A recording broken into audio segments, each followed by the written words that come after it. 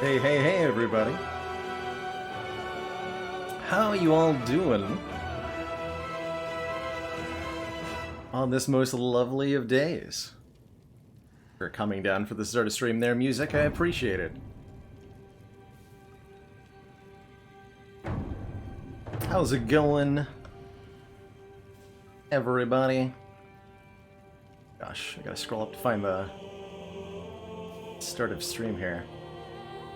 OmniCloud Strife, hello. Bailey, heya heya. The Rufio.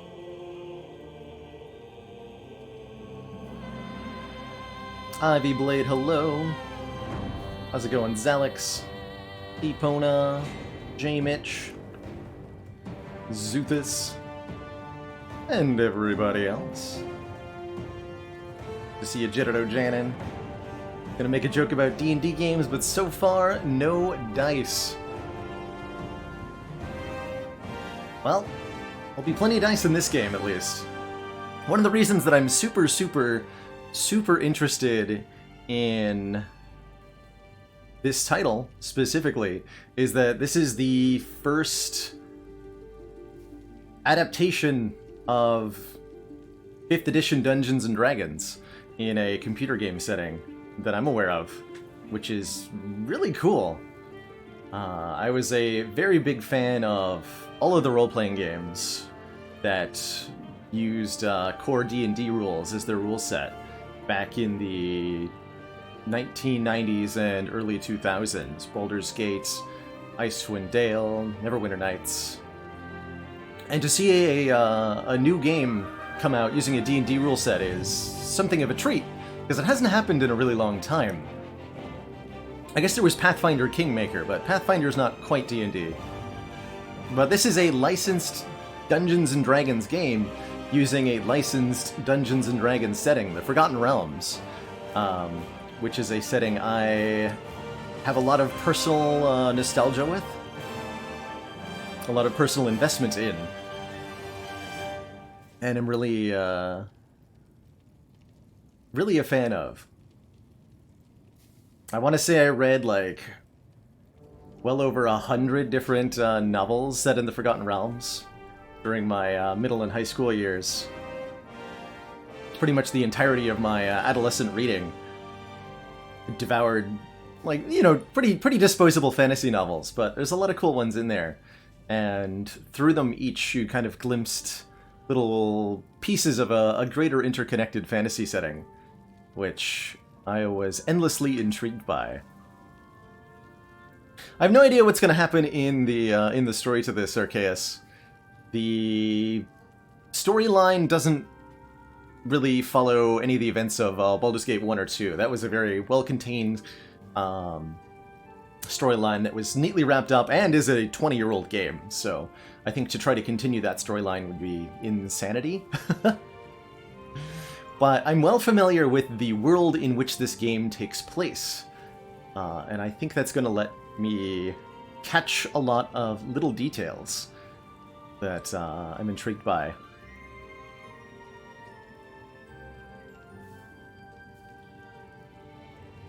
I admittedly haven't delved too deep into Pathfinder Glory Girl.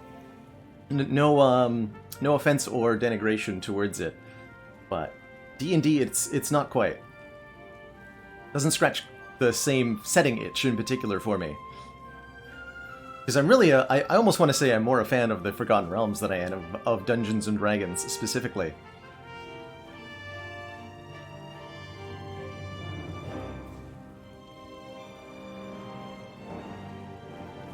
Fireslayer entirely behind the torch? Yeah, it is, isn't it? Kind of an interesting little catch there. I'm sure... So, a quick preface about expectations of this game. Coming into Baldur's Gate 3 here with a fair bit of background. You know, I've played the original Baldur's Gate 1 and 2 to death in my private time. You know, really big fan of how those games worked and the stories that they told. I'm not expecting any sort of direct continuation of that. They're 20-year-old games that were built on a really archaic rule set of D&D with admittedly really clunky interfaces, and while I do highly recommend them still, if you're the type who enjoys role-playing game experiences, I certainly don't expect this game to be anything like them mechanically. I'm far more expecting similarities to Divinity Original Sin 1 and 2, made by Larian Studios, the folks behind BG3 here.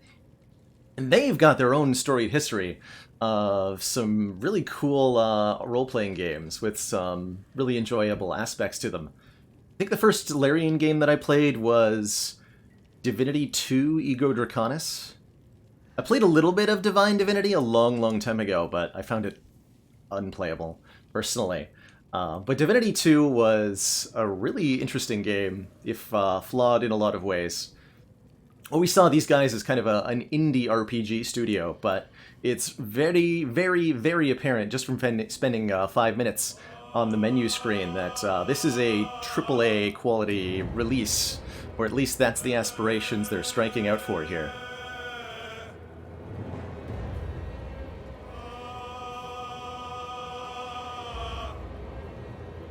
See, that gets destroyed in the trailer is not Baldur's Gate.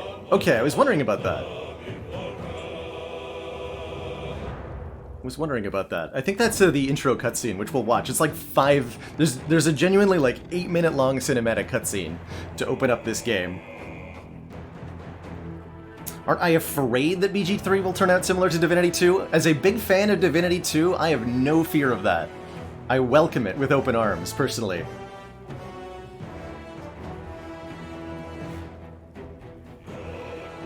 Especially if the similarities are of, like the mechanical turn-based combat of it. Although I'm really curious to see how the 5th edition D&D rules have been translated into a computer format. Really, really interested. Larian's storytelling has been a little, I want to say, inconsistent. It's certainly not been the strongest part of their games. The reasons that I like Divinity Original Sin 1 and 2 are the game engine itself creates these really interesting tactical engagements with surfaces and role-playing abilities and spells going off, creating a lot of chaotic mess, usually. So I wouldn't be any less surprised to see chaotic messes of battles in this game. And also a really solid, almost pseudo-slapstick tone that they use for their writing. I definitely expect goofy and silly to be something that pops up frequently through the writing of Larian here. It's something that's been part of their style for over 2 decades now. And that's something that I enjoy. So I think I am approaching this more of from an angle of being a fan of the Larian games than as a fan of the Baldur's Gate games specifically. But I have both sides of the spectrum pointing me in the direction of this. So the nostalgia potential here is absurd. For me personally.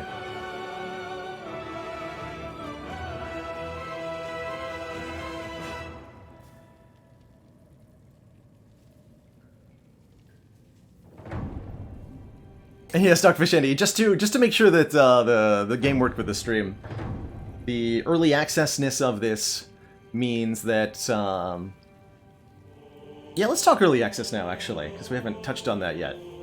So this is day 1 of what Larian are calling early access to the game. So brand new release of essentially a public beta, so that they can gather player data, player feedback, and refine and finish the game with some additional funding. Larian has used this approach really, really successfully before. Divinity Original Sin 1 was a Kickstarter game. I personally backed it, and was very proud to have done so, because I really liked the finished product that I ended up with. They were open and honest through that Kickstarter period, even, you know, having to respond to player feedback and even cutting out significant portions of the game so that they could get it out on time. But ultimately, they came out with a really cool game, and they've shown that they are entirely willing to go back and strip out and redo major chunks of their game. I think Divinity Original Sin 1 in particular, they redid like half the voice acting for that game based on player feedback for their Enhanced Edition. And improved the game in a lot of really requested ways. Divinity Original Sin 2 had a similar but different. They didn't do Kickstarter, or I didn't back them on Kickstarter. I don't actually remember which. But I like that game even more than the first.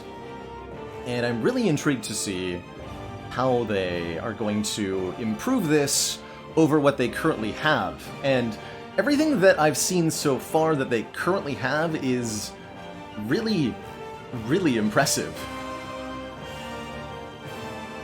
Let's start with just what I see on the main menu screen. I really like this the tune that goes on the menu here. It gives me a little bit of Baldur's Gate vibes.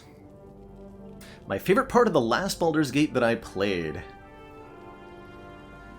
I think my favorite part of Baldur's Gate 2 would have to be...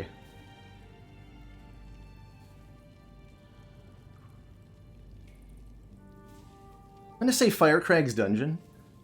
But in general, or maybe the Planar Sphere, but there's so many different side quests in that game that feel like these like entirely self-contained little side D&D adventures that are massive in scope and also entirely optional. It's it really lets you discover the world at its own pace. But I think nothing's more emblematic of that than the Firecrag Dungeon, which is like this revolving door of traps and different monster types, and that culminates in a big showdown with a dragon. Favorite class has gotta be the wizard. The spellcasty nonsense that you can get up to. Jan Jansen, yes! The Tales of Turnips.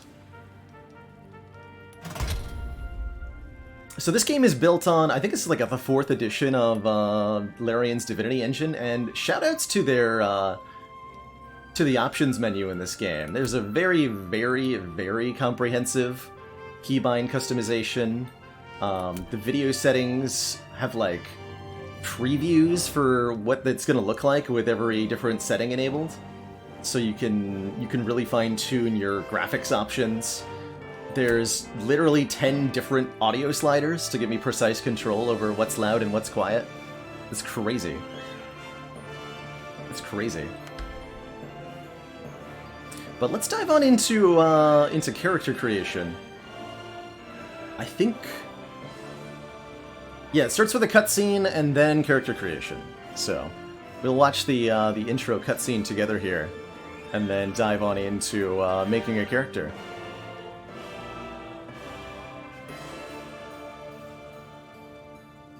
Yeah, that sounds about right, Glory Girl. Lots of ways to get permanently killed in Baldur's Gate 2.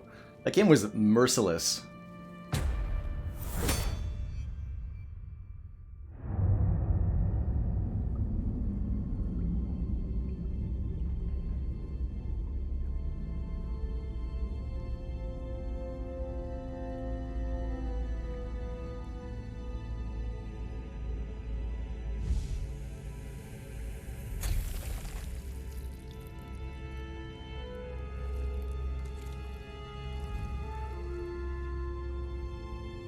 I really like this depiction of Mind Flayers they're going with.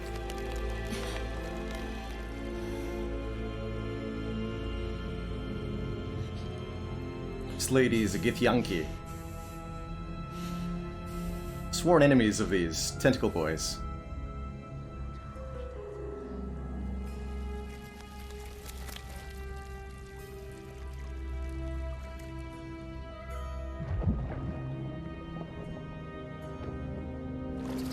Oh yeah, by the way, warning, there's about to be some uncomfortable things happening to a human eye, so if that bothers you, I would look away.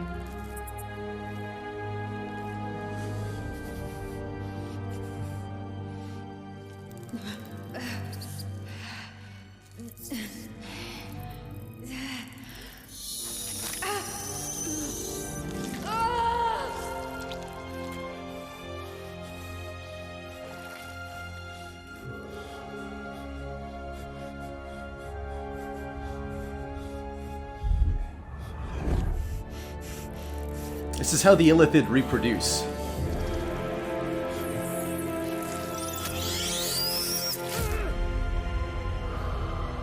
They implant their horrid little spawn into the brains of captured species.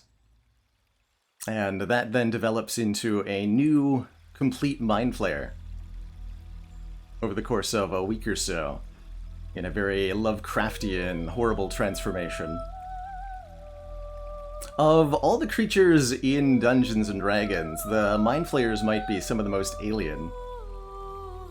They're a spacefaring species, and possibly also time-traveling. Creatures that once, long ago, had a intergalactic empire. You know, full-on, like, alien spaceships with entire species of mind-controlled thralls. This game is not inspired by D&D, Seeply TV. This game is D&D, a licensed game using the 5th edition Dungeons & Dragons rule set as its core mechanics. So this is the first major D&D game we're seeing in a very long time.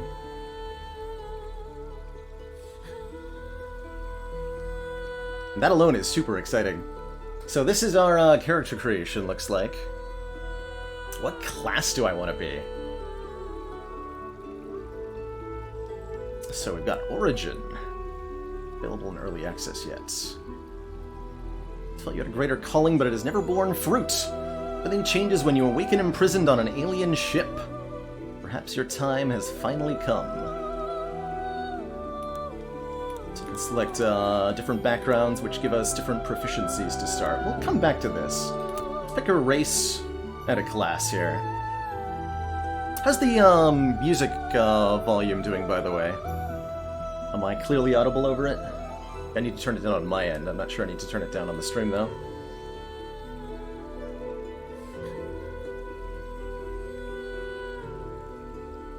So we've got Elf, Tiefling, who are sort of half-fiendish creatures. It is a bit loud? Okay, that's what I was wondering. Let's turn that down just a bit. Turn the music volume down to 55. The fight music volume down to 55 as well. We may end up further tweaking things. We'll see how that does for us.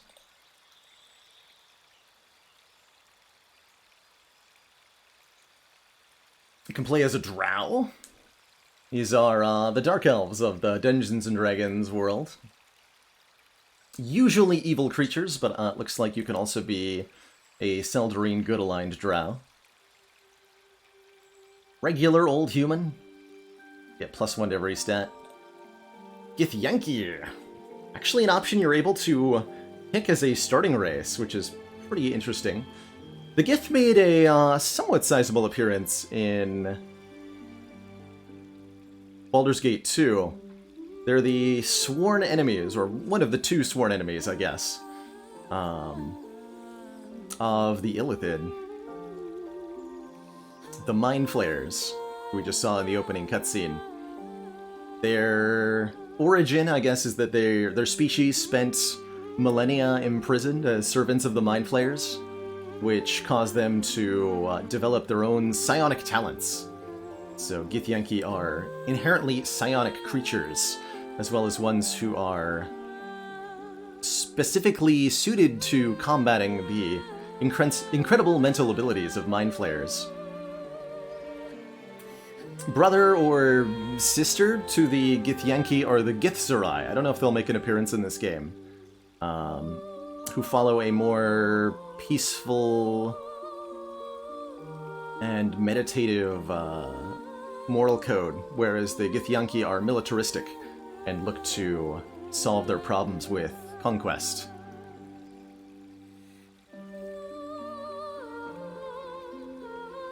Well, in older editions, they might have been descended from any abyssal or demonic lord. At some point, every tiefling became a descendant of Asmodeus, using quite a few customization options. Looks like you've got multiple options here. You can be Asmodeus. Bound to Nessus, the deepest layers of the hells, these tieflings inherit the ability to wield fire and darkness from the archdevil Asmodeus's infernal bloodline. So, very traditional devil. Asmodeus is the ruler of the 9 hells in the Forgotten Realms setting. Mephistopheles, descended from the archdevil Mephistopheles, who rules the 8th layer of hell, Cania? I don't know if I remembered that correctly. You fought him in the Neverwinter Nights expansion, Hordes of the Underdark. That was a really cool expansion. These tieflings are gifted with a particular affinity for arcane magic. Or Zariel Tiefling. Tieflings from Zariel's bloodline are empowered with martial strength and can channel searing flame to punish their enemies. I don't know who Zariel is in the setting. That's a new name for me. Asmodeus won the popular vote in Hell. I think he rigged the game. Or perhaps he was always the ruler there. Dwarves. Fan favorite. I love dwarves, personally. They've got bonus constitution, and they are resistant to poison. Looks like we lost our resistance to spells in 5th edition, huh? Used to be that dwarves were spell resistant, too. But I think that was OP. Probably OP. Yeah, nobody's got spell resistance here. Half-elves? Have we given half-elves a reason to exist yet? What do these guys do? +2 charisma. Advantage on saving throws against being charmed, and magic can't put you to sleep. Dark vision. High elf cantrip. Half high elf, wood half elf, drow half elf. And there's a lot of race and sub-race options here. That's actually pretty cool. Or halfling. What does a half elf get over an elf? Like, elves get tons of free proficiencies and stuff. +2 dex. Anybody else get plus charisma? Yes, tieflings get plus charisma. So do I have to reiterate, why would I ever play a half-elf? Basically. So who do we want to play? Let's start with a class. Looks like there are currently 6 classes? Wonder if they're planning to add more, because 6 is definitely not the full D&D roster here. So currently we have Cleric, Fighter, Ranger, Rogue, Warlock, and Wizard. Actually don't know what the official classes are in 5th edition D&D, but there's definitely some missing entries here. The Paladin, the Monk.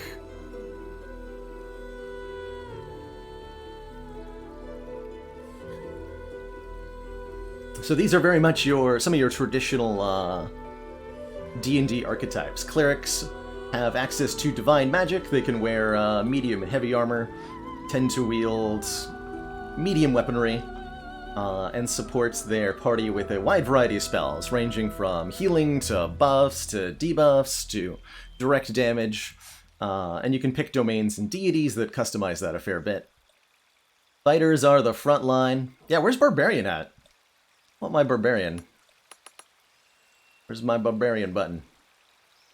Fighters are the frontliners. They have proficiency in all weapons and all armor, and their job is usually to sit in the front and dish out some damage. They will support all 12 classes from D&D eventually. That's good to hear. And that's good to hear.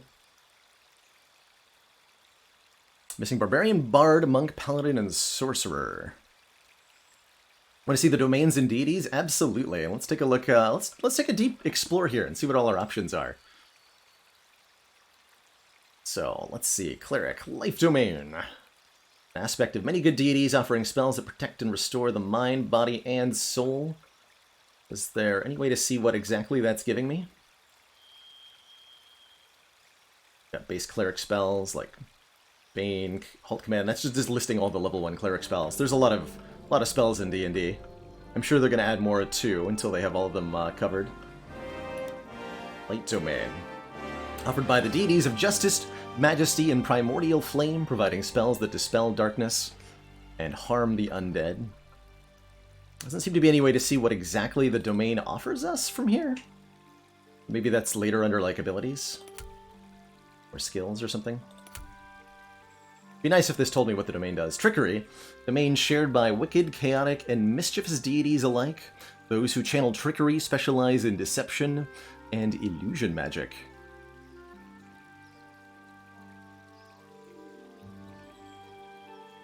Hey, Boba Face Roll. Okay, so just 3 at the moment. Life, Trickery, and Light. And for deity, we can be Selûne, Goddess of the Moon. The Lady of Silver provides over the moon, stars, and navigation. Her power over the heavens is constantly challenged by her sister Shar, the Goddess of Night, who seeks to plunge the world into eternal shadow. You can also worship Shar. As the greater deity of darkness, Shar is feared for her power over the night, secrets, and loss. She's locked in eternal conflict with her twin sister Selûne, Goddess of the Moon. Subclass at the bottom of the screen. Ah, whoa, they're way down here. In spells from your domain, they are always prepared. Blessing of the Trickster.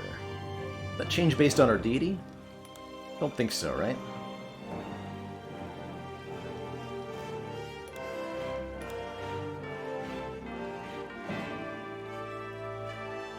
Don't think so.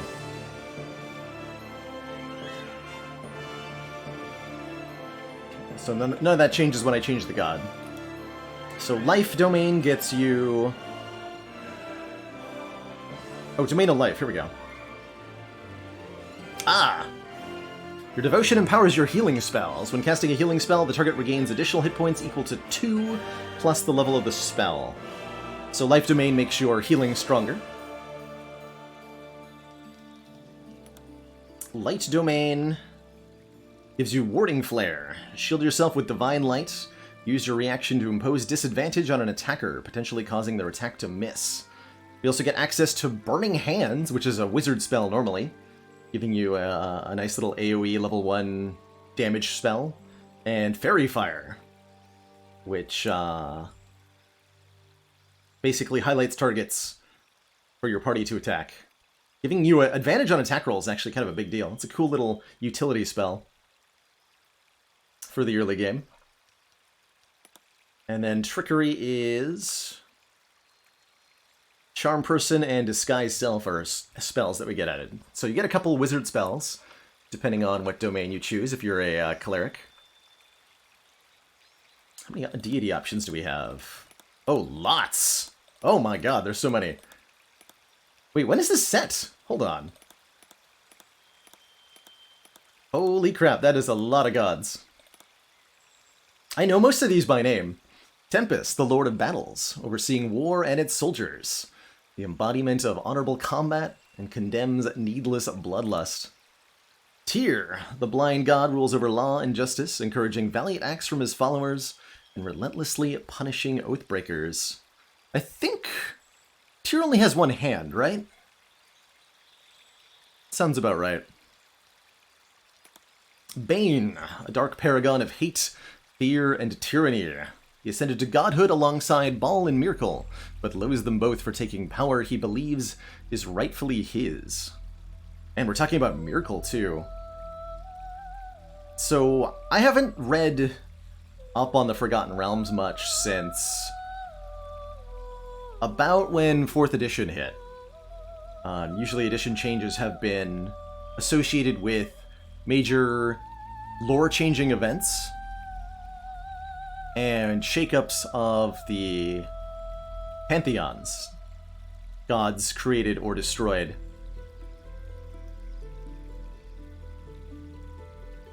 When D&D transitioned from 2nd edition to 3rd edition, both Baal and Myrkul were killed in an event called the Time of Troubles. Did they bring them back for 5th edition? Or are we setting this game earlier? I'm actually not sure when in the lore of the Forgotten Realms this game is supposed to be set. But Myrkul is a name I haven't heard in a long time. Helm the Watcher, an eternal sentry among the gods representing guardians across the plains. After more than a century of fading worship, Helm's power was restored with the Second Sundering. Yeah, and I think that the second Sundering was the transition to 5th edition. I'm not too familiar on what this event was. People will learn about it. Member of the Dead Three with Ball and Bane, Miracle is a cruel necromancer turned god, inspiring the fear of death in mortals. Often clashes with Kellumbor, the even-handed judge of fallen souls. Okay, so they did bring these guys back in some fashion. I do remember Kellumbor ascending to the role of God of Death when Cyric was forced to hand it over. So it was originally Miracle was the God of Death. Cyric stole the role during the time of troubles and killed Miracle. And then Cyric was upended, and we installed Kellumbor. I remember this vaguely. Ilmater, the crying god of suffering, protects the oppressed and persecuted. Clergy is sworn to alleviate suffering, even if it makes that taking on that pain personally, which I do suspect most of the Ilmaterites really enjoy. Hey Stress Bullzen, I'm going to be playing this for as long as I feel motivated to play, check it out, and nerd out about it. Pretty much a deep dive into personal nostalgia. So if I feel motivated, we'll kick over to something else. But as long as this continues to be enjoyable, we'll play it. Mystra. As the mother of all magic, Mystra oversees the weave and spreads arcane knowledge to mortal spellcasters. Her clerics preserve ancient lore and protect bastions of magical energy. Mystra is definitely a deity that features very heavily in the lore and writing of Forgotten Realms specifically. Her power personally changing and messing with stuff. She's the one who unleashed the spell plague that brought on 4th edition, I think. Wonderful mention that. Ogma, the god of inspiration and invention, sharing knowledge with the world through his bards and clerics. Unlike many other deities, Ogma accepts all moral alignments into his clergy. Oh, do we get to pick an alignment? Is that going to be a thing? Fair but distant, Kellumbor guides the dead to their appropriate plane in the afterlife. His clergy provides last rites across Faerun, but also destroy undead that have escaped Kellumbor's judgments. Currently, the god of the dead and Kellumbor is very neutral aligned, whereas predecessors, the previous gods of death, were very evilly focused.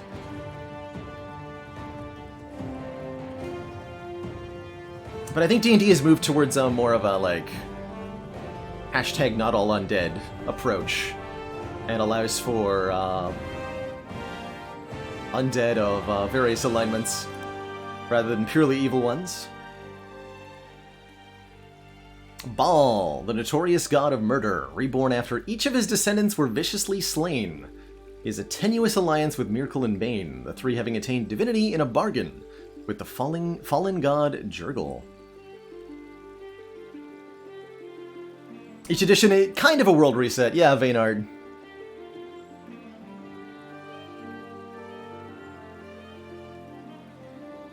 Baal focused heavily in the plot of Baldur's Gate 1 and 2. In those games, you play the role of the Baalspawn, a descendant of the god Baal who foresaw his own death, so he put his divinity into, like, one drop of his divinity into, like, thousands and thousands of different offspring. And the plotline of the games has all of that distributed divinity essentially recoalescing into the being of one person, you. Basically, your adventures as you wrap up that plotline. Really, really, really cool games.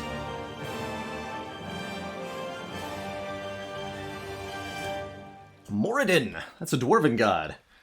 The Allhammer is a dwarven god worshipped by smiths, artisans, and miners alike. He and Lotiger are constantly at odds. Don't know if I'll pronounce that correctly. I bet we're going to learn some pronunciations today. Corellin Larethian, chief among the elves. Creator of the elves, Corellin Larethian oversees the Elvian pantheon as a whole, providing blessings to those who study art, magic, and nature. Says continued support of the XCOM project. Basically Elf Zeus. Baynard, thank you so much for the 8 months and that tier 1 sub. Garl Glittergold, the Zeus of the Gnomes. A deity of humor, gem-cutting, protection, and trickery. Yondala, the halfling god. or a halfling god. There's whole pantheons for pretty much each race. A deep dive into all the different gods and deities of Dungeons and Dragons would take hours, because there are so many, especially in the Faerun setting. They've culled their numbers a bit with the edition changes, but there's still a lot. And that's before you even count the friggin' demonic and angelic lords that live in the upper and lower planes, but don't interfere with mortals too much.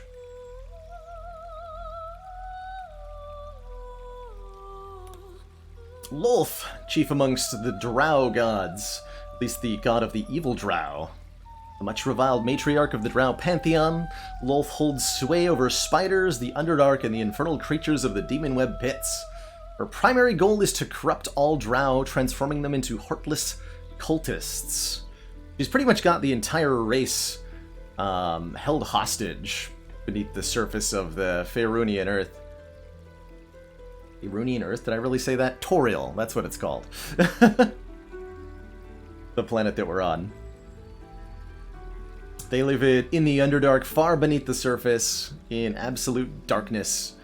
Pretty much slaves to the whim of their demonic Spider Queen.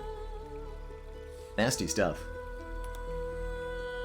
Lotiger, the Exile, is the tyrannical patron of the Duragar.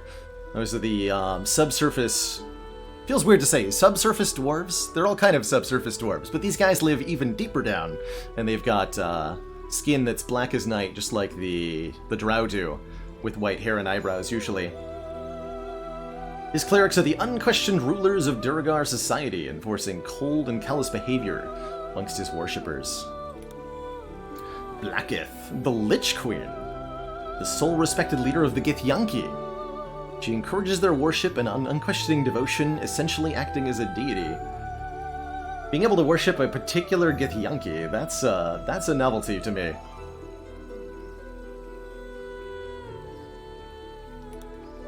Eilistray. The good aligned drow like to follow this one.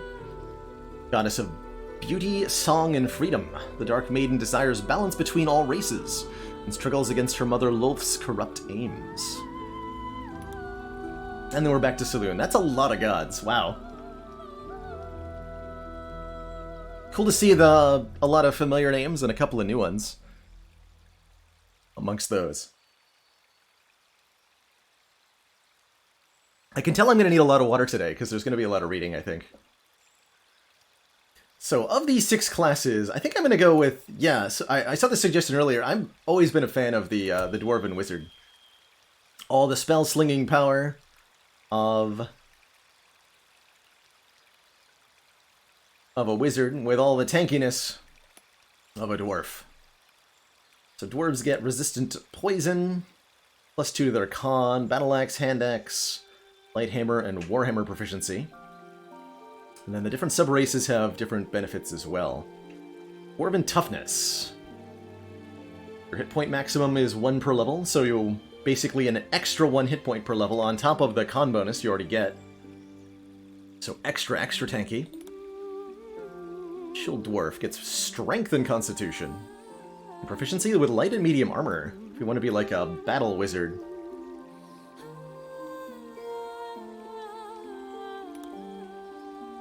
Okay, so we just got Golden Shield for dwarf options. This doesn't come with the Dwarven toughness. You're a shield dwarf. But I like the idea of having racial proficiency for light and medium armor. How does... Wearing light armor will not impose disadvantage on your attacks or prevent the casting of spells.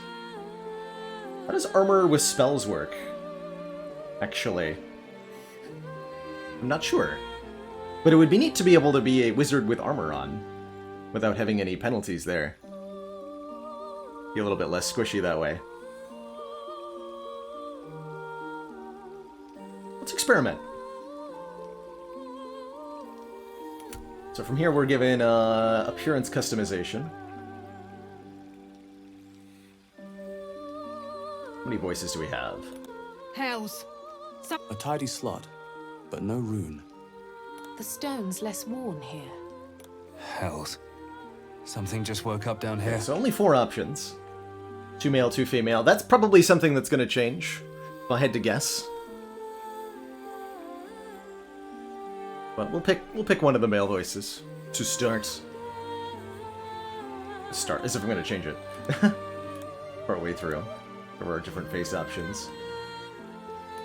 Only got 5 head options. Probably also something that will change. Is more customization options, I have to imagine. Okay, but what is the biggest beard we can have? This is the most important question. Okay, that's pretty solid. Little like Guy Fawkes style. Clean-shaven dwarf? That is... You get that off the camera. That's perverse. Unacceptable. Give me a real beard, please. Okay, we only have a couple beard options. That'll hopefully also change. Make it nice and dwarven. Tattoo, makeup. I don't think I'm going to spend too much time tweaking my my appearance here. So, Shield Dwarf Wizard. 16 Constitution, hey? Cantrips, Mage Hand. Those are behind me. Okay, you can't even see those. Alright, so doing Wizard, we can customize our cantrips. I'm actually not 100% familiar with how wizard spells work in 5th edition D&D.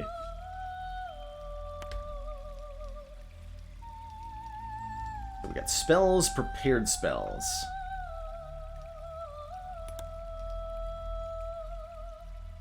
Spells of first level and above require spell slots to cast unless an ability states otherwise. So as a wizard, we have a library of spells that we can dwell upon, or that we can draw upon. There's a certain number of spells in the game. And then... Oh, I love that they went with the old magic missile icon. Yes! Absolutely yes. In fact, if you've played the original Baldur's Gate games, many of these spell icons will be familiar to you. The pig icon for the grease, this little monkey for Find Familiar, this color spray icon, this charm person icon. That is poking me right in the nostalgia. Really hard. And I thoroughly enjoy it.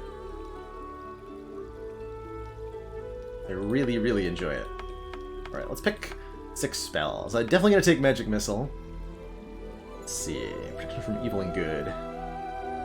Can't be charmed, frightened, or possessed. Yeah. Good old protection from evil. Featherfall is a thing? Grants immunity to falling damage. Ah, okay. I didn't know there would be falling damage. Attack roll or saving throw. Makes sense.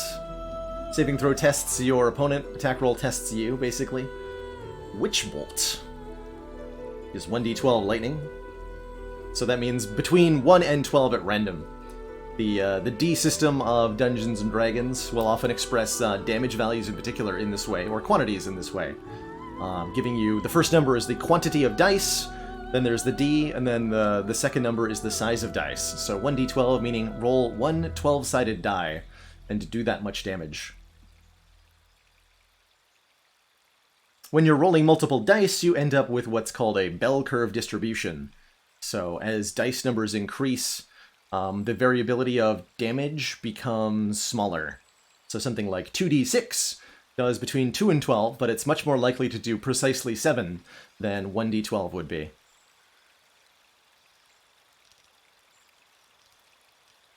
Yeah, if you like what you see, I highly recommend waiting for the full release.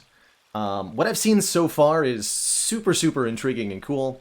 This is currently priced at $60 for an early access title, which is a big ask, for sure.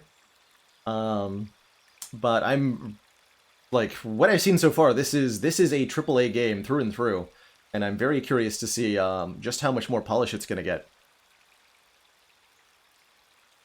Yeah, Semoteg. Pretty much anything based on Dungeons & Dragons or the D20 system will express numbers like that.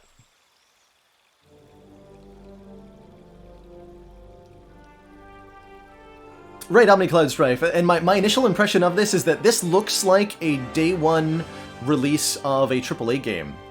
It's fully voiced, it's got lots of... Like, the engine is gorgeous from what I can tell. We'll get a better view of that. We haven't actually really gotten into anything yet. There's lots of options. I think there's a lot of mechanical depth because it's based on D&D 5th edition. There are, of course, bugs and glitches, but there always are, you know, like, a common expression I've heard is that the state of AAA games in today's dev market is that to release unfinished and buggy stuff. And this game is unfinished and buggy. Larian is very upfront about that. That's why they're calling it early access.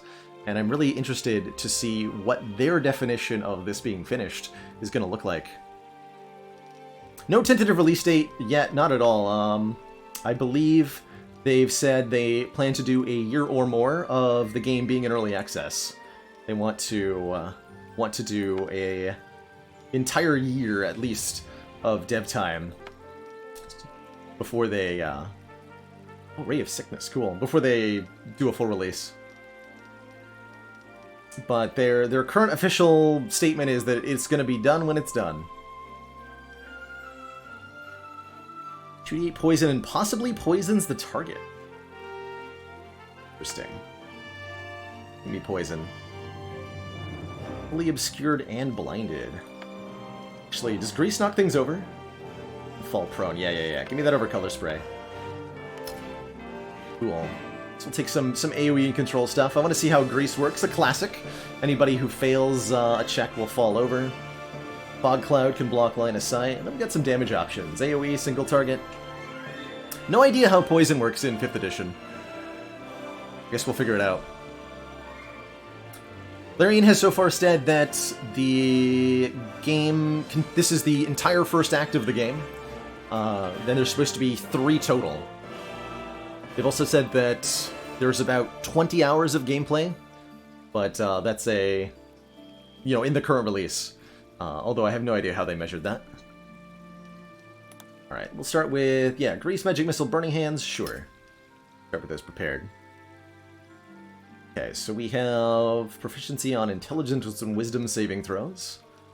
Cantrips are there? There's 13 cantrips, okay.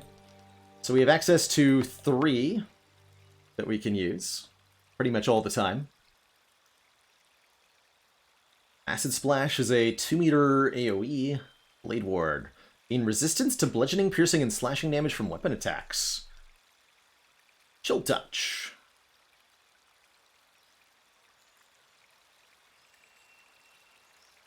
Take 1d8 necrotic damage and the target cannot regain health. Just create light. Firebolt ignites flammable surfaces and does 1d6. Friends! I remember Friends from the Baldur's Gate games. Enchant a non-hostile creature to gain advantage on charisma checks against it. That could help us persuade people. I hear there's a lot of skill checks in this, which is pretty cool. Manipulate and interact with objects at 18-meter range. Poison Spray. Project a puff of noxious gas dealing 1d12 poison. Good old Ray of Frost. Do 1d8 frost. Reduce the target's speed. Shocking Grasp. Prevent the target from taking reactions. Or True Strike. Give you advantage on attack rolls against a character. Wonder if that's for you or for everybody. Definitely take this Blade Ward. True Strike. I'm gonna try to be a little bit more of an up-close and personal wizard here. Take the Poison Spray, too. The highest damage of the spells. Ideally, we're going to be able to wear armor while being a wizard. Skills! So this will be the list of skills, probably from the player's handbook for 5th edition Dungeons & Dragons. We choose 2 skills to start with proficiency in. Receive a bonus to every skill that you are proficient in. This bonus increases as you gain levels in your class and applies to all checks for that skill. That's right. Proficiency is something that applies to anything you're proficient in. It's like starts at a +2 bonus, and then grows to like +3, 4, maybe 5 with levels. So we have 3 proficiency in Arcana and History from, I think, like our race. Or maybe our wizard.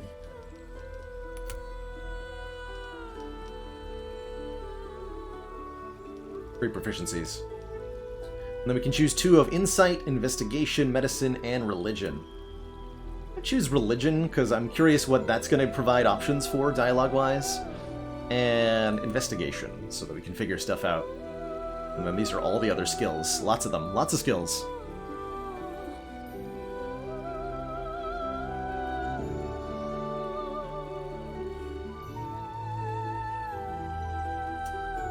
So Poison is disadvantage on attack rolls and ability checks.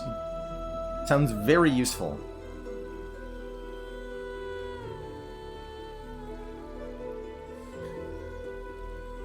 Yeah, disadvantage on attack rolls is very useful. Since that means the opponent has to roll 2 dice, and they take the lower results whenever for the attack roll outcome. So if either of their 2 attack rolls miss, then they'll whiff entirely.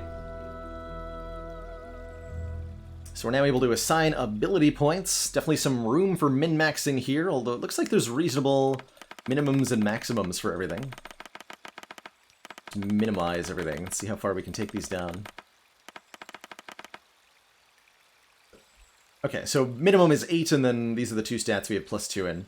Our strength and our con. The classic 6 Dungeons & Dragons attributes.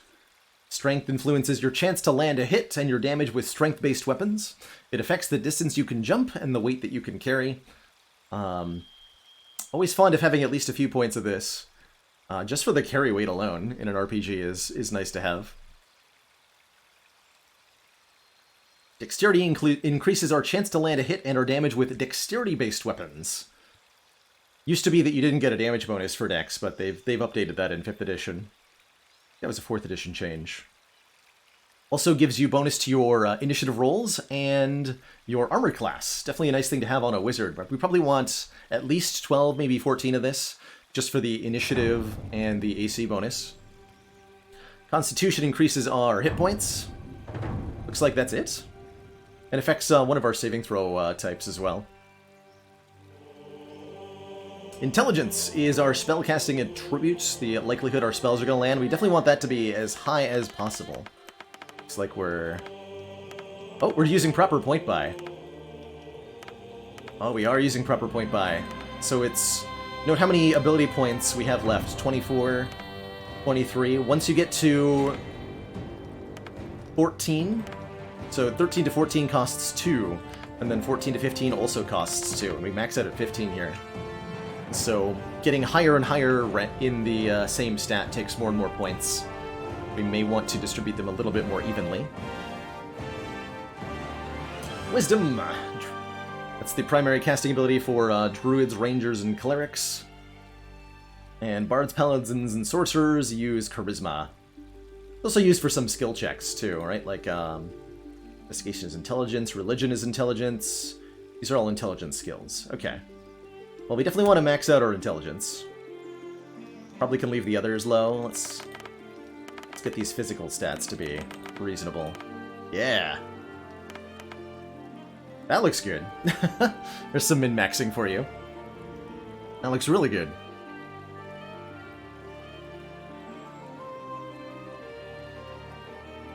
Yeah, I think dwarves in particular, you have something like...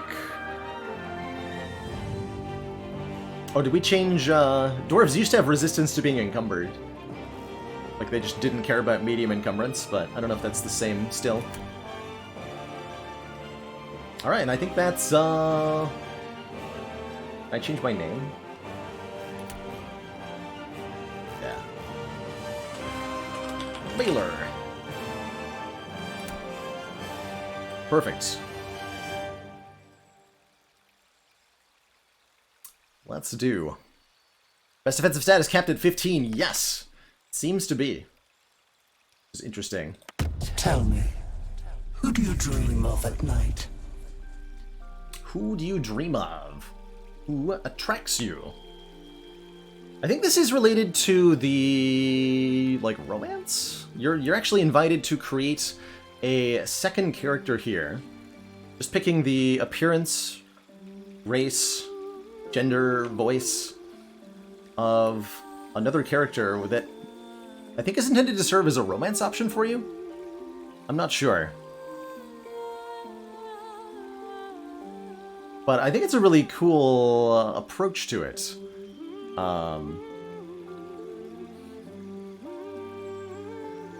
As romance plotlines have become more and more of a thing that are popular in role-playing games, especially BioWare, kind of the trendsetters on this one, there's been a growing and growing discussion about how to keep this inclusive, how to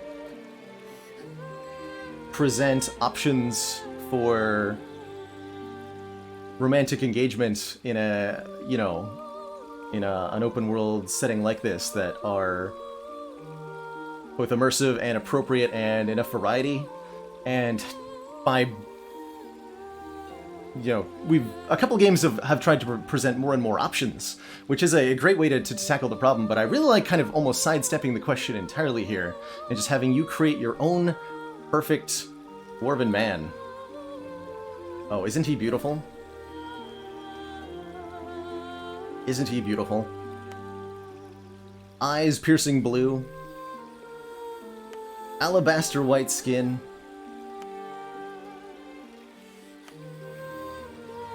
Golden locks of hair. Oh, he's perfect. Let's venture forth. Alright, long-ass cutscene here. So we've woken up on this Illithid ship, where we've been captured, and had a tadpole implanted in our minds.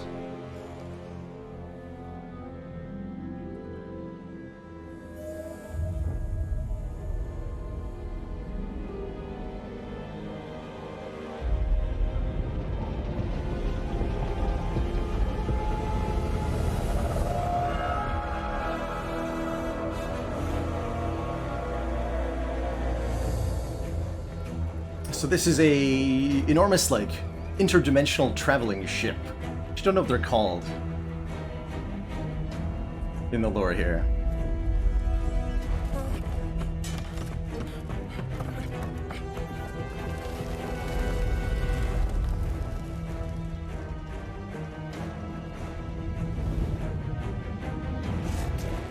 Branch.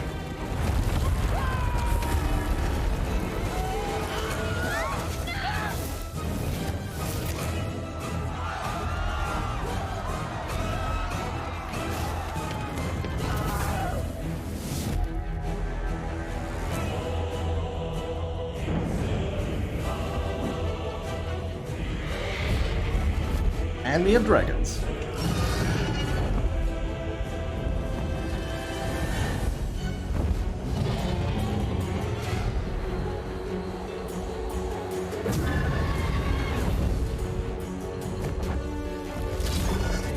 Oof.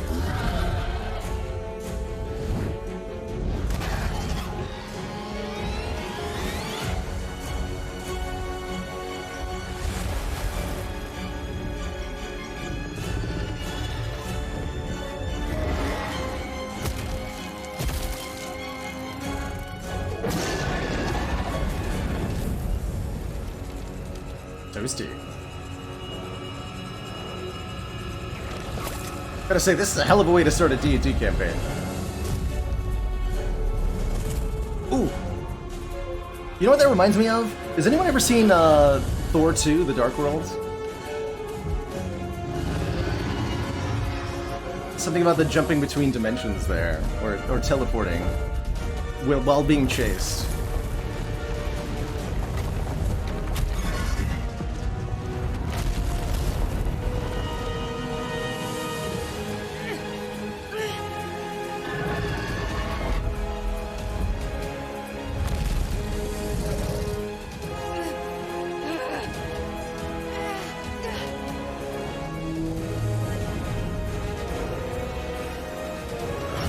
Time to jump.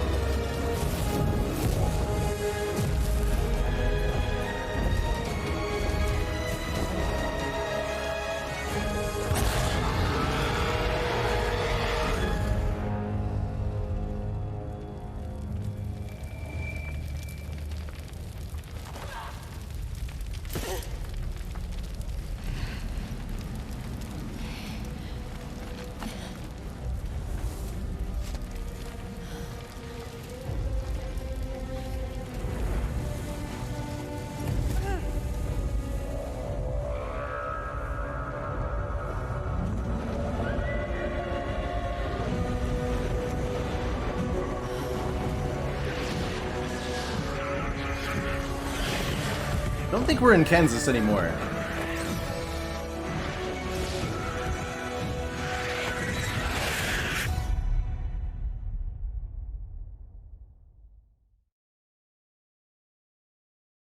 Hi there.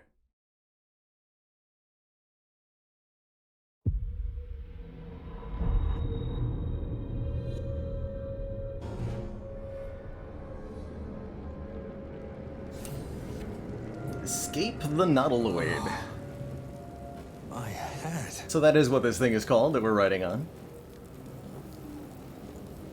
We catch up with chat here real quick.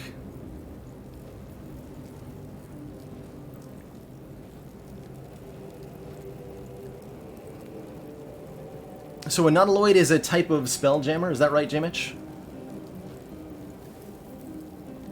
Ships that travel between the planes, taking their riders from dimension to dimension.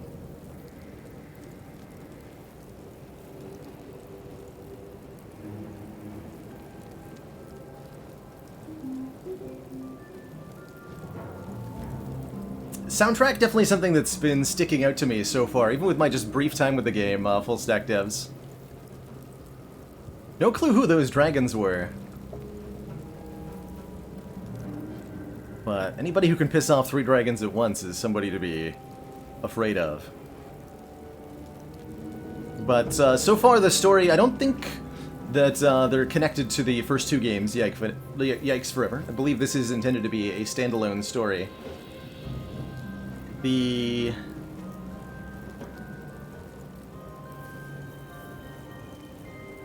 Baldur's Gate name seems like a way to get everybody's attention, I want to say. And I'm sure there'll be a lot of callbacks, which I will point out as best I can whenever I see a callback or reference. But you definitely don't need to have played either of the original 2 to understand what's going to go on in here. This is on max settings, yes. Running at currently 60 FPS. Nice smooth 60 here. Full warning from a jankiness perspective. This game is still, this is like day 1 early access. There are going to be some bugs, weirdness, inconsistency. I've watched a little bit of other people playing, and so far the biggest like weird thing is that the dialogue animations and the camera sometimes just kind of do their own thing. So, so full warning that there's going to be a little bit of jank. A little bit of jank.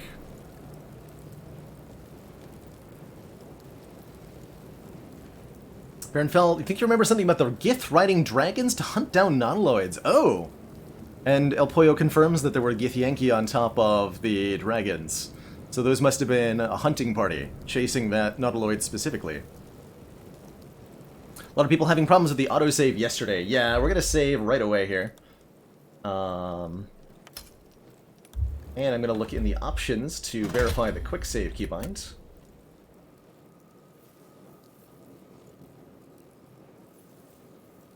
Quick save, F5. Good job using a conventional key for that.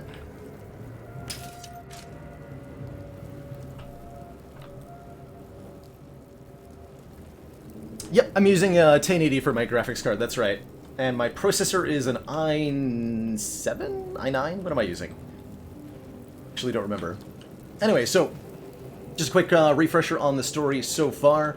We are a dwarf wizard who was abducted by the Illithids, brought on board their Nautiloid ship, and had a Illithid parasite implanted into our eyeball directly. So we are in the process now of turning into a Mind Flayer ourselves, and we only have a short amount of time to stop that. Looks like there was a female Githyanki in a pod next to us, who I'm sure we'll meet shortly, suffering the same fate. Okay, I do have an i9, thank you. So, immediately the game engine is very emblematic of Divinity Original Sin, and 1 and 2. And in terms of a core gameplay feel, this is going to have a lot, I think, of similarity with Divinity Original Sin 1 and 2. If you're a fan of those games mechanically, I suspect you'll enjoy this quite a bit. Someone else got out. Someone else got out of that Mind Flayer pod. I wonder if it was Might be other survivors. our neighbor. We were foreshadowing. a nursery. This is the pool that thing came from. The parasite now writhing behind your eye. This is supposed to be according to Larian, a cinematic RPG with tactical turn-based combat. They've done really hard to, I want to say, emulate the kind of cinematic dialogue that Dragon Age and Mass Effect really popularized. So far, they seem to have done it pretty well. Let's investigate the pool. 1d20 plus 4. We're being asked to make an intelligence check. Roll target is 10. We have plus 4 to our rolls, so we need to roll a 6. That's presented pretty nice. I like this little interface element here.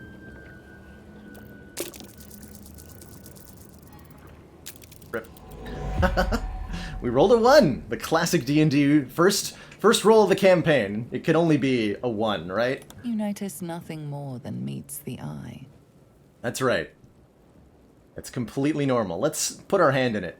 Its casing crumbles beneath your hands, sloshing volatile brine as it collapses.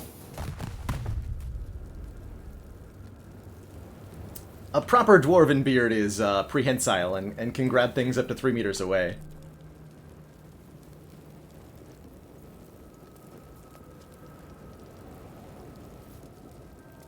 All right, well, let's move onwards. Love the subtle highlighting here. Definitely making a clear indicator that I'm supposed to head this way. That's intuitive game design right there. Good stuff.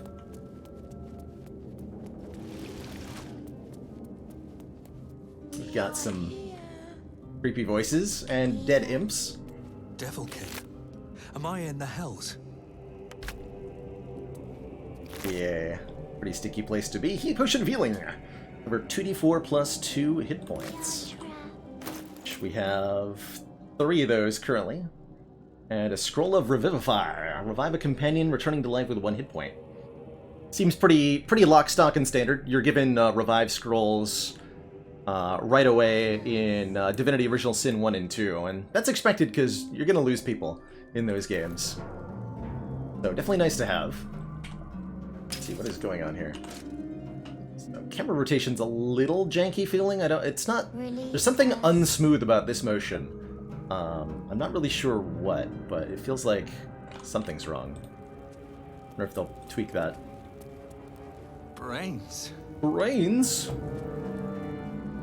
Roll apparatus. Roll apparition. Doesn't do anything.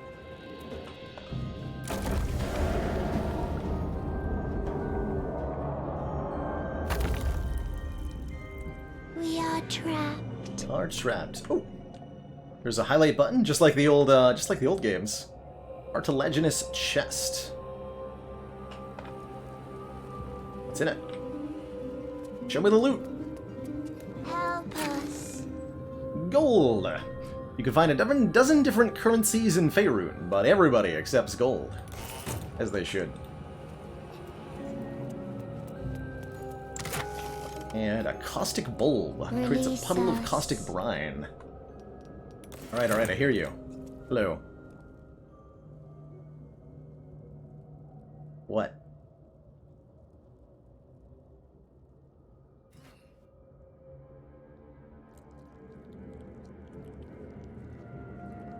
Yes, you've come to save us from this place. From this place, you'll free us. The exposed brain quivers in expectation. Please.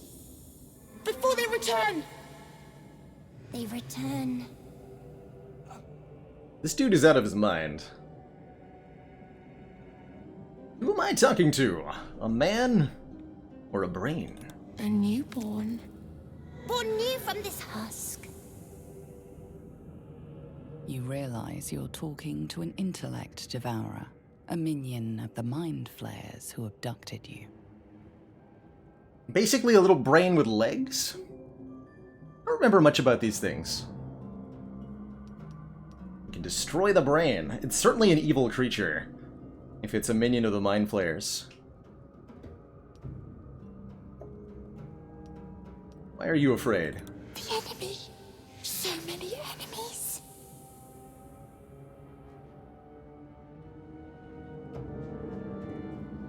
I think you're past the point of saving. Tell me what to do. Remove us from this body. From this case. Free us. Please. You can break the skull with strength, gently prise the brain from the skull with dexterity, or inspect the exposed brain with our superior investigation skills. What do you got, brain? Easy. You notice edema, a swelling of the brain causing pressure where it strains against the shell of the skull. Ah, of course. Please. Before they return. They return. Listen. It's a wisdom skill. You can attempt a cerebral extraction, staying mindful of the swelling, or use our strength or dex. Certainly the medicine would be our worst choice because of our low wisdom. But let's, you know what? Let's just reach in there and give it a good old yoink. Good luck.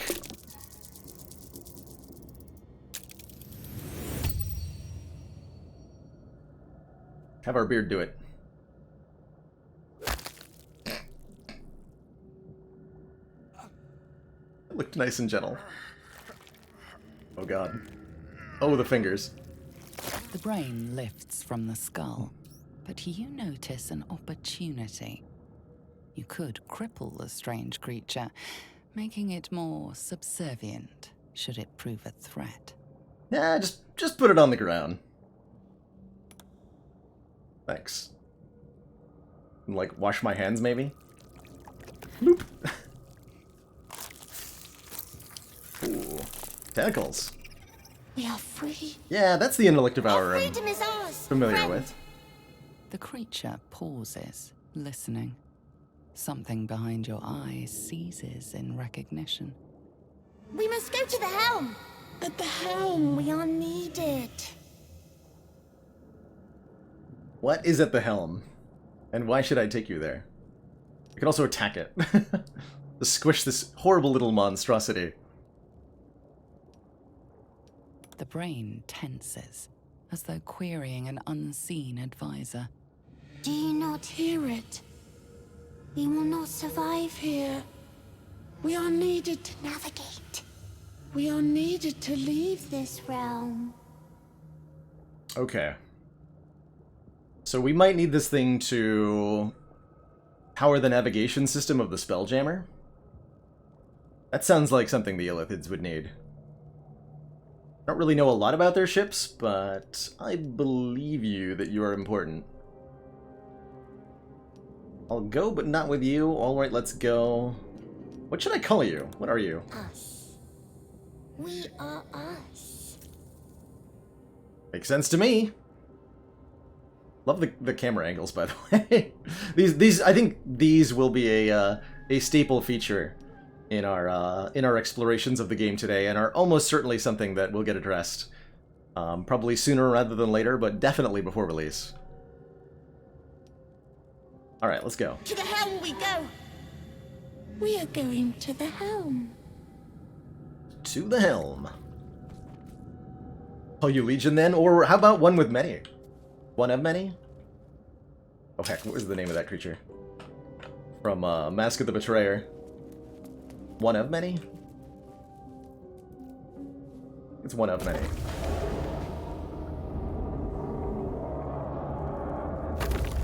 Hey there, Owen. Yeah, this is like literally 5 minutes into the game. Just almost the tutorial section. So we now have a cute, adorable walking brain. You have a character screen I can look at? Us. Level 1. What's that? Got character sheet N. Us. Strength 14 dex. Intellect Devourer tag. Race intrinsic.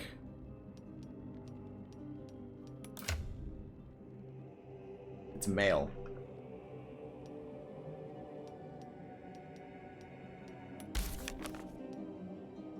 Nice little journal screen. Ooh. Even got like step by step. Cool.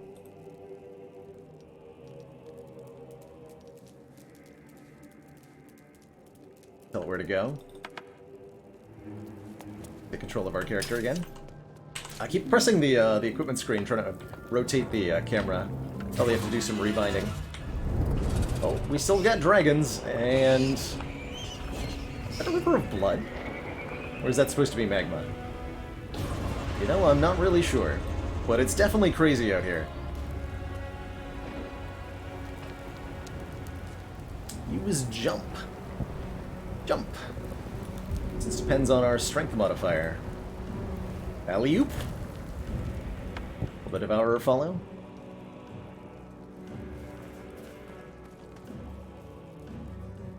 Where'd they go? Okay, there they are. I like this, like, pathfinding little, thingy that we get to do. Bar. Alley-oop. Yeah. There's gotta be a way to select multiple people at once, right? Or can we just have them follow, maybe? There's gotta be a way to do that. Ooh. Pickpocket myself. That's not what I wanted to do.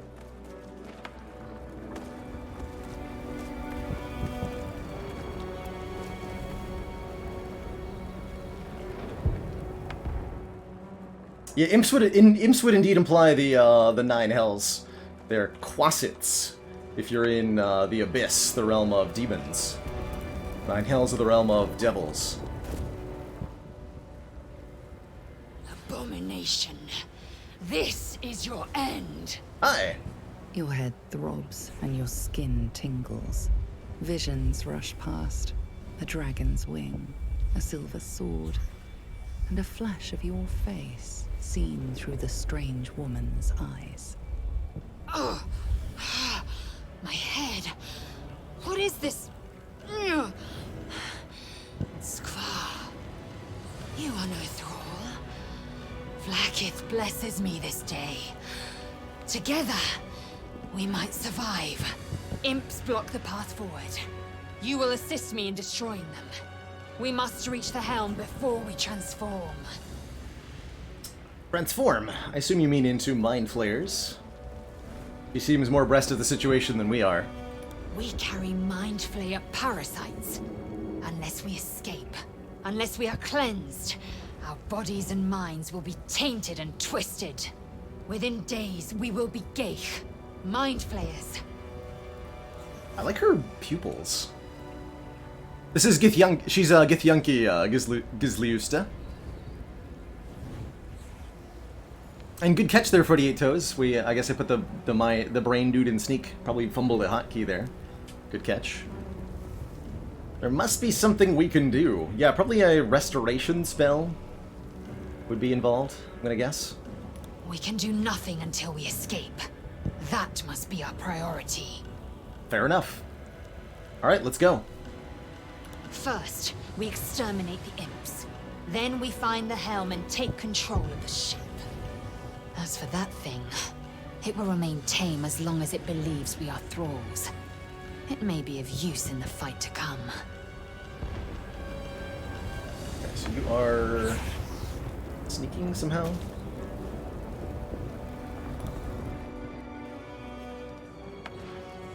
Will we automatically follow me now? Combat! Combat happens in turns. Each turn you can do one action and one bonus action, and move. So, action, bonus action, move. Every single turn. We roll initiative to determine who goes in what order, and we've got a turn order thing up in the top left. Available actions, sure, bonus actions, and our quick bar. Or the movement bar, okay. So there's a 8 out of 8 meters is how far we can move. Our characters have to take turns in a predetermined order. That's the initiative order. I think we can delay. At least you're supposed to be able to delay your action in D&D. I don't know if that's a working mechanic. End turn. But let's take a look at the situation here. We have 3... 1, 2, 3 imps. Wait, we have more than that. Wounded imp. Minimap shows 5.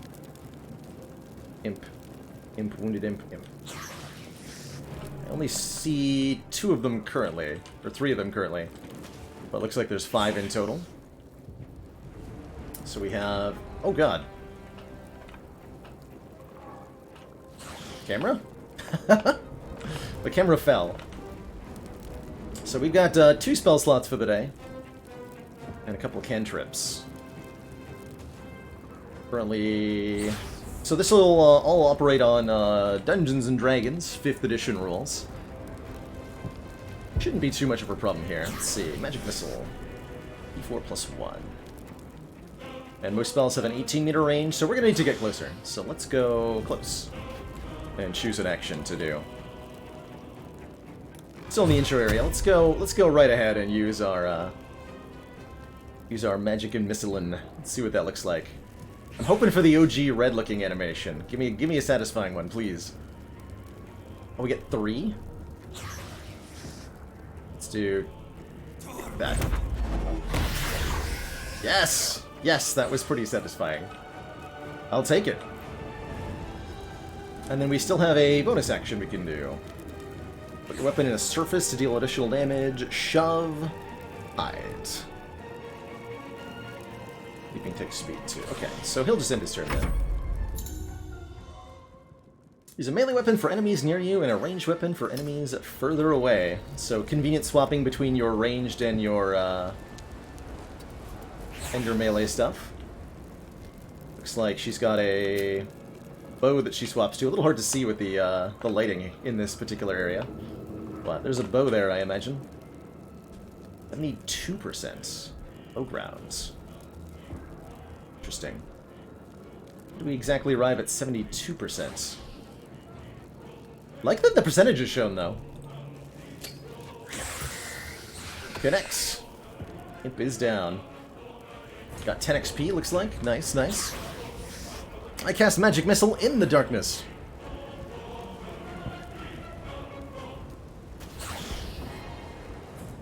As far as I can tell, El Pollo Batman, this is trying to faithfully recreate the 5th edition Dungeons & Dragons rules. And part of that means that you have a small handful of spells called cantrips that you get to use an unlimited number of times.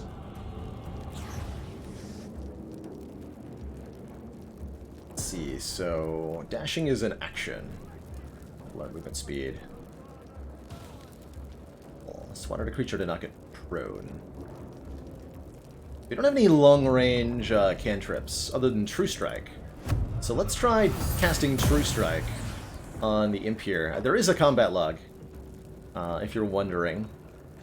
It's not the greatest in the world, but it is there.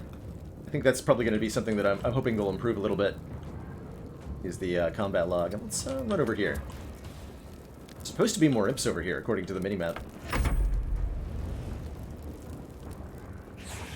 We can answer the question, is True Strike... okay, here we go, 85%. Is True Strike... range attack? So you can see, Imp's armor class is 7, attack roll 11, plus 2 proficiency, plus 1 dex modifier, plus 14. So we're rolling at a... plus 3 against a 7. So yeah, we only need to roll a 3. Doesn't look like we got advantage on that. Oh, that's how we get 72%. Must be disadvantage. Must be disadvantage. Oh, that makes sense. Okay. I understand. I understand.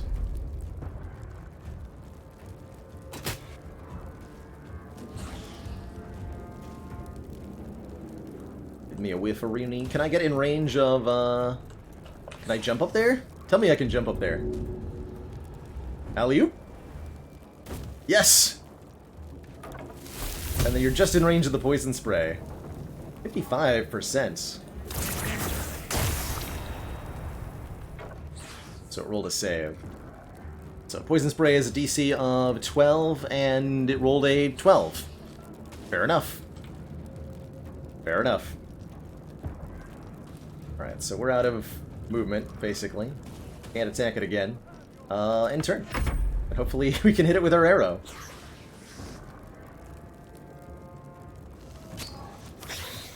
You rolled a 1. Good job. Hit for 1, so yes. Attack roll 18, 1d20 with disadvantage. Disadvantage meaning you roll twice, take the lower results. Looks like we rolled twice and got an 18 on the lower roll. That's pretty good. Pretty good. We're not actually controlling the mind, bro. What are you doing, brain? You're probably not involved in the combat, huh? Get in there. Sir.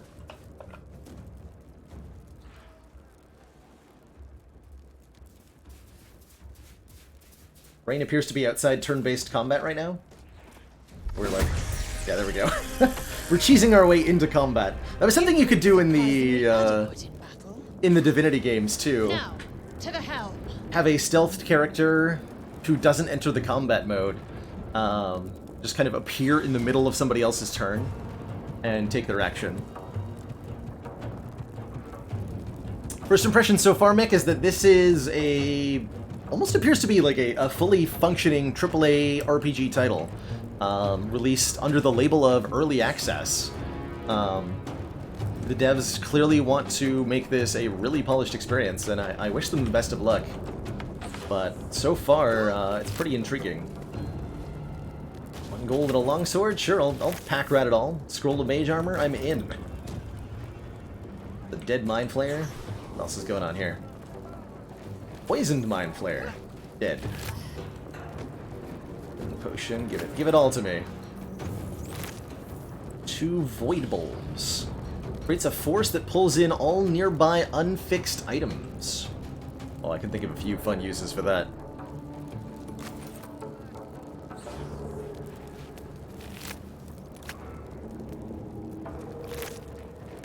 Cool. Thank you for highlighting all the possible loot. Game. Alright, we have the Devourer actually following us now. This in. Restoration. Restored my spell slot too. Good. Better. What's up here? Looks like absolute madness up here.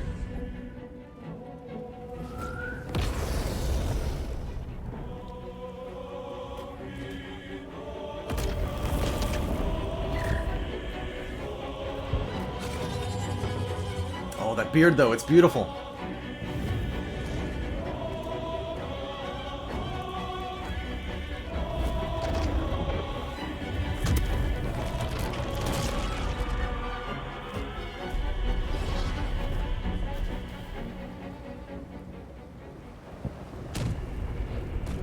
Okay, dragons flew by.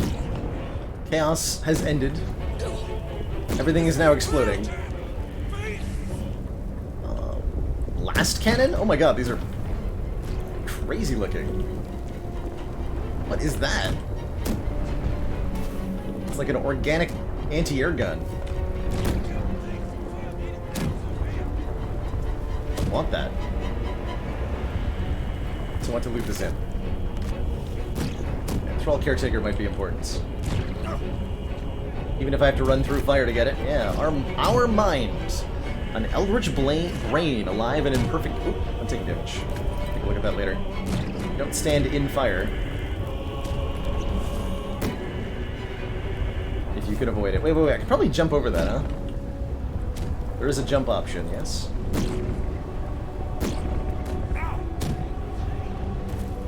So close.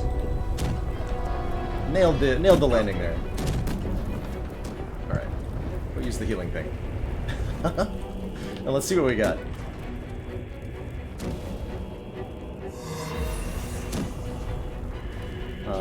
Inventory. Hi. We got a potion of poison resistance. Gain resistance to poison damage until your next long rest. Wow. That is a long duration potion. That's a crazy long duration potion. Really cool. Managing the different lengths of buffs in games like this can be a real nightmare, so to see something with that, give me those. To see something with that,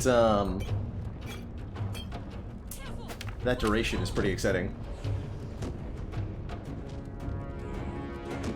Eldritch brain still alive in perfect condition, suspended in cerebrospinal fluid. Speed bundle. Mostly harmless. Mugwort bundle. What if these are for crafting? Is there a crafting thing? No idea. I'm sure we'll figure out what those are used for later.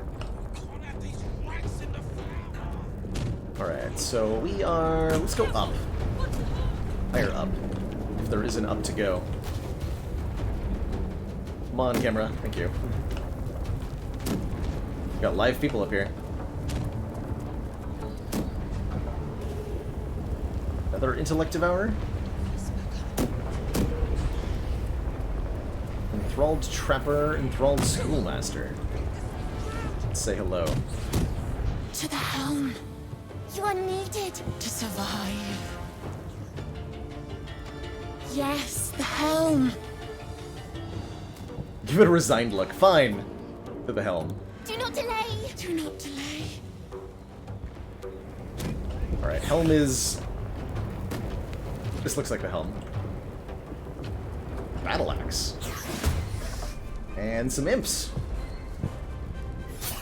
Who have beat me on the initiative order here.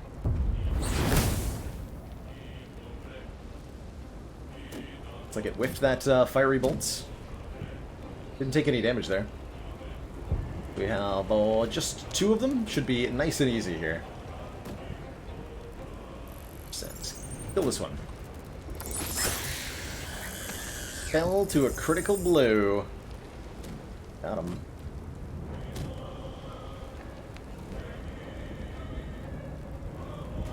Fell to a lethal blow. Critical, lethal, whatever. Get closer to it. Alright, what is your name, anyway? Lazel. Show me your melee attack. Although the imp is standing in fire. Show me your ranged attack. Let's get the Yankee Psionics. Mage Hand. Like interact with objects. That's right, we have Mage Hand. So we can actually use stuff like switches without actually touching them. Okay, solid attempt. Low-level D&D is usually going to involve a lot of whiffing, in my experience.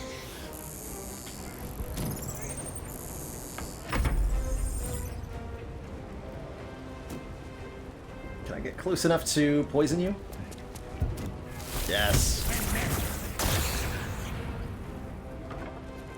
Imp is immune to poison damage. Fair enough. That's pretty standard for demonic creatures, or fiendish creatures, excuse me. Fair enough. 25, huh? Chonk. 5. 2 proficiency, strength modifier of 3. Oof. Alright. Pretty easy stuff. To the helm. The battle axe, too. Look at that. Aha! More subtle indications we're going the right way.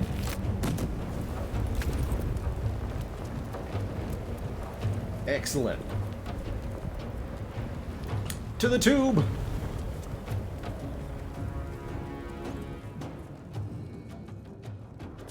One is following good.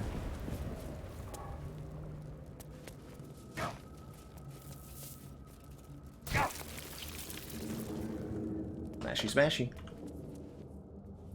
Oh yeah, I'm supposed to be saving somewhat frequently. Let's quick save as well. Lorp. This looks like the helm. This definitely looks like the helm. Istik, back!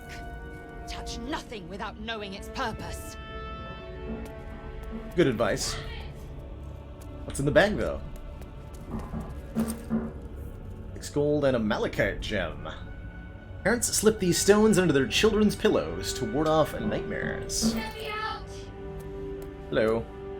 You! Get me out of this damn thing! I know you said don't touch We have anything, no time for stragglers. but these are incredibly powerful runes. Spell them. Or we could touch everything. The pod is stuck fast. Wait! That can't be. There has to be another way. Please! It cannot be helped. Come. Safe if she stays. Safe if we go.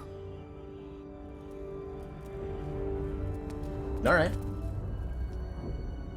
Apparently you're outvoted. But, what about loot? Furnished necklace, yes. It's in the reliquary. It's a key. Locked.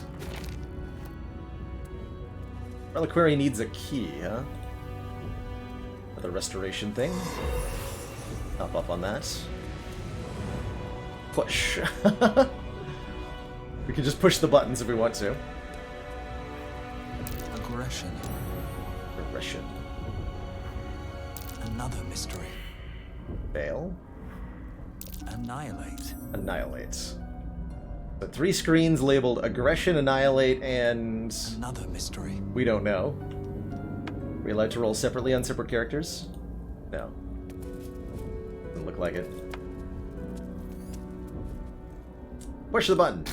Psionic energy radiates from the prisoners, but they do not react.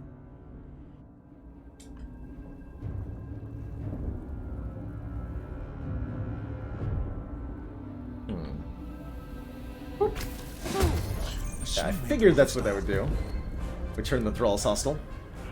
Aggression, after all. Which I'm okay with, because it means we get experience points from beating them to death, so... Sure. Threatened. Threatened. Creature has a disadvantage on range attacks. Understood. Is flanking a thing? Yes, flanking is a thing. So our 80% changes to 96%. If you are flanking an opponent in melee, you'll get advantage on your attack, meaning you roll twice. Backstab, it says. You sliced him so hard that he vanished from the universe. Brutal. Brutal.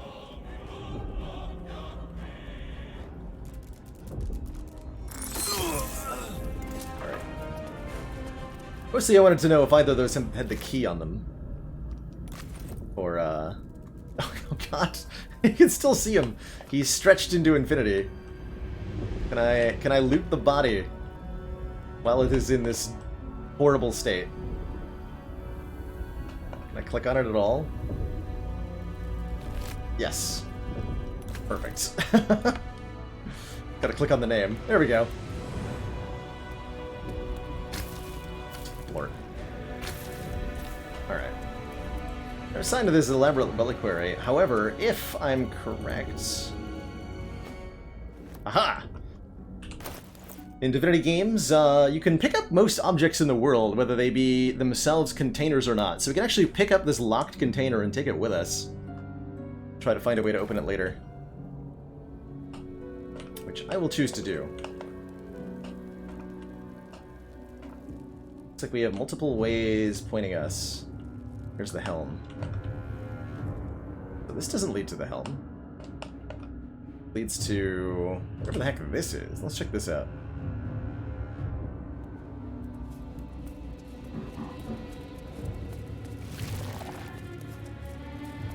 There's another devourer here. Skra. How many hosts of these gay infected? Quite a few. Sure. Viscous chair. Time for fancy sitting. While I take a quick break, refill my legs, stretch my water. Encourage you all to do the same. I'm gonna be right back here. Just use the bathroom, grab a quick little snack, refill the water, and when I return, we'll keep exploring the game. We're still basically in the tutorial area. We've spent a nice long time just kind of exploring and looking. So I'm very intrigued to see what more there is to find here. Be right back, everybody.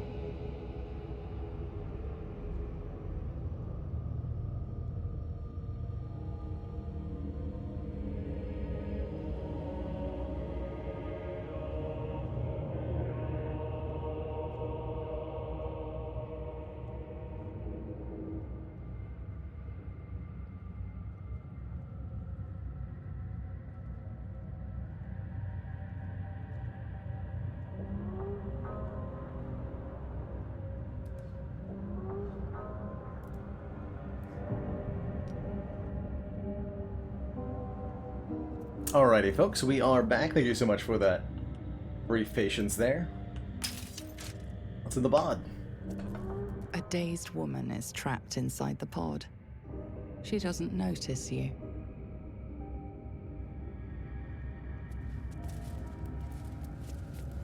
Button. Only one button on this one and one sigil. We have here Drained Cleric. Elaborate key. Might fit that chest.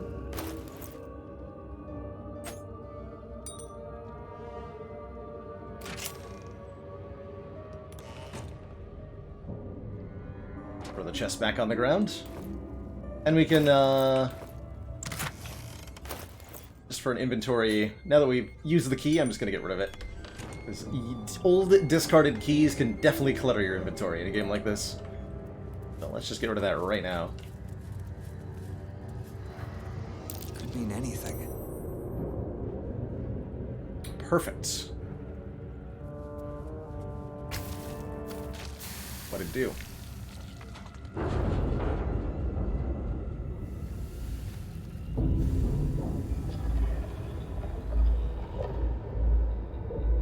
Commander, one of our most valued supporters, says continued support of the XCOM project. Kelly baby, thank you so much for 10 months. 2 more to that full year.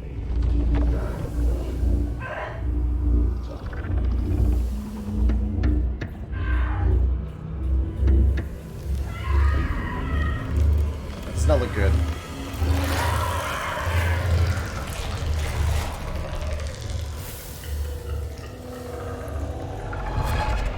Oh, that happens really quickly, apparently. Cainchar, changed at the pull of a lever. How? If we are not purified, this may be our fate. Morden's bloody beard. Not waiting around for that to happen to us. Note to self, don't push that button again. Get out of here.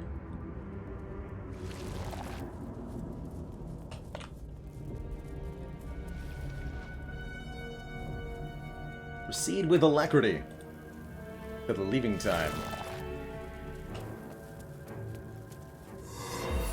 Brains. We are nearing the helm. Once inside, do as I say. I trust you. Knowing the inner workings of an Illithid ship would definitely be more her forte than mine.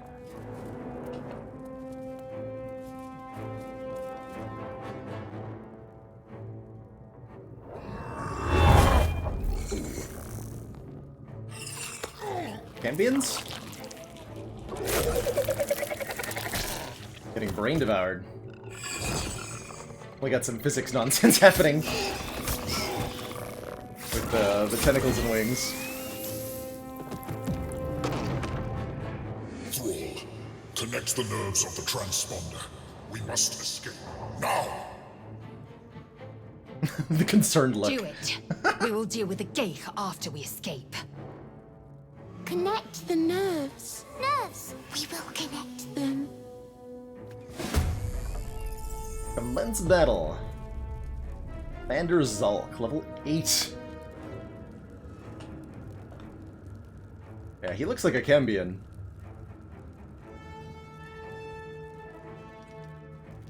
Combat with the imp. So I'm gonna let the Mind Flayer deal with him. Hey, Shepard's SG1. So far, this looks really impressive for a early access title. Really, really impressive. Very promising. That's how I'm going to describe it. Get him. Oh, almost. Hoping 2 missiles would be enough to kill one of them. But 'twas not. Zariel will have your head! Zariel, wasn't that one of the options for Demonic Patron at the start? If you're a tiefling? Well, the scuttle, though. A ranged weapon, fair enough.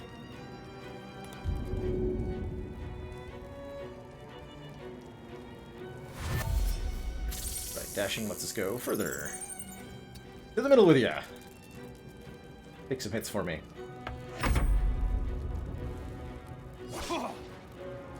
These early game enemies aren't too much. We're a little bit too far away to melee this imp. Is dip an option with the bow? Yes, we can make a flaming bow. Cool.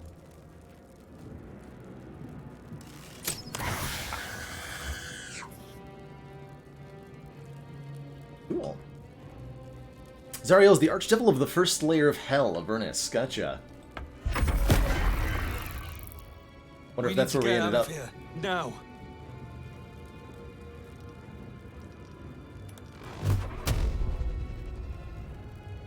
Pew pew. Torment. I almost got him. Almost. Throw their corpses in the sticks. Karen will take him from there. Alright, so do we have to help beat this guy? I'm not certain. Scuttle closer, I guess.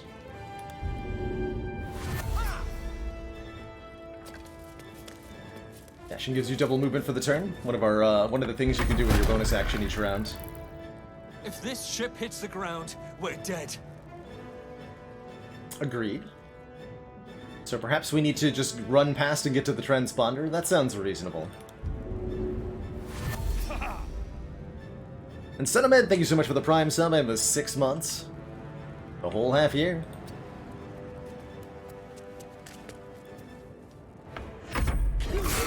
Or your spine is mine. That dude has way too many hit points to be reasonable to attack. Scuttle like your life depends on it.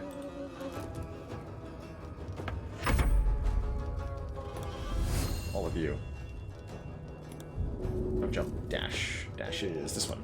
You have to select it once from the hotbar and then click again to confirm, it seems. A little bit awkward. Here we go. Some sort of cutscene trigger. Hurry, before they strike! More imps. Fair enough. Fair enough.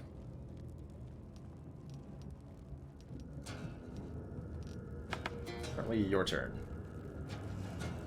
Don't have any actions. Okay, so and your turn. Howdy, Connie. Where's the large demon with the two-hander come from? Presumably he came from outside.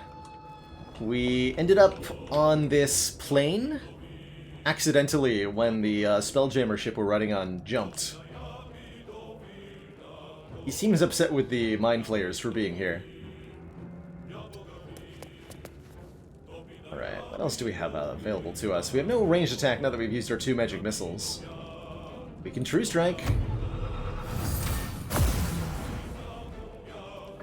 Split these intruders open! Well, I think that only affects our own personal attacks, from as far as I can tell.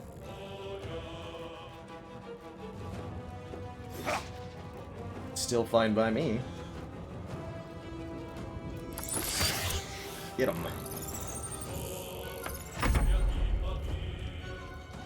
Okay. Two-handed weapon. So it's 100% to hit from behind. 100% to hit you too. And this weapon does how much damage? 1d10 plus 3.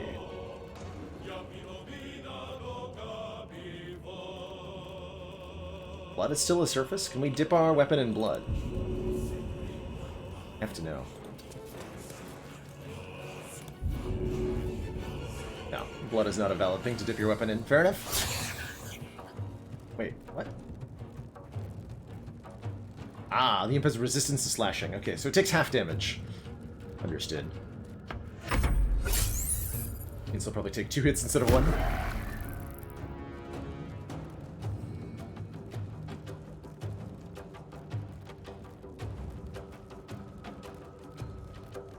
So this is a 99% to hit because we have True Strike active, so let's give him a bop. Blop. attacking breaks our concentration, which was just maintaining the true strike. That's fine. It's fine.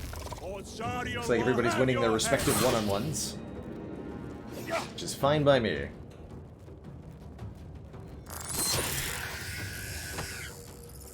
Brain Boy gets a kill. Yankee gets a kill. Wizard hopefully gets a kill. Nope, we whiffed. We whiffed.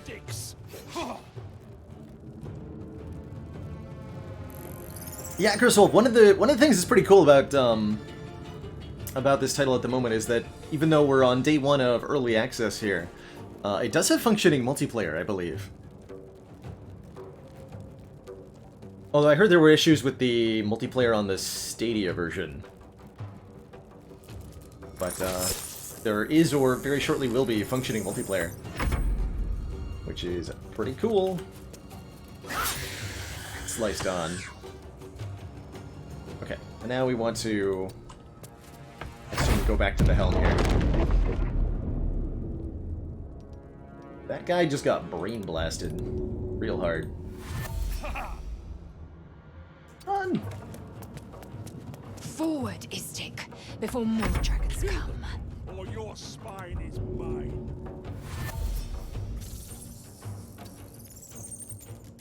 Scuttle like your life depends on it, Brainy. That's your new name, Brainy.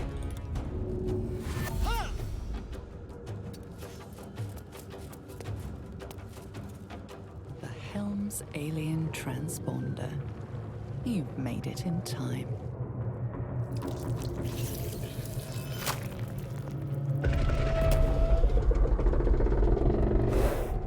Hi.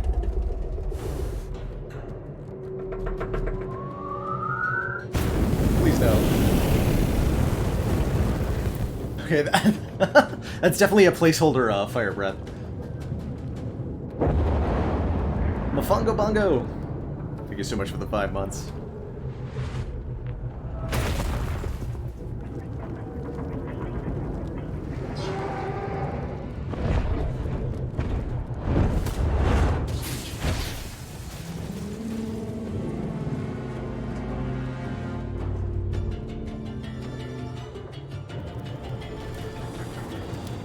Got this. Grab it by the wiggly bit.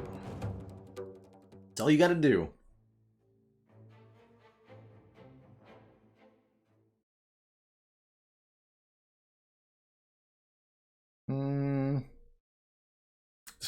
This looks bad. Give it a second.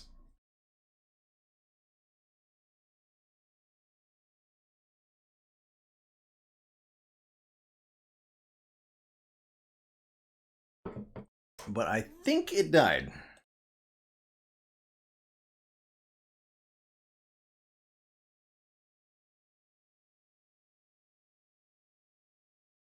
Were the skill checks to grab the wiggly bits? There were a few at the... Oh, here we go. Okay, just taking its time. There were a few skill checks at the beginning of the tutorial section.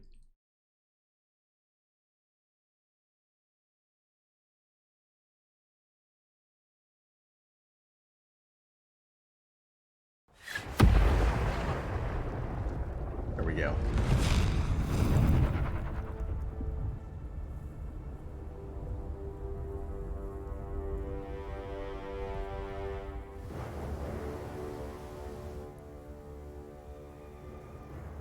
A lot of tieflings around.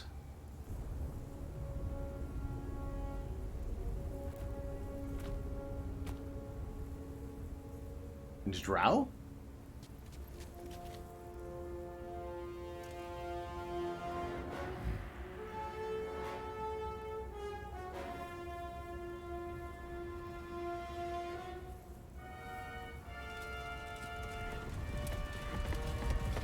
A little bit choppy here. That is on my end.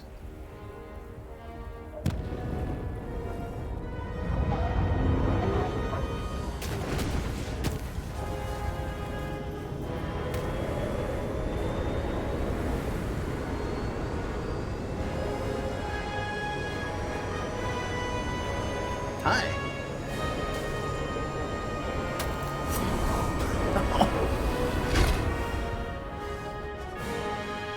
That looked like it knocked me out stone cold.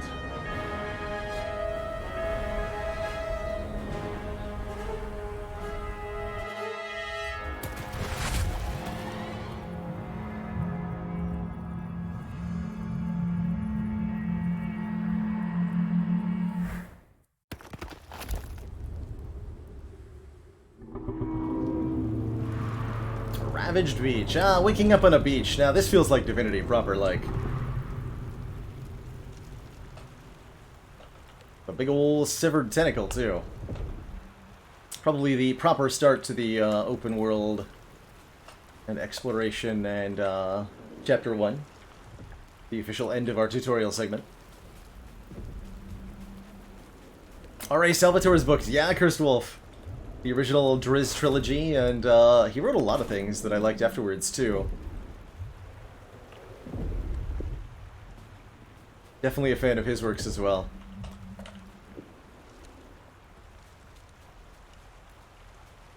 Oh. Is it us? It's a dead intellect devourer. I don't know if it was ours. 2 small bottles. Must have been fishing when these monsters came. Bad luck. Oh yeah. Shanties for the bitch queen. That'd be Umberly. One of the goddesses of the sea. I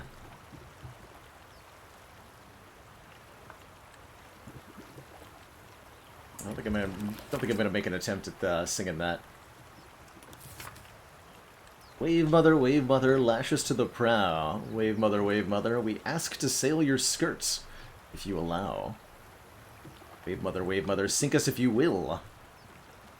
Our skulls are yours, with brine and sand to fill. What is dead may never die. Schwartzization, thank you so much for the 22 months. 2 more to the 2 years. The backpack is full of food. And water. Nourishment. Glorious nourishment. A perfumed letter. Sigh. I love you. There, I said it. And if you meet me tomorrow, I'll say it again and again, and keep on saying it till we're old and gray. So let's do it. Let's go to Baldur's Gate. I know it's risky, but so is staying here. These last few months have been hard, but they're always a little easier when you're there. Leave your boat and meet me at the hill overlooking the old bridge. Bring whatever you can carry. We'll make do without the rest. Don't be late. Love, Anna. Alright, we'll take that with us in case we encounter Anna. We can tell her at least what happened to her lost love.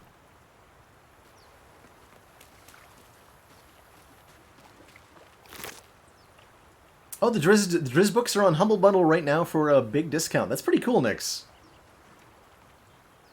That's pretty cool. It's gonna take everything until we run out of inventory room, pretty much. Waypoint discovered. Why? Why won't you just open?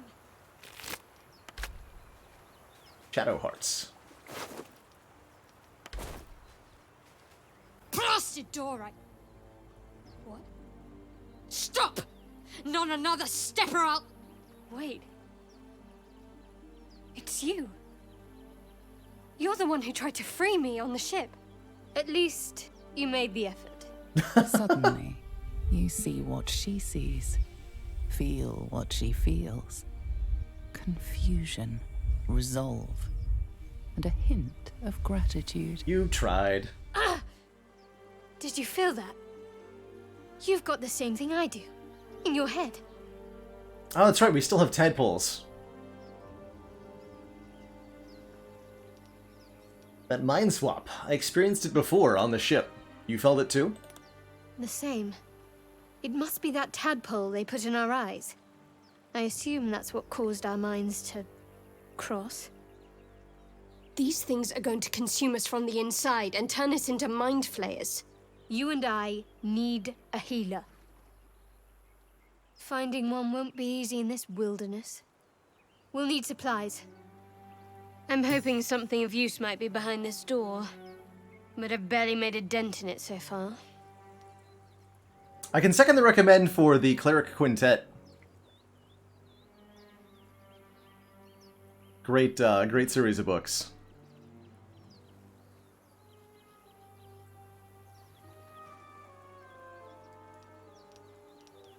Don't worry, that's what magic is for, and I have plenty to spare. Conjure ahead. I'm going to see what's at the top of this cliff. Hopefully there's no more of these creatures along the way. Seems like there's a ton of intellect devourers around here. Be nice to have another hand in the fight. Or just company for our final moments. But Fitting. you're right. Whatever lies ahead will be a little less daunting with support. You can call me Shadowheart. That's an odd thing to call yourself. After everything you've been through, my name gives you pause. Please. Fair enough.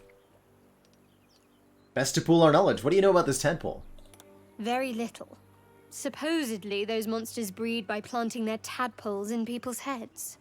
Over time, the infected victim turns into a mind flare. I don't remember how long it takes, but we should hurry. Yeah, it can happen pretty quickly, as we saw back on the ship. How did you end up on there in the first place? I don't even know how I ended up on there. That is none of your business. I suggest we concentrate on surviving. Whatever they're using for the motions and facial expressions, although it is janky at times, it's really impressive when it works. Let's get moving. Lead the way. All two of you, apparently. Come on. Daughter of Darkness. Got a portrait to control the character. Drag portraits apart to split the party. Oh.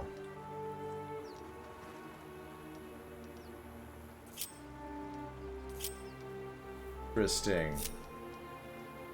Interesting way to manage people. So this door is locked, yes? Yes, you were having trouble opening it. What about the ancient rune circle nearby? Yeah, exactly, Arceus. Like, they've already nailed, like, I would say 90% of the cinematic experience feel. If they have a year plus to polish this, I'm really intrigued as to how well they can get it.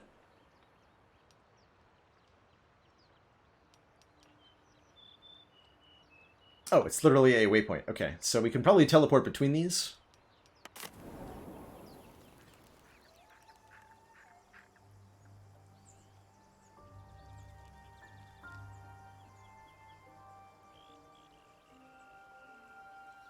This seems as good a place as any to make camp. Click on the camp button. I guess we're doing that. All right. We are at a campsite. Our campsite? It is unclear. 2 bedrolls, a campfire. End of the day. What else is here? Another rune circle. Traveler's chest. Chest suitable for lashing to carts and wagons. Nothing in it. It might be possible to store items here and come back to it. Let's actually test that. I'm going to put something in here.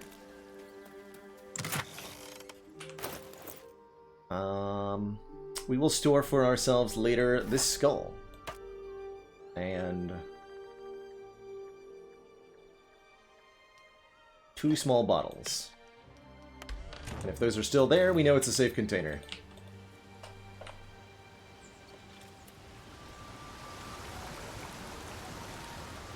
Over here. It's supposed to be following me.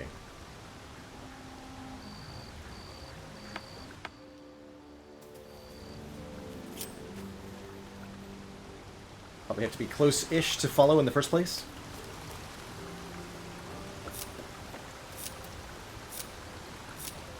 Or I just can't do that here. Might not be anything to actually see on the, Oh, definitely a path over here.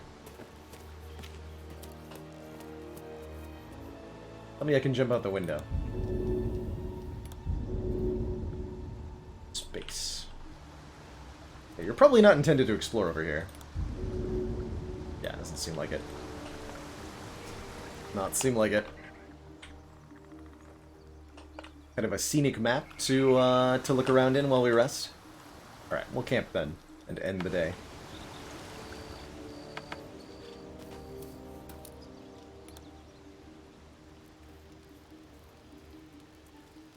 An exclamation point over your head, huh? We all know what that means. Wait. Which appears to be an upside-down eye upon closer inspection. I'm not sure this is a good idea. You're not sure what is a good idea. There are lit fuses in our heads. Sooner or later, they're going to blow. Each hour that passes, the thing inside us grows. We need to find a healer. Let's wake up at first light. That's reasonable. Won't be easy searching this wilderness. Maybe, but we might get lucky. We're overdue some good fortune. Rest well. We'll need our strength.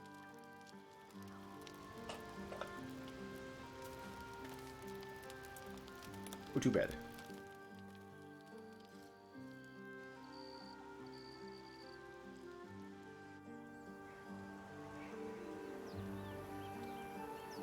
And then we wake up back at the waypoint. Interesting. Kind of odd, but I like it. More of those wretched things.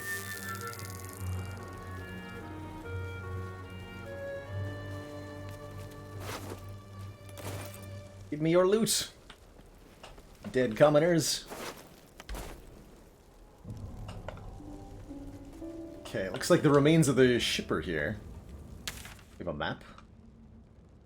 Grown ruins. Here's the beach we woke up on. Kind of a crusty looking mini-map, but I'll take it.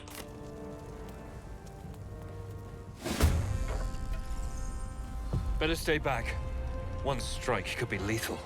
Okay, 3 intellect devourers. Probably want to use some amount of our magic. Just one. 3 darts dimensional force. Running handsy is 3d6. Got a couple scrolls too we can consider. Let's go with a triple missile here. Yeah. Left it on 1 hit point. Fair enough, fair enough. Let them come closer.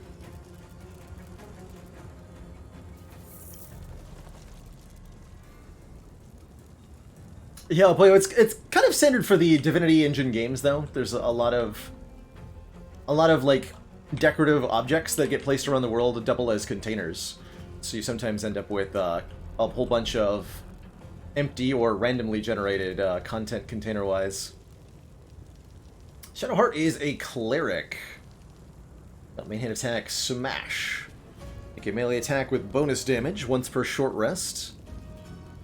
And we've got... It's like the trickery domain. Grant another creature advantage on stealth checks. Particularly bolster a creature's defenses, receives d4 bonus to saving throws. 4 bonus to an ability check of its choice.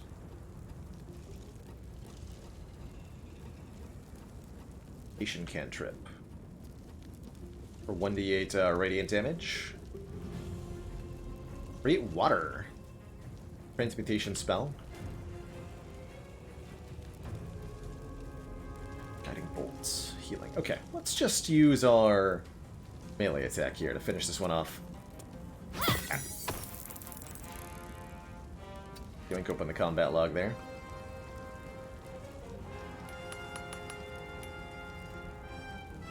Gained 10 XP. So you still have your bonus action, which could be to dip your weapon. Got a movement. Shove things. Interesting.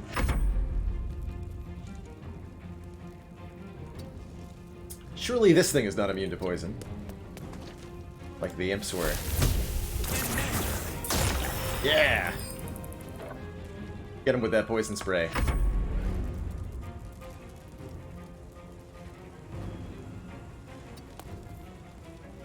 So everybody is facing. What are we doing here? Yeah, so going behind an enemy, even if Even if there's not another person in front, this is giving us an advantage on the attack here. So it seems facing is important.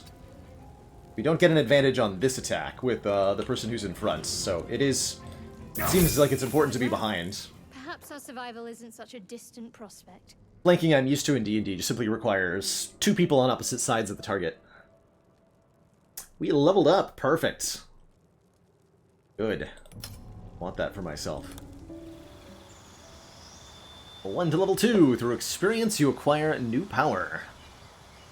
Gain more hit points. We unlock another spell slot. We can now prepare another spell. And we can subclass into Evocation School or Abjuration School.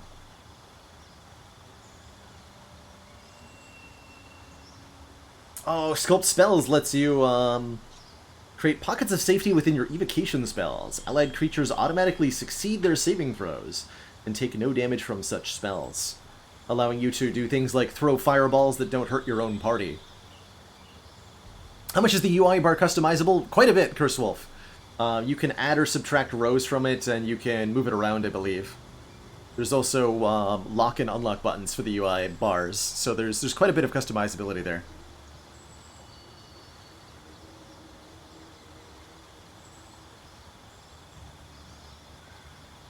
If you're starting into the Divinity series, Striker Ninja, I would personally recommend starting with Divinity Original Sin Enhanced Edition.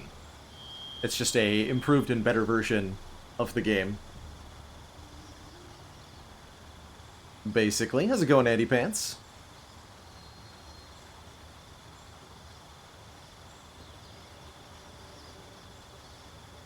Or Abjuration. Arcane Ward. Once per day, when you cast an Abjuration spell of first level or higher, create a magical ward lasting until your next long rest. 3 hit points and absorb all damage done to you.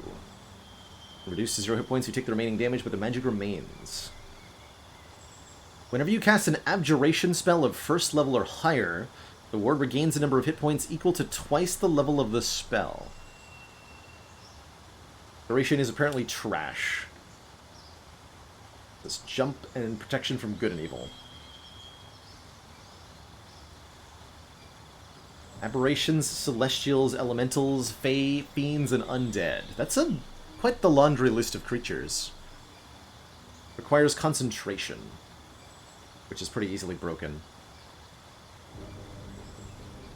Aren't any good Abjuration spells after level 3. Makes sense. Probably gonna take it, though. I like it more than I like the Evocation. I like the idea of building towards a tanky wizard with our pretty good physical stats.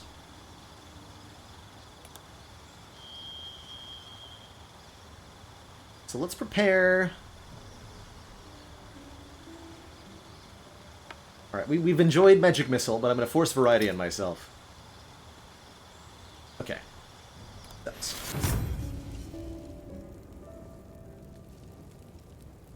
You start getting that bonus damage? Yeah, that sounds good. Just nuke everything in sight. We'll level up Shadowheart, too.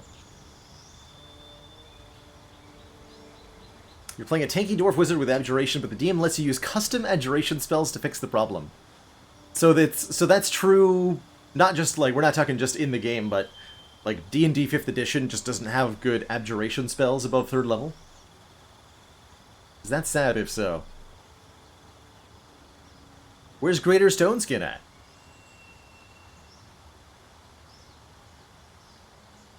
Gotcha, you're talking 5e in general. Yeah, where's my Greater Stoneskin at? Come on. So you're a high half-elf cleric of Shar.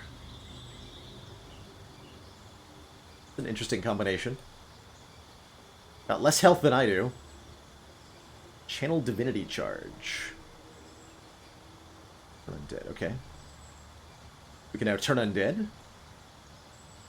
That's always useful.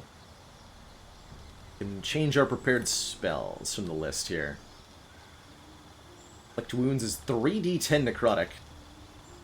Healing word is level 1 evocation. A creature you can see regains 1d4 plus 2 hit points.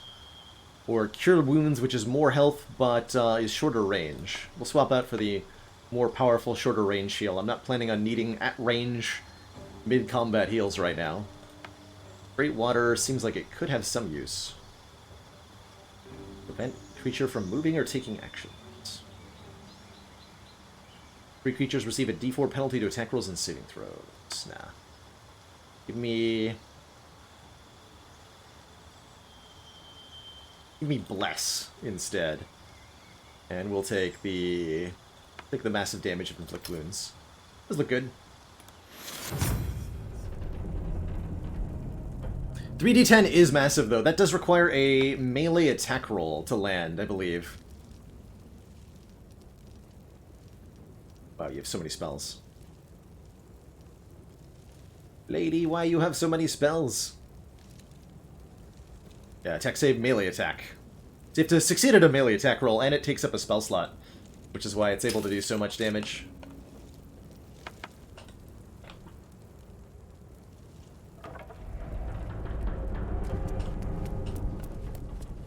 Cartilaginous chest. Ooh. Oh, wow. See, that you, like, kind of get tricked into ignoring these random containers, and then they contain, like, 100 value necklaces and stuff. Weird. Really encourages you to just obsessively check everything. I'm not sure I'm a big fan of. Basic poison, sure. And a potion of healing and a void bulb. Take those. But not the skull.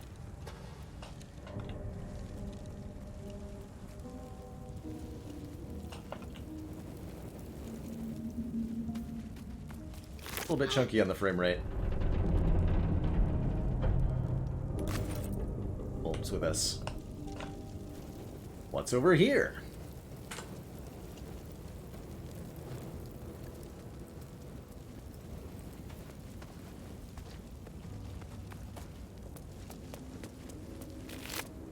Potion of Speed. Gain haste for 3 turns.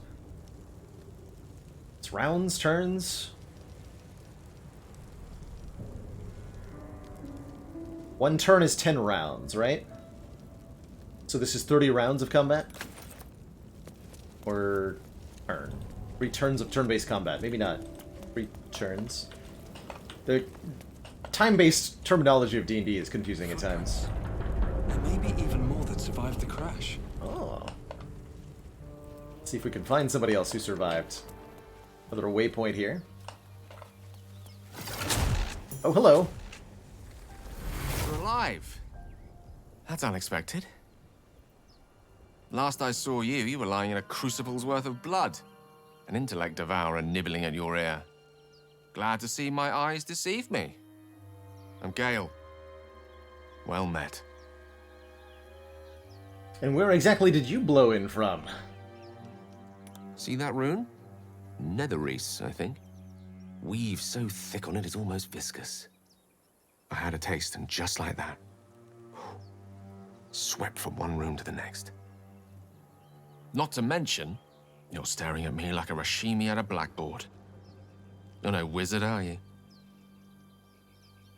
Rashimi at a blackboard. Like a barbarian staring at a chess game, basically. So these ruins behind him are Netherese, an ancient magic empire that lived in floating cities. Basically, hand-waving it to a wizard did it. An old wizard did it. I am a wizard! There's a gust of weave about you, but it's a mere breeze. I need a tempest. Wow. It'll have to wait. The primary need is a healer. I take it you recall the insertion of the parasite? Dude.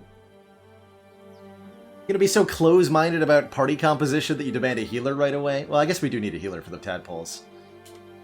But come on. Open your mind to the idea of a more damage-based party. I do recall it, yes. Are you aware that after a period of excruciating gestation, it'll turn us into mind flayers?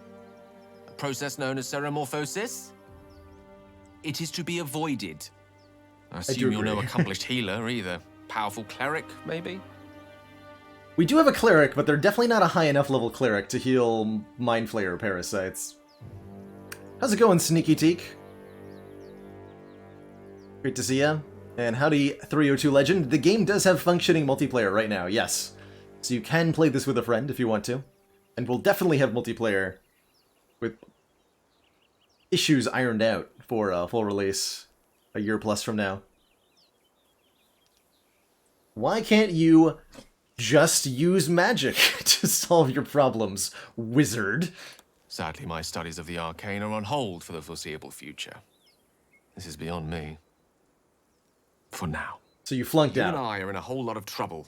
We need help, and I'm not sure where we'll find it in this wilderness. How about we embark on the quest for a healer together? Sure, welcome aboard.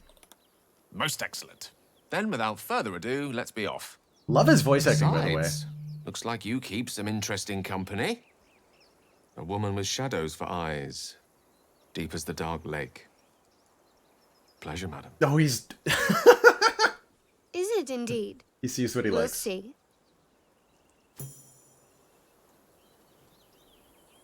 They're gonna get along just fine, I can tell. Alright, back into the ship. Oh, he's leveled up already too, yes! So you are also a wizard. Cool, so we can have one evocation, one abjuration. No problem then. We'll give him the evocation school subclass. Let's customize his prepared spells real quick. Sleep. To combine 24 hit points into a magical slumber. Nice. Got Witch Bolt. We have Grace enabled on the other ones. We'll take a Ray of Sickness. Call it a day. Gale here has middling dexterity and constitution, good intelligence, better than we do. Better than we were allowed to have at the start of the game. Cool. Let's use my bonus. Let's unmemorize Featherfall. Actually, no, let us memorize Featherfall and see if we can find a use for it. Theoretically, there has to be one, right? No idea if leveling is quicker or slower without companion Zeko. If it's anything like Divinity Original Sin, it shouldn't be faster.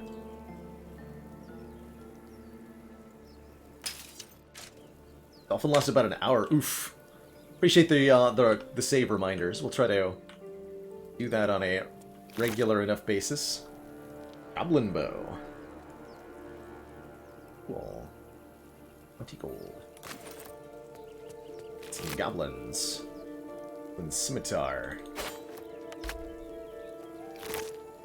And the hand axe. And a potion. Perfect. More survivors? Quickly! They're trying to dig somebody out of the wreckage. Let's help! So much Something's blood. wrong.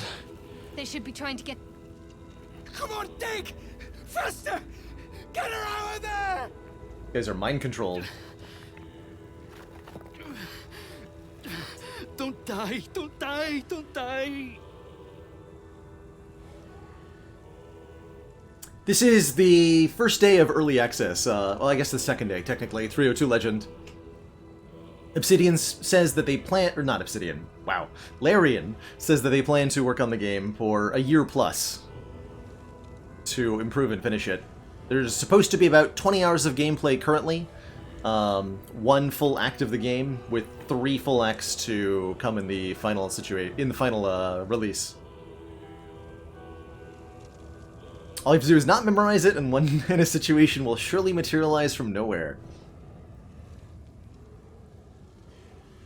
Step back. I'm here to help. Help! Yes. It's my daughter!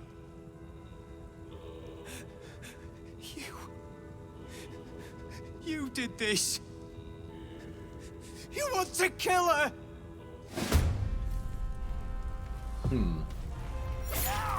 Oh. What's that? I got crit for 3 shiv damage. Like cinematic cam there. Alright, so we have 3 enthralled fishermen, basically. We're literally fighting peasants, so this shouldn't be too hard. Let's see what we can do to them. 24 hit points of... See if I can put 2 of them to sleep.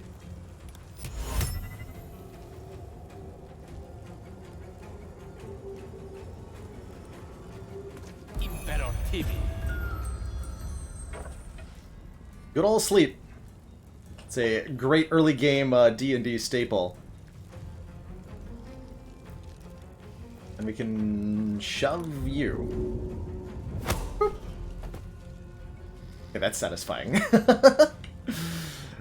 I assume the shoving is intended to let you knock enemies into environmental hazards. There's going to be a lot of creative uses for it, I can guarantee it. Kill the Mind Flayer. There is a dying Mind Flayer here.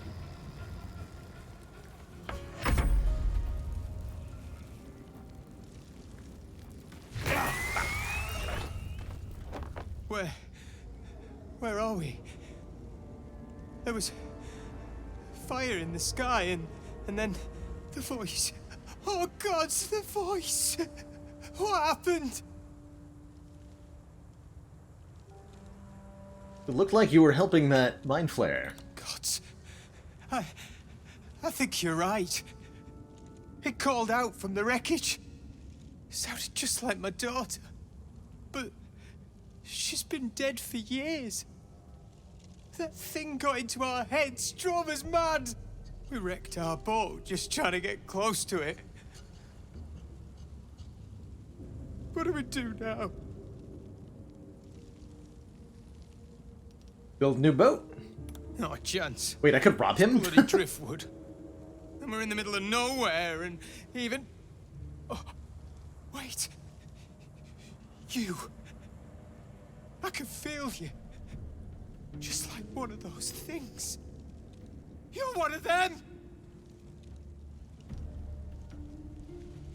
Show some gratitude, or you'll find that I'm a lot worse.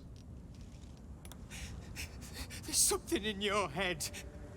Please, we'll take our chances out here. Just leave us be. Toodaloo. Oops. Those people. The Mind Flayer made them its puppets. The one who was sleeping. Just wake up and, bye! I think your friend's left without you. Good luck. Good luck. Alright, so we haven't been this way. It's over here. You there? Staria. Come here. I need help. Oh, wait. I think I know you. The trailers, too. Hurry. I've got one of those brain things cornered. There, in the grass. You can kill it, can't you? Like you killed the others? And what's wrong with you? You can kill it. I was hoping for a kind soul. Well, not to worry. Oh. I see we're gonna do this the hard way. Either try to roll away, or push ourselves to our feet, or we can submit to this gentleman's request for cooperation. Try to push him off. We're a sturdy dwarf. Easy.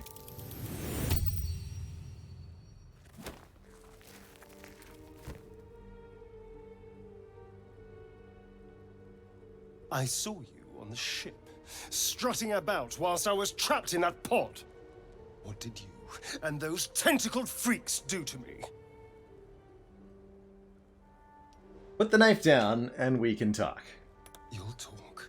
I can... Ah! Your mind twists. You're looking out of unfamiliar eyes, prowling dark, busy streets. You try to hold the memory, but it fades to the worm, the light, the fear. What was that? What's going on? Was the Mind Flayer's worm connected us somehow? The worm? Of course. That explains things, somewhat. And to think, I was ready to decorate the ground with your innards. Apologies. His teeth, by the way. Glad to see we're all caught up. Indeed we are. Please, allow me to introduce myself. My name's Astarion. I was in Baldur's Gate when those beasts snatched me. Baldurian. Was raised in Baldur's Gate, know the city well, for better or worse. Oh, that's right, there was like an origin we could pick right at the start of the character creation that I never went back to. Well, I'm also from Baldur's Gate, as it turns out. Is that so? We clearly move in different circles. You seem like so, do you know anything about these worms? Sort of gentleman who's more familiar with the nightlife than what goes on otherwise. Yeah, these tadpoles, they're gonna turn us into mind flayers. Very, very fancy process called seramorphosis. So my turn us into compatriot tells us. Of course it'll turn me into a monster. What else did I expect? Although, it hasn't happened yet. If we can find an expert, someone that can control these things, there might still be time. Control it? We need to get rid of it. Well, yes, of course. But first things first. You seem a little too eager. You should travel with me. Our odds are going to be better together. You know, I was ready to go this alone. But maybe sticking with the herd isn't such a bad idea. And you seem like a useful person to know. That's right. All right. I accept. The man with the prehensile beard, they call me. So this is... what was your name? Astarion. He is a high elf rogue with 17 dexterity, meaning he'll be really good at the dexterity things.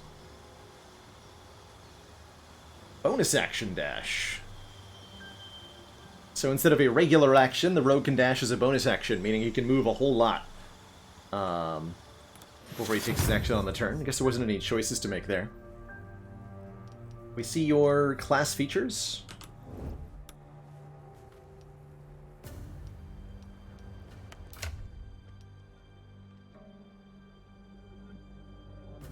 Rogue. You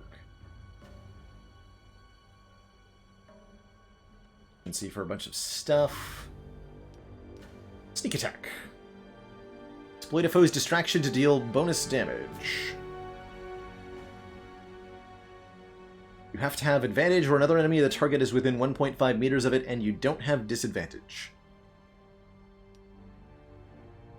So the rogue deals bonus damage whenever they have advantage, or whenever their target is engaged with somebody else in melee.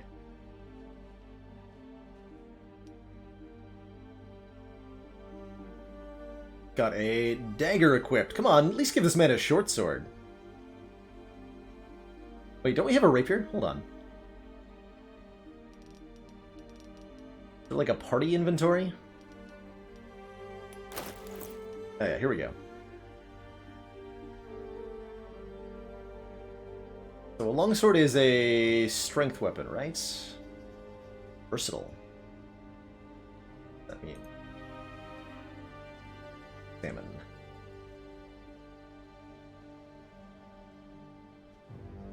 Oh, versatile. Dippable. You can dip it in surfaces. Yeah, we want to give him the rapier, though. Finesse. Perfect. Finesse means it's a dexterity weapon. Weapon is E.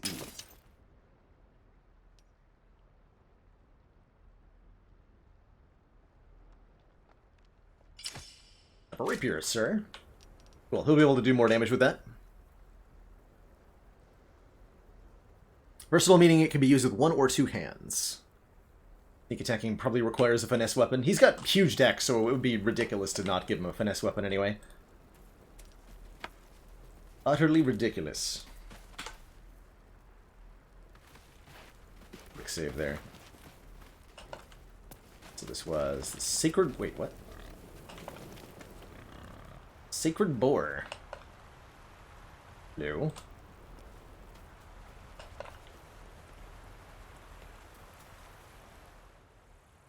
Observe the boar to see what it does.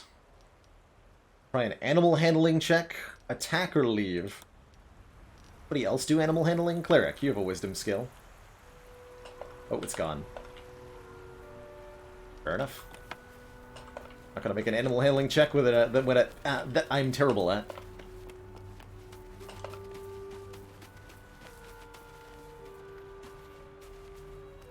Keep back. Back! Even these no-name commoners are voiced. That's pretty cool. It's in the box.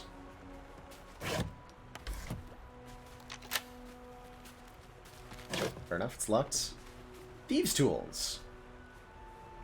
We have a thief now, so we can probably open that with the thief tools. Hello, stranded fisherman. It's not safe here. Keep moving. Please, get away. Oh, it's you guys. We're building a raft. We'll bloody swim if need be. Just leave us be. Alright, fair enough. Like, please don't murder us. I don't recognize this stretch of the river. We'll come back and talk to them if we get to fix our brain, I guess.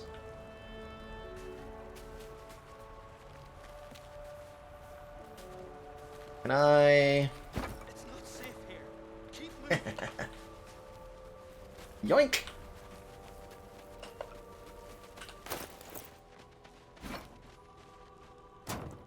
Oh, we gotta use throw, right?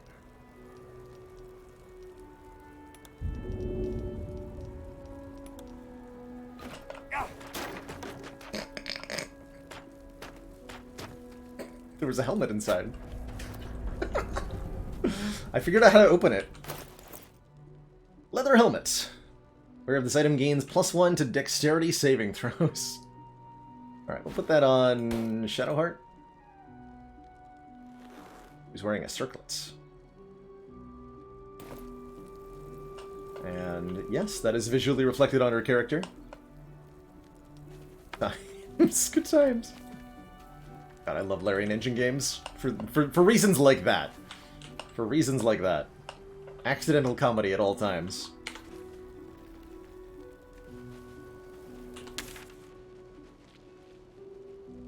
Okay, looks like there's a connecting area there. Can I jump to that? Oh yeah, check that out. Aha! Is this the use for Featherfall?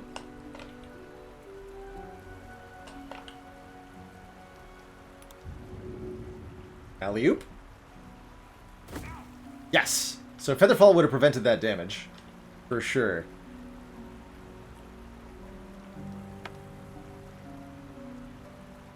I'm pretty sure.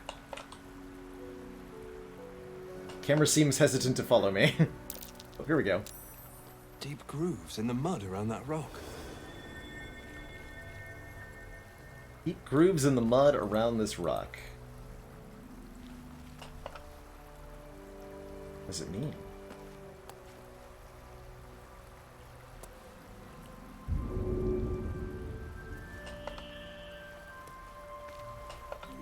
Seem to be anything else I can interact with here.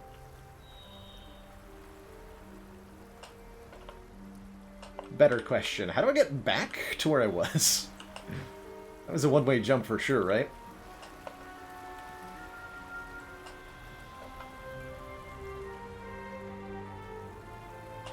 Might be able to make that jump back up. Hey, can I move the rock? Great question. Oh, yeah. Am I that strong? Didn't even think to do that. Yes! And there is an ornate chest with some stuff in it. Good call, Tom. Potion of Speed, Harper's Notebook, Ruby Harper's Map, and some gold. Tattered collection of reports held together with a moon and harp seal. There's frequent mention of sacrilegious activity amongst a local Silunite sect. Harpers are basically an international organization devoted to the service of good. They do covert operations to disrupt the forces of evil, specifically the Zentarum, usually, and have close associations with the goddess Mystra and her chosen. They've got quite the reputation for meddling in the affairs of anyone and everyone, as well as being arrogant, pompous asses at all times. But they are competent, usually. The stained, ragged map has passed through countless hands. Little Harp marks an area called Moonrise Towers, with a inky crescent sketched in the nearby forest. Below the crescent is a more recent scrawl, Cache. So we find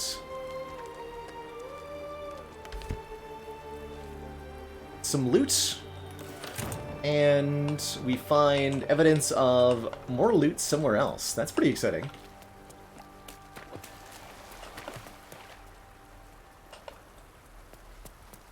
That's pretty exciting indeed. Alley-oop. Easy peasy.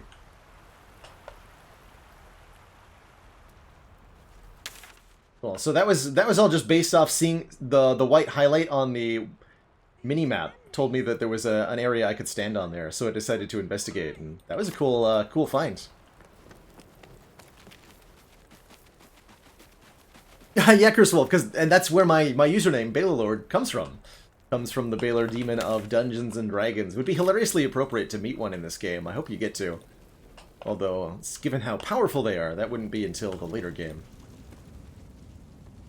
Which could value at last. Heck yeah. 2 chests? My god. My god.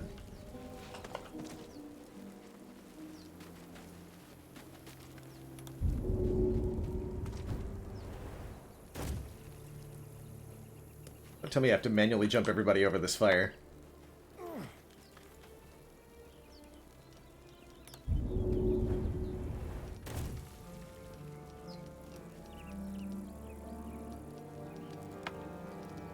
Only slightly tedious.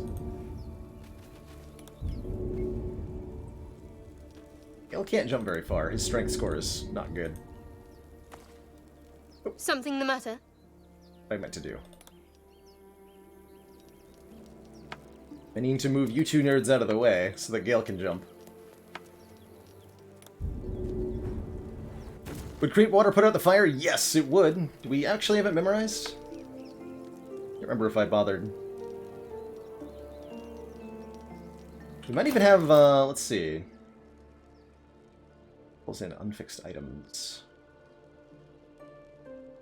Sticky sap-like substance. Water. So if I throw the water, this is based on my knowledge of Larian Engine games.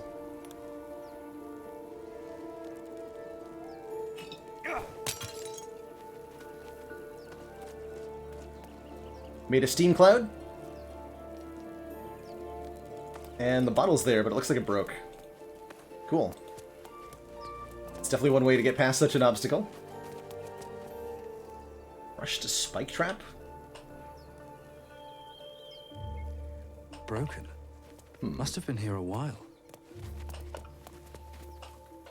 Hey, lurker frag.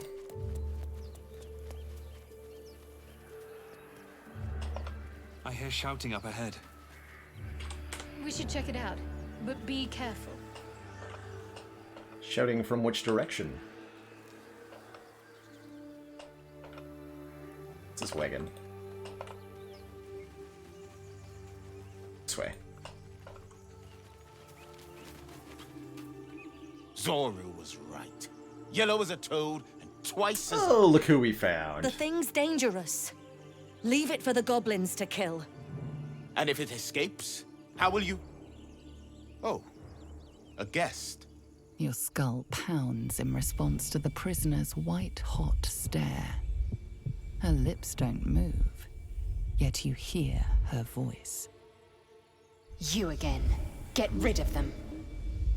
Hey, yo, Adam IQ. Oh man, we can telepathically communicate. We can use either a deception or persuasion check to try to convince them. Attack the tieflings. Seems like failing a persuasion check can't be worse than attacking, so we can, even though we're bad at it, we can try.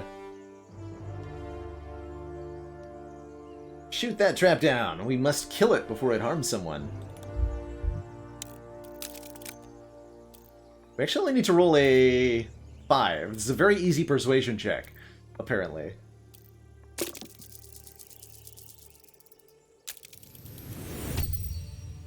He's right. No one's safe if that thing goes loose. Not even us. Damaze? Enough. Lower the trap. Ready your blade. You've but one chance. Join me or die. You can either attack the tieflings or attack her. Interesting.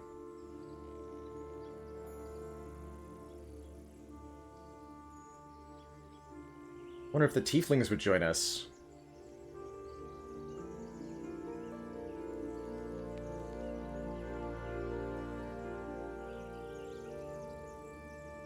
I'm inclined to side with her, because we spent time with her before.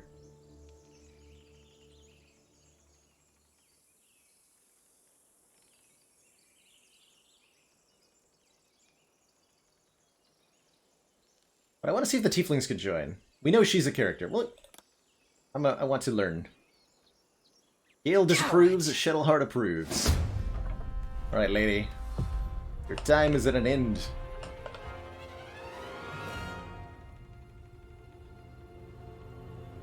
Two tieflings to one Githyanki, after all. That's right, so I should be able to... a bonus dash.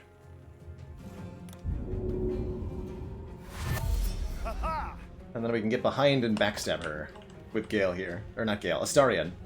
That's your name. So this attack has advantage and then is a sneak attack.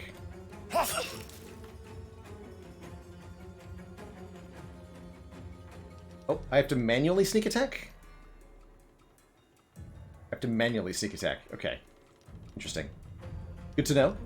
Thought that would be automatic. It is not. Have some poison. She's down. Let's see. We're in a down to state. Looks like we're trying to finish her. Alright. Sure.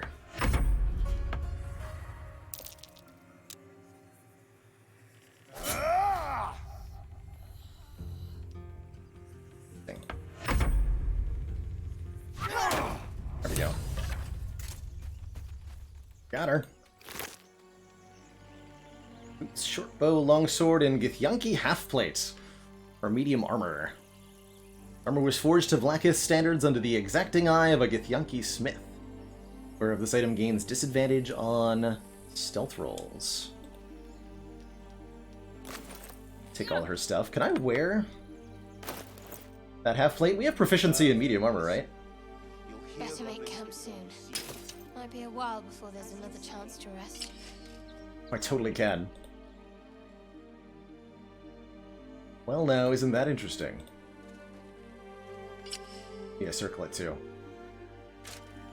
So I've got shiny armor. It fits perfectly, because she was my size, as it turns out. Where'd those tieflings run off to?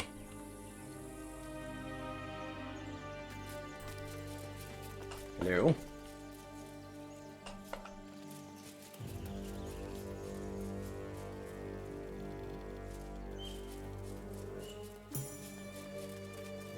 Hold that!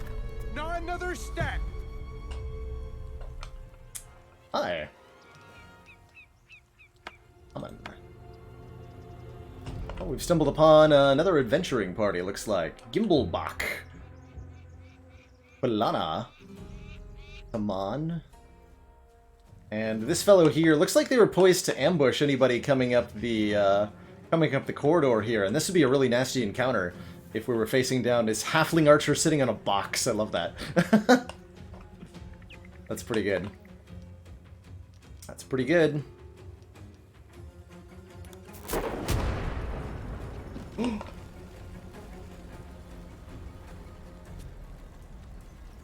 Please tell me this will do what I want it to do. Oh, he made his save. That is tragic. But I still have a bonus action shove, right?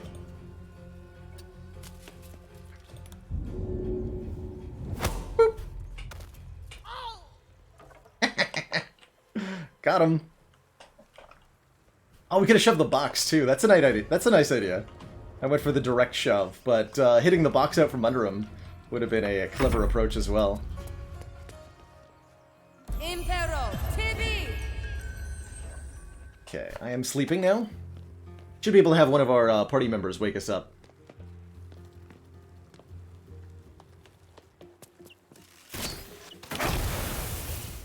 That woke me up too. Shot some kind of acid arrow at us. Used arrow of acid. Failure. Rolled 1d4 and missed, doing only 1 damage. Okay. So this is... We have a ranged weapon? Yes, we do. So I should be able to take ranged sneak attacks, because we'll have height advantage, right? Is that a thing? Yes. We can do sneak attack ranged. Nice hit, sir. Oh, I should have dipped... What, I can't dip my weapon in acid? Really? Interesting. Interesting. Alright, Taman. Taman. We could probably put him to sleep. We still have a couple spell slots available to use. Creatures and objects. Go straight for the Firebolt or the Ray of Frost on him. I'm just gonna put him to sleep. Prevent this fighter from getting any closer to us. But can I... Oh, I can hit them both. Maybe.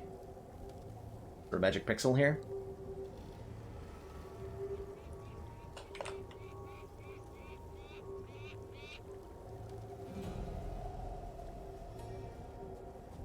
Could get Gimbal Block and Warren.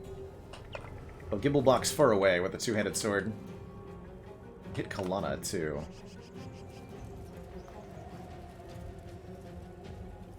Okay. Let's put you to sleep. Immune to sleeping. I think they're an elf or half-elf. Makes sense. Being aware of the racial bonuses of your opponents can be pretty important. So we wasted our turn on there, unfortunately. Alright, Shadowheart. So can I inspect? Come on, level 2. High half-elf. Okay, so we can, in fact, inspect our opponents to get more information on them.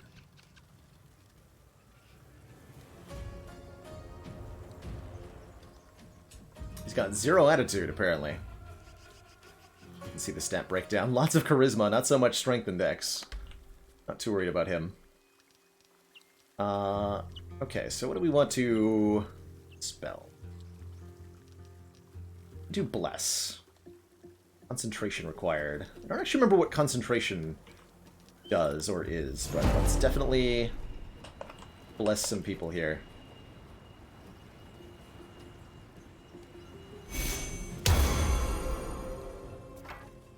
So that'll give us a bonus on our attack rolls and saving throws. We'll put her up front-ish.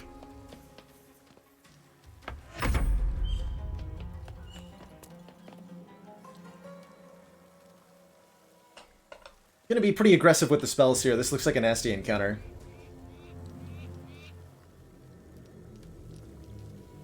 We are currently coated in acid. Reduces armor class by 2. Okay. Still can't dip our weapon in this.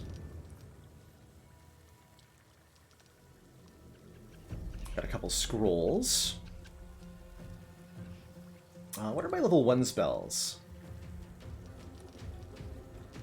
Configuring the hotbar here would be nice. Spells menu is here. So we have Thunder Wave. Oh, Grease! That's right! We have Grease. Let's use that. To grease the entryway here.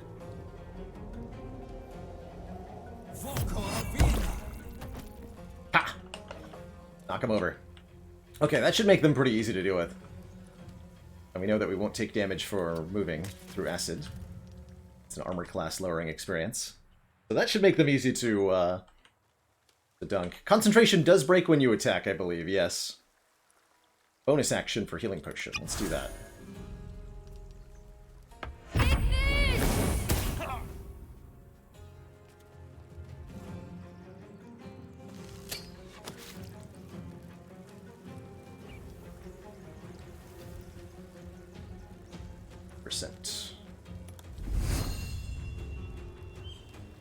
Player disadvantage.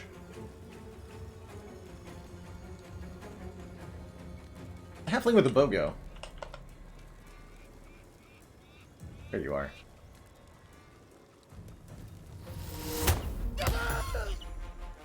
Got him.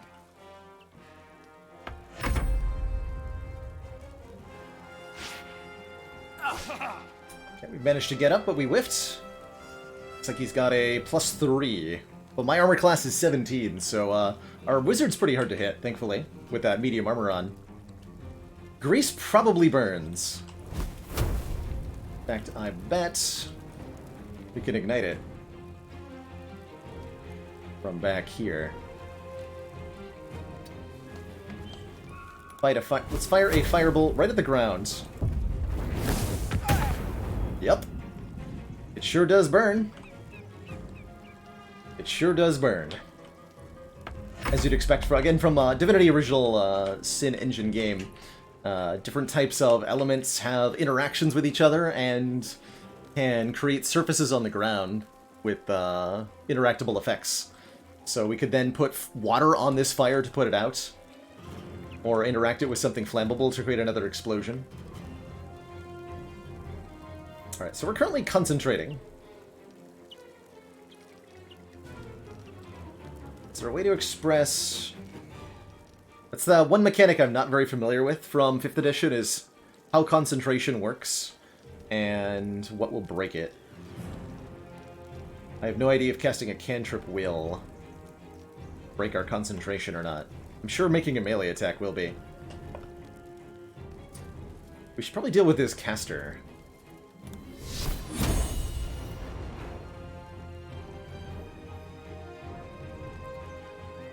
To walk through the acid to do it.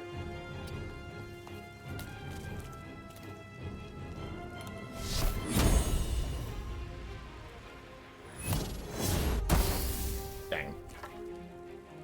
I think that ended our concentration.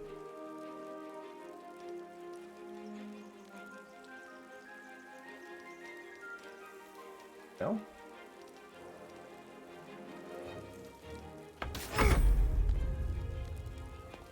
Casting another concentration spell breaks the previous one. Chance to break when we take damage. And breaks if you're incapacitated as well. That makes sense.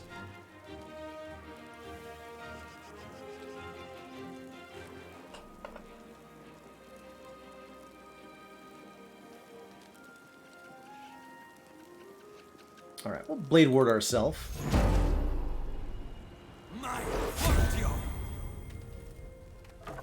Give us some resistance.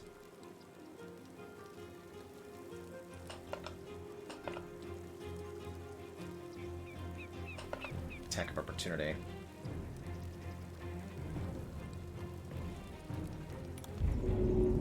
Boop.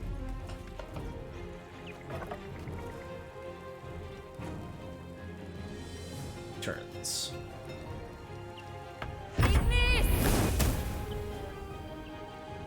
Fair enough, fair enough. Alright, so ranged sneak attack should work, because this guy is close to one of our units. Nice. Very nice. He has to walk back through the fire to get back over to us. Fortunately, whiffs the melee there.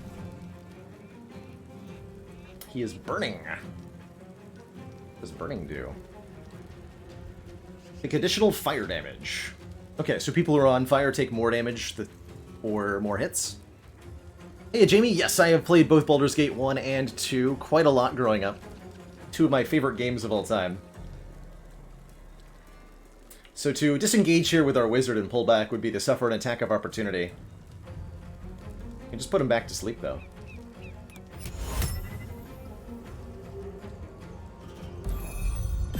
Wait, he's immune to that.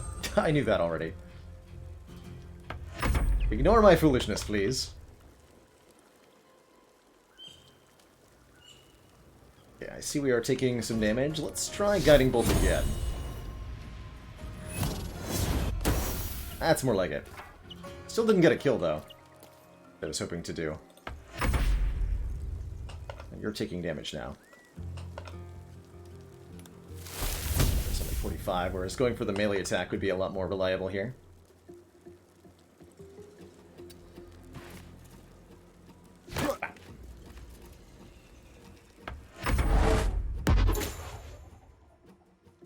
Whoop.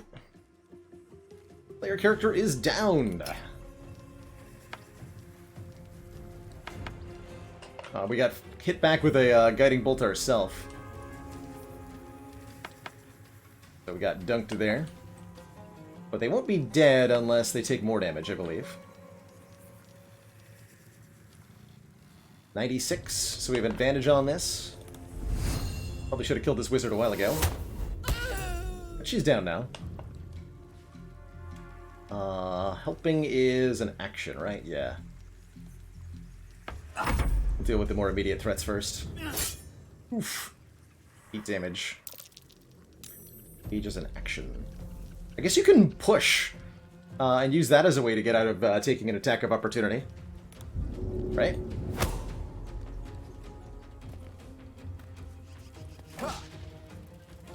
Swing at him. There we go. Let's do.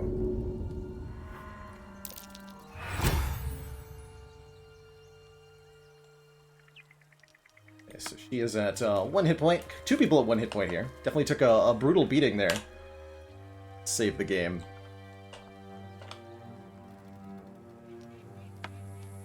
But we're alive. Grimblebach. Scale mail armor. T-shirt of scale offering some protection against the slings and arrows of the world. Some money. Continues to take all of it. Their armor, long sword, studded shield, more thieves' tools, and a trap disarm toolkit. Take all of it. Is there anything in this box? Beautiful. We're out of heals. Use both our spells on magical attacks. We're in leather armor, short bow, gold. The bow and the money. Leather armor's worth 120. We'll pick that up too. Valuable. Time and the elements have left the plaque unreadable. Fortunate.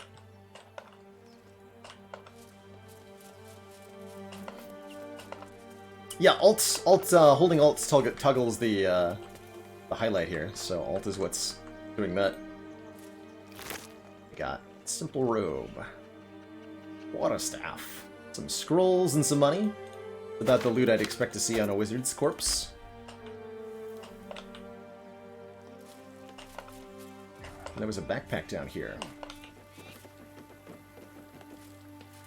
as well as a bedroll, which I can lie down on. Rope, torch, more thieves' tools. Sack has a zucchini. Delicious. I will eat the zucchini. 2 health. Nice. Okay, so food can heal you. Wonder if you can do more complicated things with it. I'm gonna take a quick break here, refill my legs, stretch my water, use the bathroom, because I have to do that desperately. So I am going to take a short break here, and then we're going to continue adventuring. I'm having a really good time exploring this game so far. and I'm really curious to see more of it. So I will be right back, and then we're gonna keep going.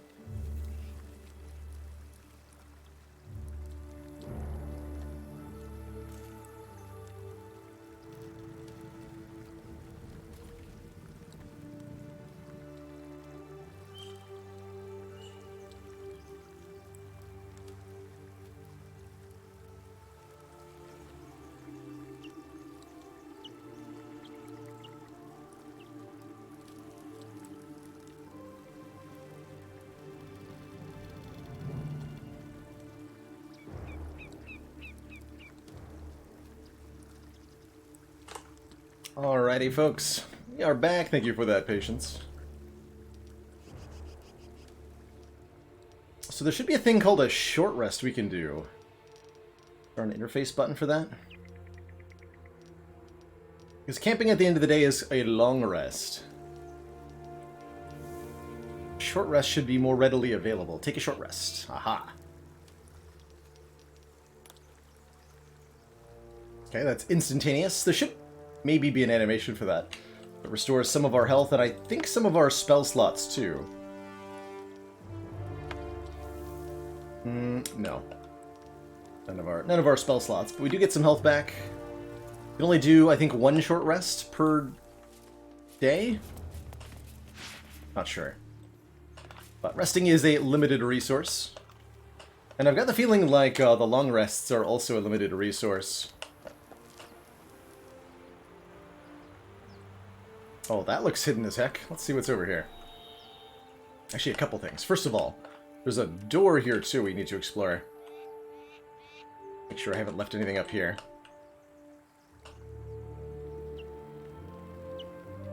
Oh, whoops. Where's our variety screen? Here we go, we're back. Sorry about that. Thanks for watching! I definitely fat-fingered my scene select there. Yep. The save is definitely right next to the scene switch button by default. Snared. Ooh, that did damage too. Creepy plants attacking me.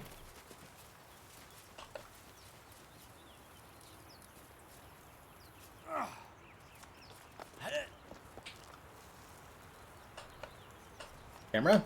Hello? Camera doesn't get the memo sometimes. Locked.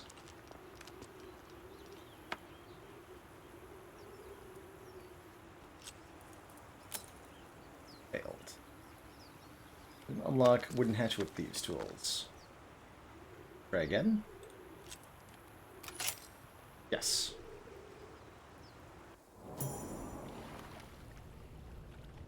Dank crypt. Journal updated. Explore the ruins.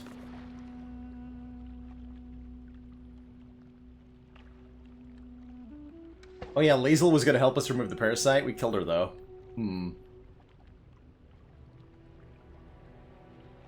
Entered some ruins through an underground cave. There's bound to be some interesting artifacts down here.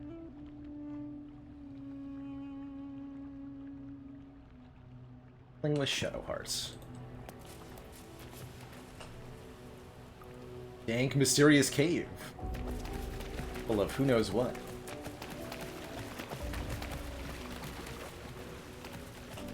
Parasite has done nothing wrong yet. Not be so quick to distrust it.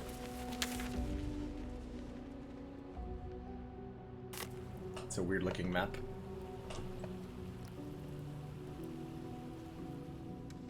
That's a dead end. But this sure looks like a dungeon. No sign of a struggle. I wonder what was so subversive about their words that they commanded protection.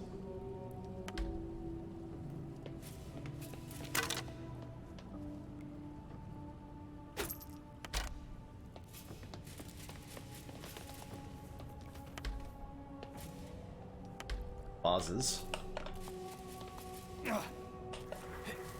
Look at that. Jurgle, the scribe of the dead.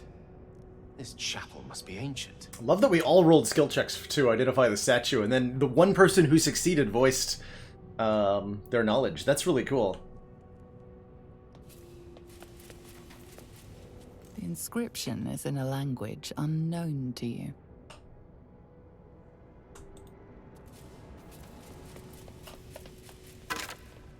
Scimitar. Alright, it's down here. Dark AF. Where's a light spell that we could have learned? Or if that'd be useful in a situation like this one. What are your cantrips, Gale? Mage Hand, Ray of Frost, Firebolt. Okay.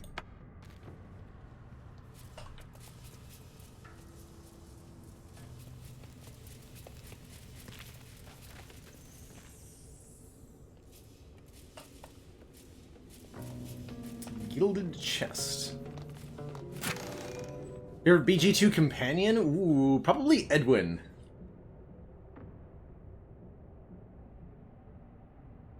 As a fan of D&D, would I recommend playing this at all? My official recommendation, if you're liking what you see on stream, or if you're a fan of the original Sin series, is to wait for this game to come out of early access and then play it. Because there's a lot of promise here. And I suspect Larian's going to turn this into a really good game by the end. But the best rewards will definitely come to those who wait. A scroll of silence and a heavy key. Found on the body of a long-dead scribe.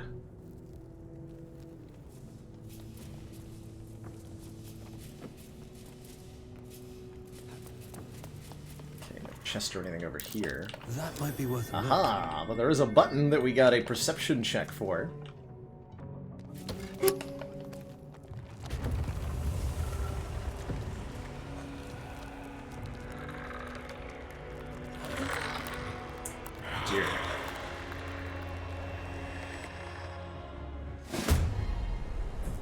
Commence battle. Hells. Something just woke up down here. Entombed scribes did not Let like... them come. The darkness can be to our advantage. What happened there? Entombed warrior. Scribe. Okay. We have a lot less abilities than we did before. Should be not afraid to use our scrolls then.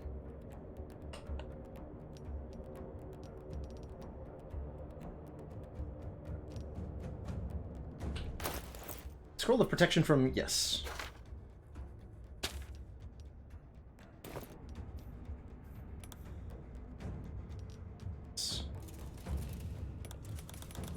Interesting. Okay, we want to put the wizard out front because he's got good armor class.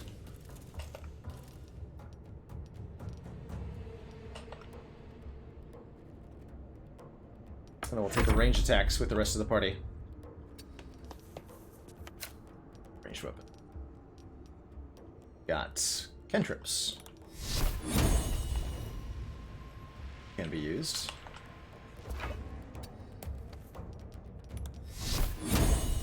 Intended. 2 damage. Oh yeah. Good job with that cantrip. Oh god. It's a wizard. Oh, the scribes are wizards. I'm gonna get super dunked here. That's not good. I don't have enough spell slots left for this.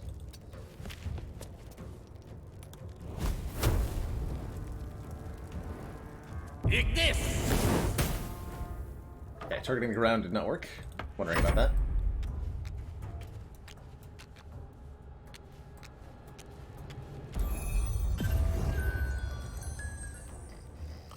To sleep.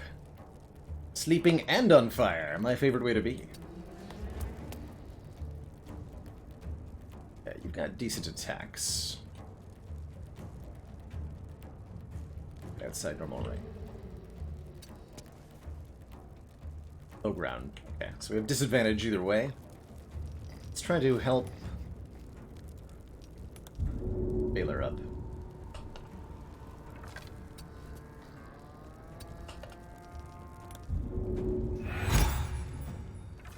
Put out the fire, too.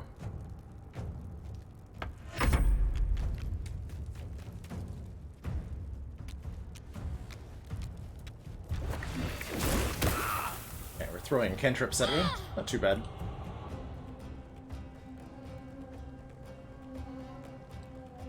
Six acid damage. 6. Okay, we'll need to use a healing potion, probably. We also have Turn Undead, which I think I would like to use. Is there an easy way to pass a healing potion to Gale? Probably not, right? You guys are going to be immune to poison. Just have to, like, run up and bap them. It's dashing time, then.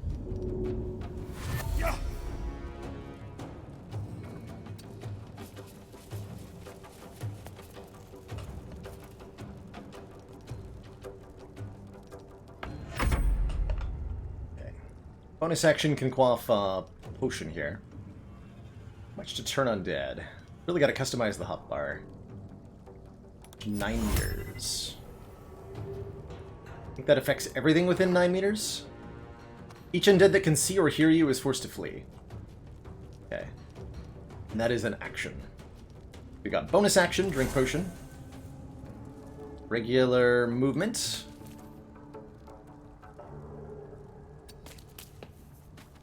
And then we can turn, hitting 2 of them. Okay, one of them was affected. The Entombed Warrior must now flee, so that'll probably take care of that for a bit. Ooh, Burning Hands. Thankfully we seem to have dodged. Gonna heal too.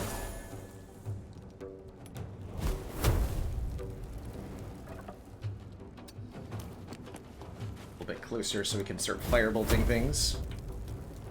2%. Don't want to hit the one that's fleeing. We just want to kill the other ones. They're currently being a problem for me. Eat this!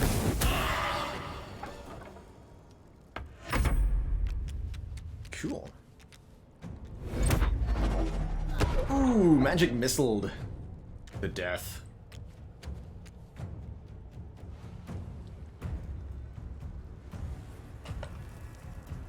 To death. Kill the wizards.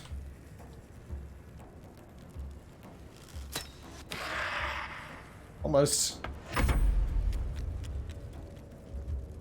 Hopefully that one will burn to death. Yeah. I was hoping it would die like that. Death saving throw failed. So Shadowheart is one closer to death. Probably gonna have to go rest after this. Go for the melee attack. Figure out if there's anything better we can do with our wizard here. Party did not like your excessive use of grease. Friendly fire is a thing. Arcane recovery. Wait, arcane recovery is a thing. Oh, I use that.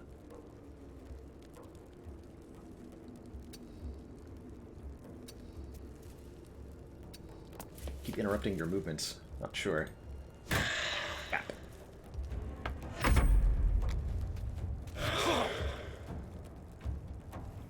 Solid attempt. Calm down, sleep.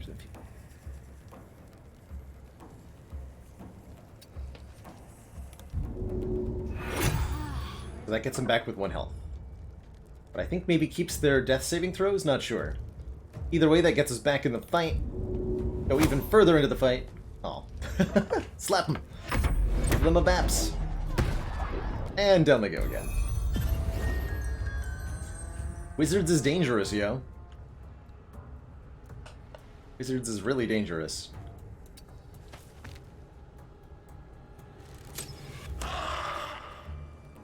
Okay, a light tap. Death throw successful. Good work, good work. Please don't die, everybody. I need you to be alive. Quick, just help each other up over and over again. I'm sure this will have no negative consequences whatsoever.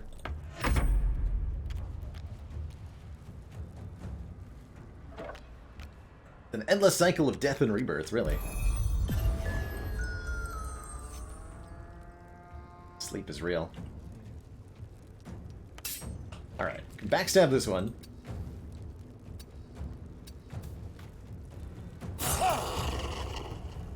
Stab him so hard he just disapparates instantaneously.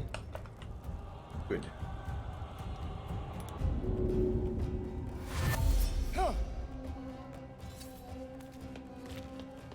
Go!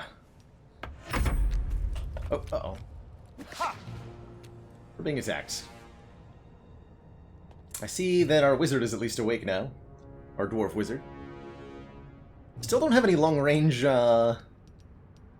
cantrips or a ranged weapon. We need to fix that at some point.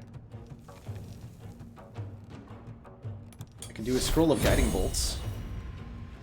Yeah. Perfect.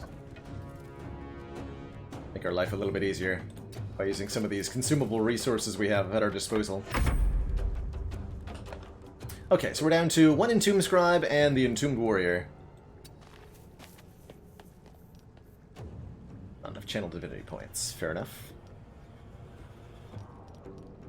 Alright, in that case, Sacred Flame this guy. Get the save, unfortunately. You get back here. So many magic missiles. Oof. 55%. That's a bonus action either way, yeah.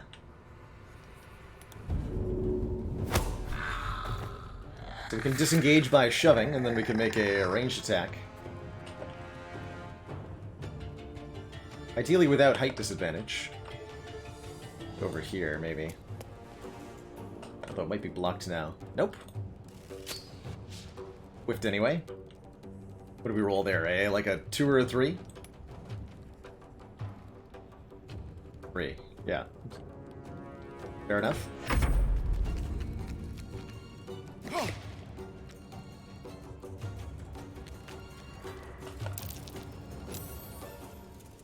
Okay, please don't die. Everything will be fine soon. Love the wizard to do it, though.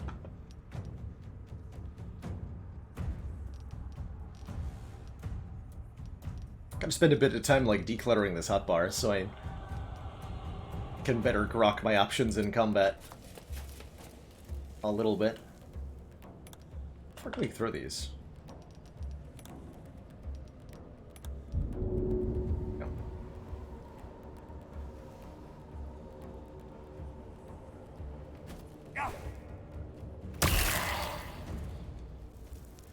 I did a point of damage.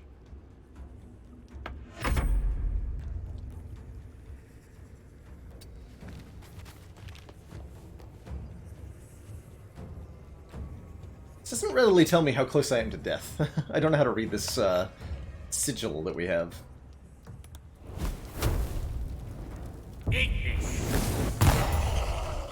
Good shot.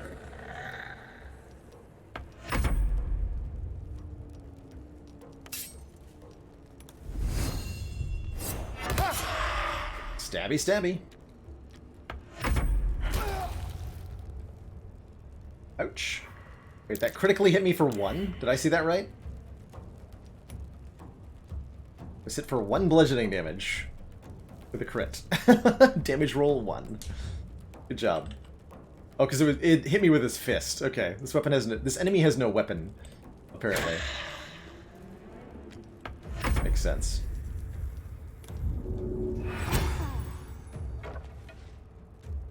Oh, I see it now. There's 3 divisions on both sides. You can see how close or how far you are from dying. I get it now. We have a bonus action, okay.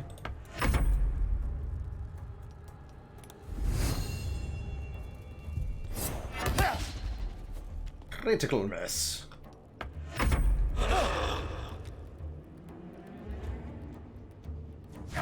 Oh, come on.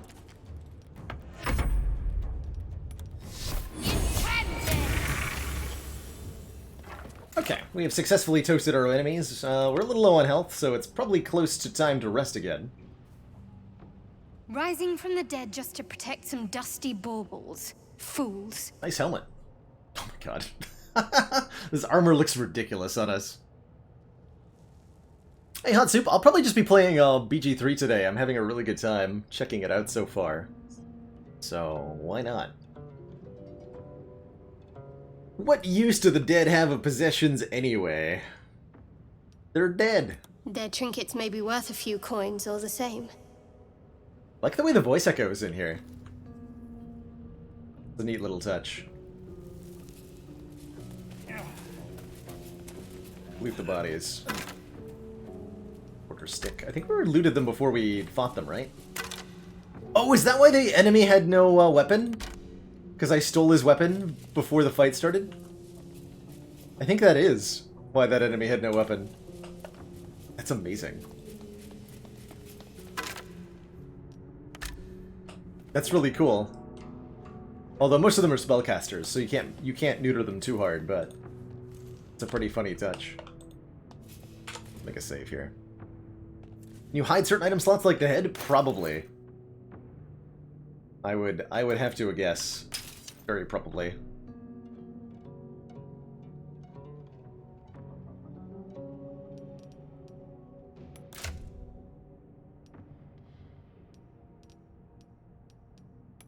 Character sheets. Likely be here if it's anywhere. And if not, they'll probably add a toggle for helmets. It's been a feature in previous games. We're actually over encumbered currently. Oh, I don't know what I'm suffering. Penalty-wise. Now we have to take every weapon we ever find on bodies. That's right. Right. We have some healing food I guess we could dole out. It's so weird that we've got 4 separate inventories. Be nice to have some sort of, like, party inventory.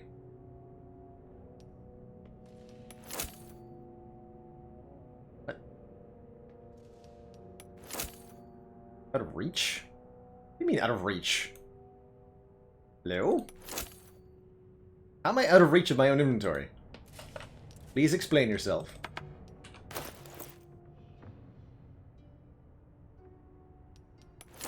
Apparently it's out of reach.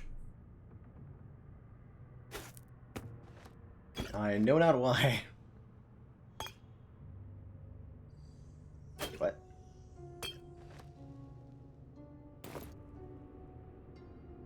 Three of my potions are gone.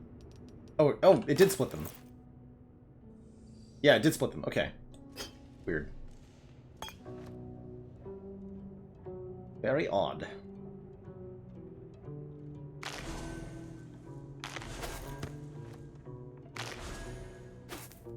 Waterdavian cheese wheel. Delicious. What are we doing hit point wise?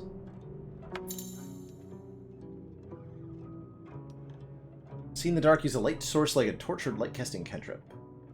Which is with dark vision, don't need an external light source. Oh, Baldur ended up eating all of those, even though they were in other people's inventory. Oh, I had to have them clicked. Understood. Understood. So I can eat like this. Understood.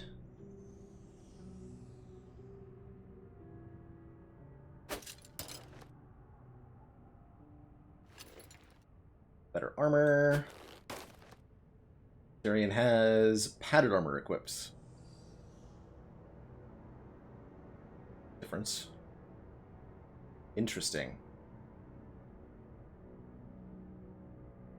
See that Gale is still at 1 hit point.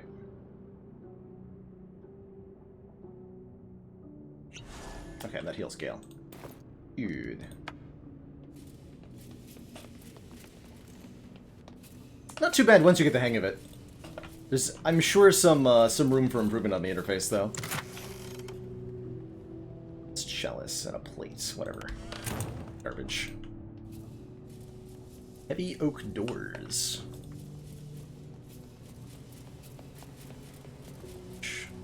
Take that bench for granted. Forbidden knowledge, without a doubt. Book of Dead Gods. This book is far lighter than it should be, with such a massive log. Search for an arcane rune to sabotage, smash the book open, or open the lock, knock the lock open with a spell with a wizard and charisma check. Interesting. Do the arcana, that's what we're good at. We got +4 here. It is DC 15 though. We need an 11. Once you click on the option, you commit. Doesn't look like there's a way to go back. Got there, though. As the lock opens, a loose page comes with it. Magic pulses from the parchment. What was once script is now an obliterated scrawl. You have a sense these are names, a list. But of what? Religion, conveniently a skill we have proficiency in. So this is an easy roll.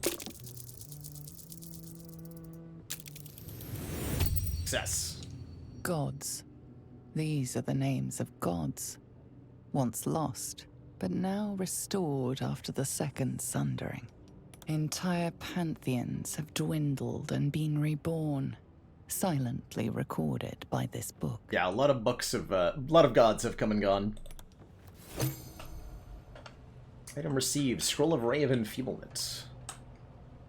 That was in the book. Names of dead gods, most of them unfamiliar and unpronounceable, fill the pages of this ancient tome. Several entries on the last page have been stricken through. The final 3 thoroughly enough to be completely illegible. Take that with us. A way to examine? Checking for traps, or trying to. Polished ring. Each purple gemstone in this thin silver band has been polished until it gleams. Worth 100. Sarcophagus contains a maul. Martial two-handed melee weapon. 2d6 bludgeoning. Smash action. I think I want a two-handed hammer. Kind of heavy, too. And then this looks like a dead end. Back out this way, then.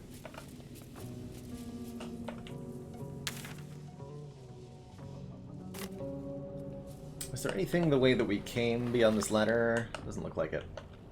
In either direction? Okay. So the doors, then. I think we have a key, right?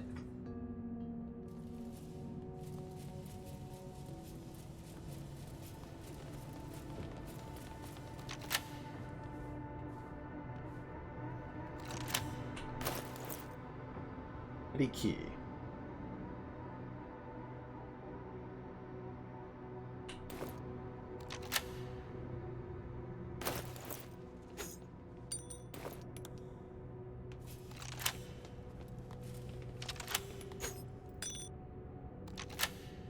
Nope, that didn't work.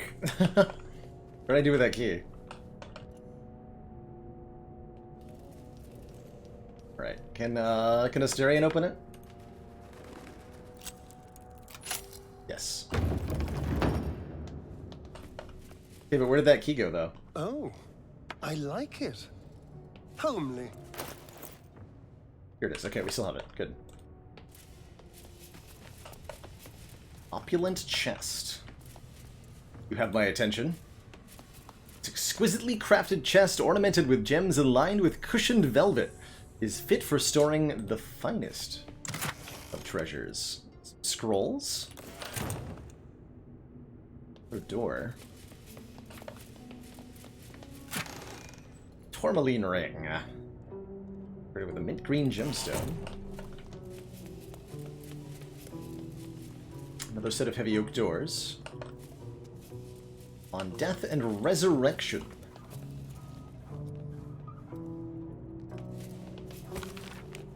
An excerpt from the ongoing metatext, Rebound, by Iosipha Elgin, a scholar excommunicated from the Church of Denier for her heretical efforts to reconstruct the metatext, her gods annal of lost and hidden knowledge.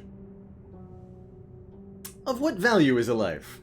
Far too esoteric a topic to warrant any serious critical consideration between these pages, surely, or so it would seem at first glance. But once we push aside the mysticism and dewy-eyed sentiment so often clouding our assessment, it is clear that across all the spinning planes, each and every life does indeed have a quantifiable value. It is simply that not all are equally valuable. Consider, we already know that the destruction of our material form is not the end. If anything, our souls are more free after death, transcending planar barriers, in search of a resting place that best fits our deeds, beliefs, and stations in life. But even this assessment is subject to market forces, Lord Kelemfor weighing our souls against how thoroughly we have given them over to other gods, and empowering them in turn. There is, of course, an alternative route, not the end of the path, but the chance to retread it. Clerics across the realms wield the power to return to life any soul deemed worthy or willing enough. It is strange, then, that these so frequently intersect with those deemed wealthy enough, for the components for such a spell are beyond the means of most mortals. 500 gold of diamond powder, right? I have interviewed those who have made such a return, and in truth have found them to be of the most dull and unimaginative sort that I cannot possibly imagine what it is they were so eager to return to. If a true assessment of the journey is to be made, then there is simply no replacement for embarking upon it oneself. Perhaps one day, this great volume of learning will make me worthy enough to walk that path, and wealthy enough to return. That's a pretty interesting read. I wonder if that's hinting to us that there might be something that awaits us. To wares? Oh, you can put things directly into the camp. Interesting. Wares at the camp. Is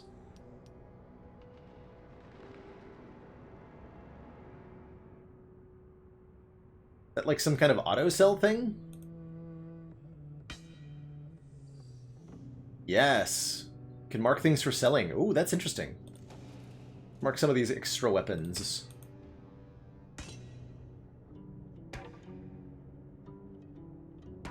Cool. Hey, Biff Boy, I did indeed play a lot of Divinity Original Sin 2, and very much enjoyed it. Very much enjoyed it.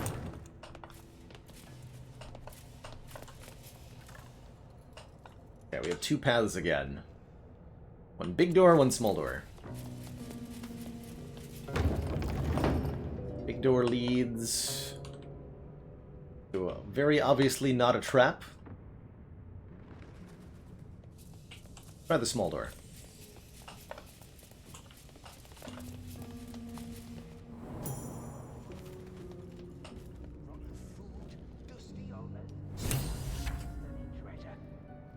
Where's the bloody lock?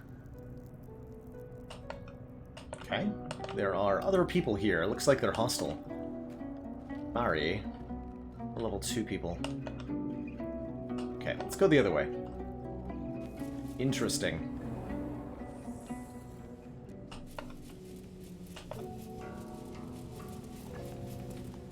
Most interesting.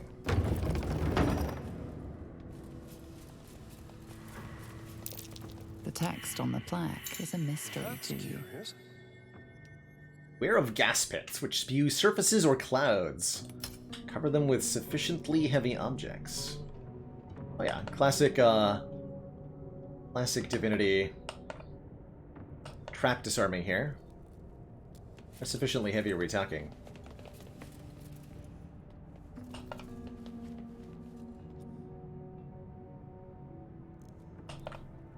Think.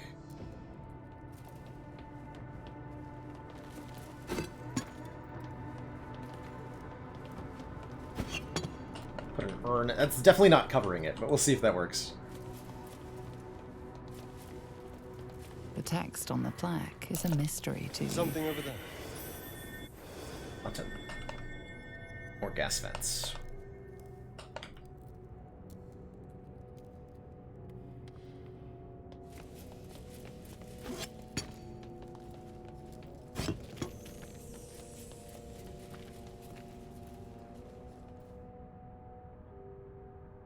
Only dragged them so far with one throw. That's curious. Fine, gargoyle head. Keep covering up these gas traps.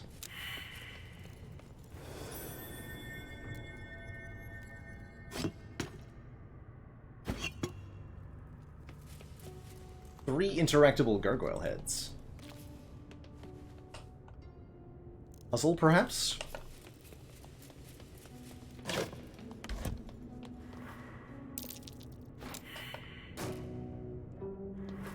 Make a solid yeah, I was gonna say there's probably another gas trap in mirrored positions here.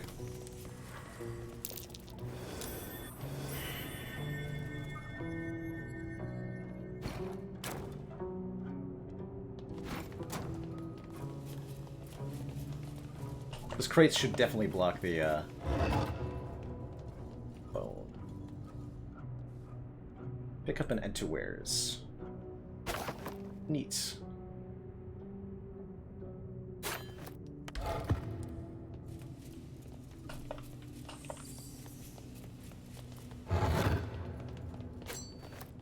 Ringmail armor, heavy armor.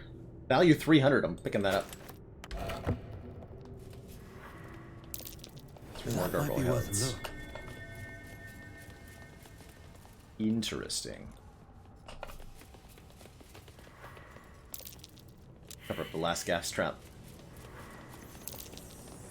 Something over there.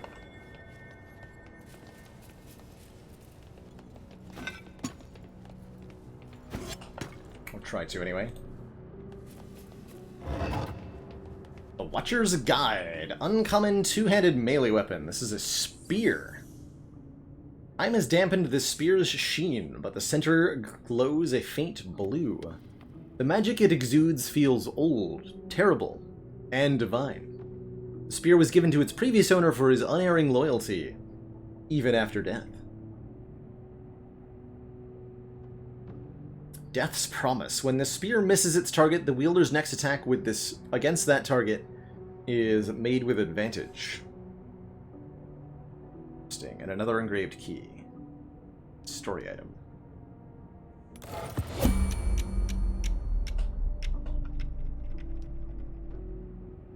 And that put us into turn-based mode. For some reason.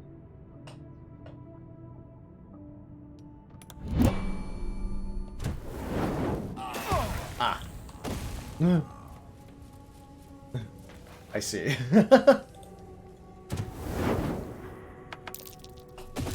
Okay, let's not move unnecessarily.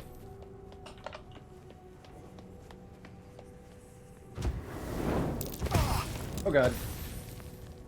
Help.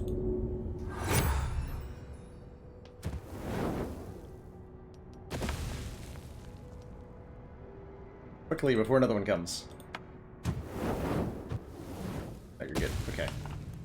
Get out of there.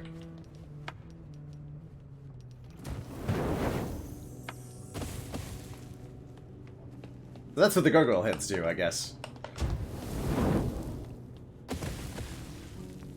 But we managed to avoid, other problems. Okay. Get out of here. Save again. So I wonder if that key we found opens the other big door that we already opened.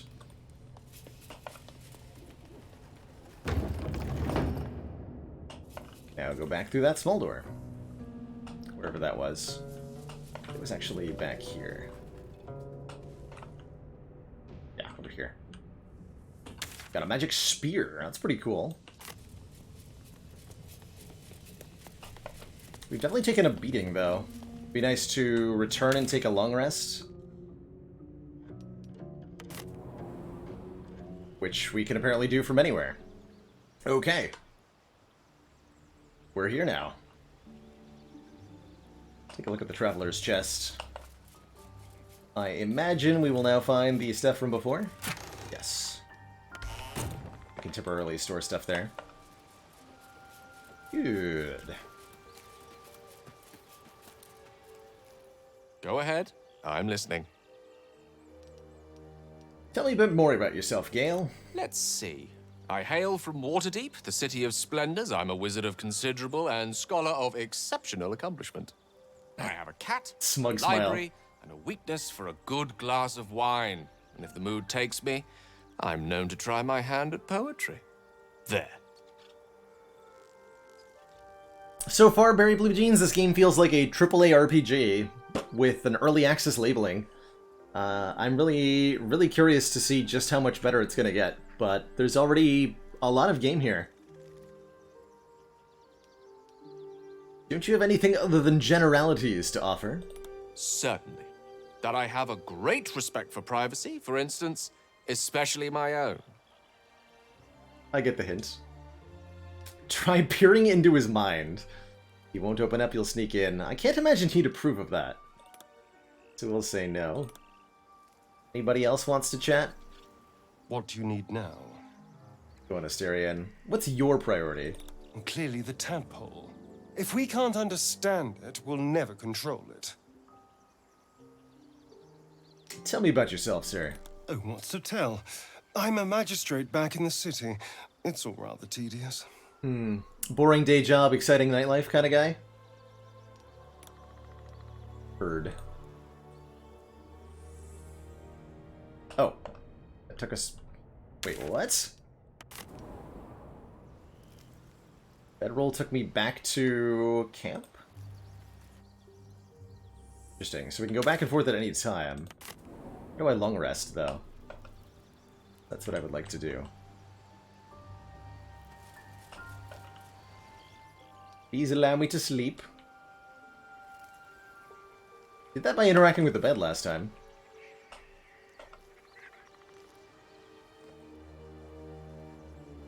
Find Familiar is a spell in this game, El Pollo Batman, so I think you can do that.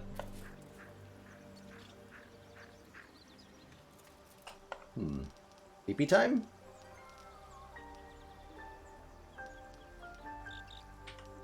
No.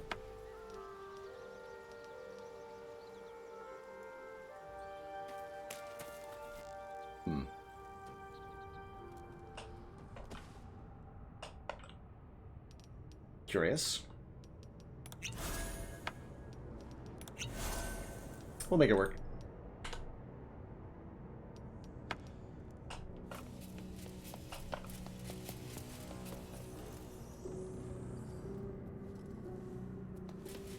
So the small door was here. Yeah, it could be Bazalis. In which case I'm going to soldier onward. We could run, like, try to find our way back to town. We haven't actually even seen town yet. Not even sure this is a door. How does it open? So there's somebody on the other side also trying to figure this out. No lock, no handle. How does it open? Oh, look at that. Check that out. Dark vision on, dark vision off. It's a neat touch. No lock, no handle. How does it open? With violence, I would assume.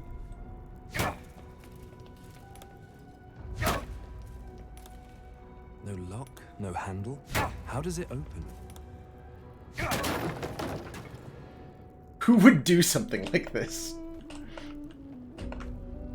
How could you? How dare you? The door is simultaneous. Well, I don't know, it's broken. That's actually cool. Slightly broken. You're in combat with Mary. I ain't going home empty-handed again. And there's other tomb robbers here. Aseid Barton. Interesting. Oh, it's still losing chunks? That's really cool. Combat as punishing as Original Sin 2. A little bit less. If you go down, if you hit 0 hit points, there's a lot of mercy before it turns into a real death. So it's easy to get people back up. So I wouldn't call it quite as punishing, at least not so far. But I strongly suspect that,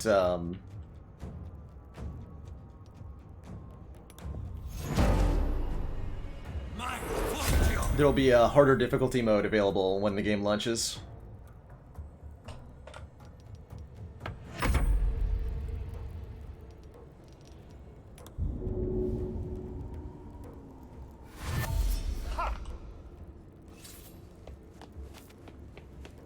I ain't going home empty-handed again. Stabbity stab.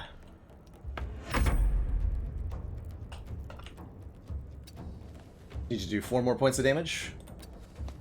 Pretty reasonable.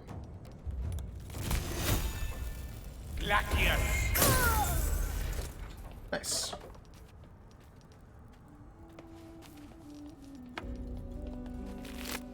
Cumbered area. Oh, that's Blade Ward. Armor, short bow. To wares. At least there's no skeletons this time. We're expanding our hotbar. Lock it so it'll stop putting stuff on. Whoops. A wizard's quite worthless with a tired mind. Sleep beckons, and I would follow.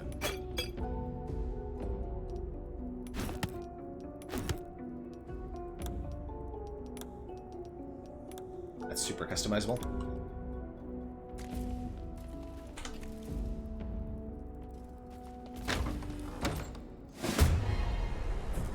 Clear off! We got here first.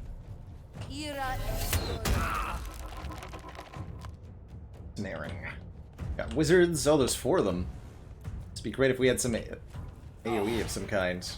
Oh, he's down. Man down. On his turn, too. The oof. Oof is real. You're gonna lose your enemies that distracts nearby creatures, compelling them to investigate. That works. In combat. Probably not, huh? Help up your wizard friend.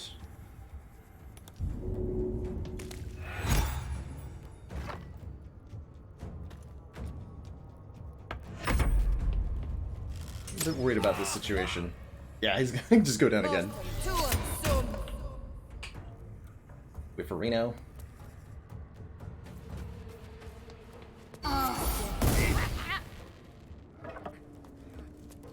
Some friendly fire just happened. Good job.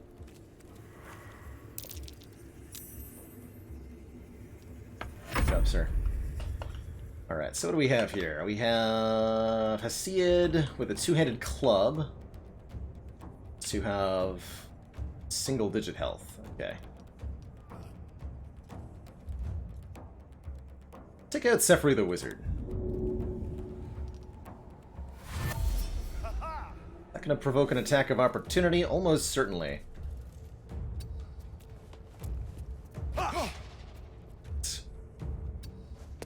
We've got a lot of decks.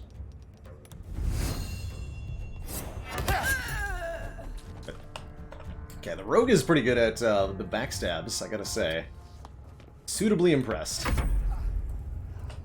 Very suitably impressed. And that actually caused this guy to turn around, so we have advantage on the attack from behind now.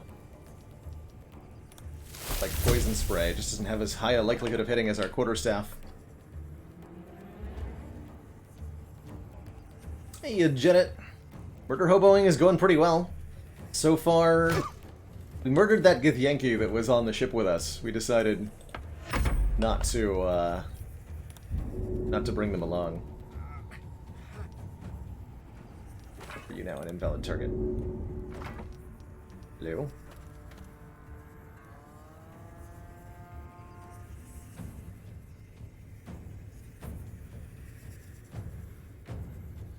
Is he like down? No. There we go. Just needs to move a little bit.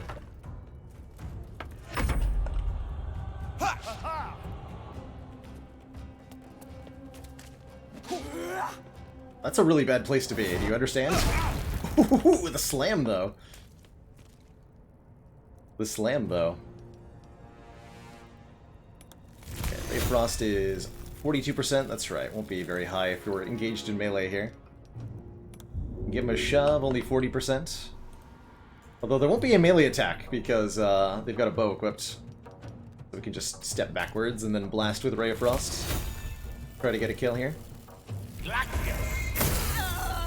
Nice. Good high roll on the damage. We can just run behind this guy and stab him in the back. Rip. Okay, I really like the rogue so far. Cleric's feeling a little bit weak, but that's only because she's out of spells currently. And can also run behind this guy and attack with opportunity here. Or just make a save against. Hello? Is saving throw against Gale? Is the ice on the ground? Can't dip my weapon in ice. Tragically.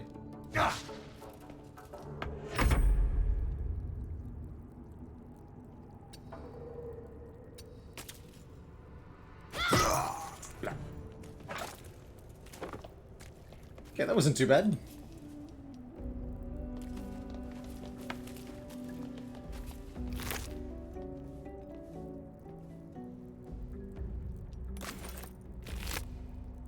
Mail armor. The Great Club. Club is only 1d8 bludgeoning. Simple weapon, two-handed, dippable, smash. Pretty whatever. Yes, floor effects are in this game. They seem less out of control, at least so far, than they were in Divinity, but the mechanic is absolutely present, yes. As there are a lot of traps seem to work similarly to Divinity as well. If you remember traps from those games, they'll be natural here. Very much feels like a Divinity Original Sin game in terms of the gameplay. Scroll of Animal Friendship. Charm a beast and convince it you mean no harm. Spell ends if you harm it. Fair enough.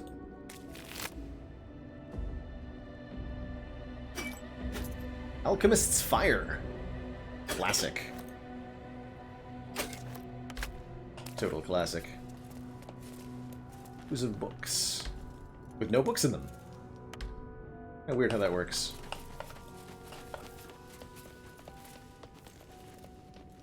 Books as far as the eye can see, and yet there's nothing to read.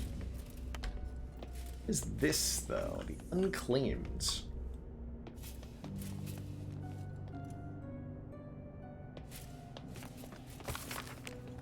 In life, her service had been impeccable. Daily did she devote herself to the Lady of Loss. Daily did she free herself from the tyranny of memory. All in time was lost to her. Her relations, her preferences, even her own name. Upon the altar of her devotion placed she the ultimate offering, her emptied mind. And when she died, when she awoke in death, and found herself standing in the pale and faded City of Judgment, she waited for the Lady of Loss to retrieve her. A million souls and more passed her in colorless gusts, but no hand materialized in hers. No voice whispered instruction in her ear. No guidance proffed itself from the bleached and barren sky. Time, immaterial time, passed around her like air, coming and going. And still, the goddess did not come for her devotee. I think so, yes, Jamet Shar is being referred to. Celeborn pitied her as much as the Lord of the Dead is able, but could not intervene. Cleric of the Lady of Loss, unclaimed despite her worthiness, might yet have one more lesson to learn. That, not of forgetting, but being forgotten. A rough fate. To devote yourself and your life to a god in the Forgotten Realms is to ensure your afterlife. When you die, your soul moves to the fugue plane, where it's shepherded on by whatever deity you devoted yourself to. People who believe in no god at all suffer a fate far worse than just regular death. Ending up as lost, unshepherded souls. They used to be entombed in something called the Wall of the Faithless in the realm of the Lord of the Dead, but I don't know if Celeborn has continued that tradition or not. It was a miracle thing. Ink pots. You do not recognize the language on the plaque. Fine dust coats the pages of this weathered book. Beneath the bone-white powder, hundreds of short obituaries are recorded in a tiny script. Robian Tipple of Ilmater died to drowning. Yvain Arkinson to Ogma from internal rot. Devon Stout of Saloon to fever.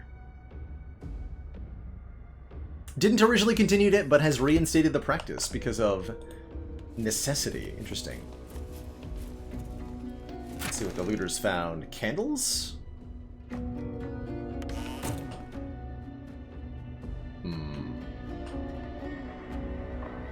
Candles. Something over there. I wonder what that did. Wonder what that did indeed.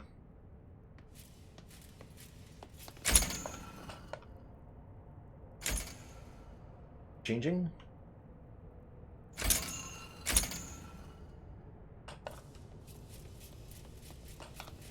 I wonder if I need those candles for anything.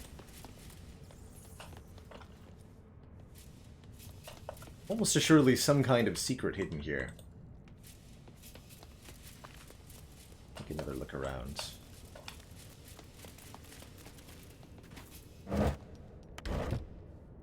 Oil barrel. Fun.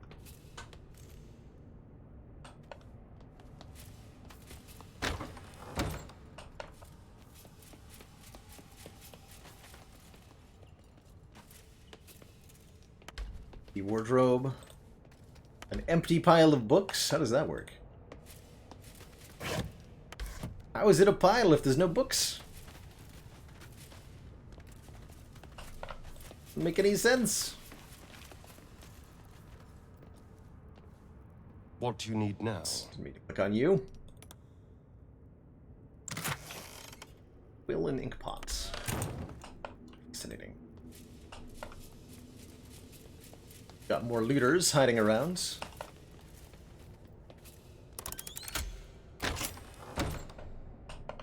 Okay.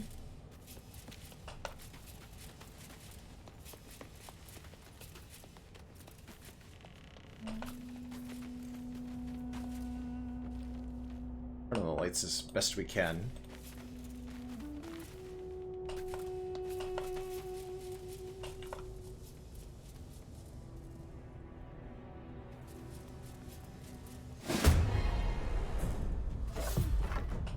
We got company!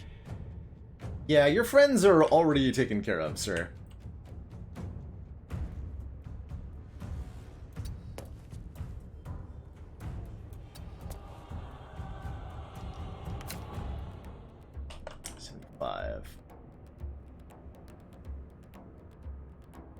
I think we can make a ranged sneak attack here, can we?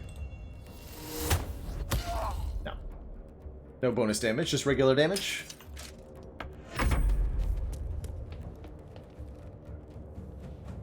Knowing exactly how far your enemy can move could definitely make a really big difference in a game like this. You can prevent them from getting an action on their turn. Gonna have a good time.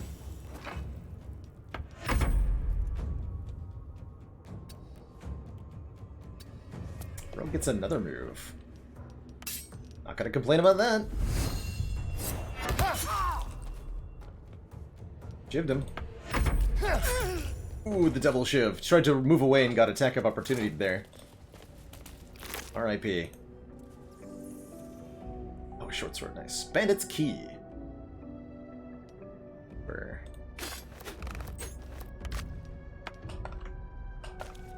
Opulent chest. Lead is worth 50. These cups are not really worth it. Whatever. Sell that later. Through the jungle. The sun had just fallen below the horizon when I first heard its call. 1,000 reed pipes at once, whistling a single, beautiful, terrible song.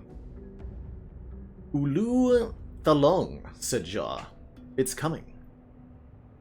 Jaw dropped her pack and scurried up the nearest bitter. With a bit more effort, I climbed a tree of my own, and the two of us surveyed the grassy ground beneath. Awoo! There it was again, above and beneath and all around, so close my skull vibrated from the sound. The ferns and foliage underneath me rippled and swayed. Jaw held a finger to her lips to demand my silence, and in one motion it snatched her. A vine? A tentacle? It hardly mattered. The hunter had found its prey. Jaw's screams swelled and then faded as Ulu Thalong dragged her away. I leapt down to give chase, but the creature left no mark behind. The grasses were untrampled, the shrubs unbroken. I had only the memory of that harrowing call to guide me. Spooky. Oh, give me the cheese wheels. So there's also items, fried sausage links, water Davian cheese. Any of this we want. Tin cups. Carafe of wine? Give me that. Cheese wedge. Milk can. Can we drink the milk? Smells a bit sour. Fair enough. Mark that for being sold. Do we have a leather armor?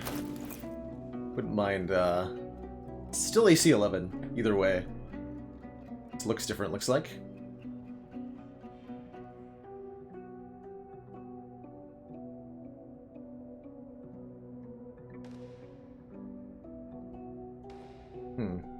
The pick up an add to where's button, I don't think it works properly.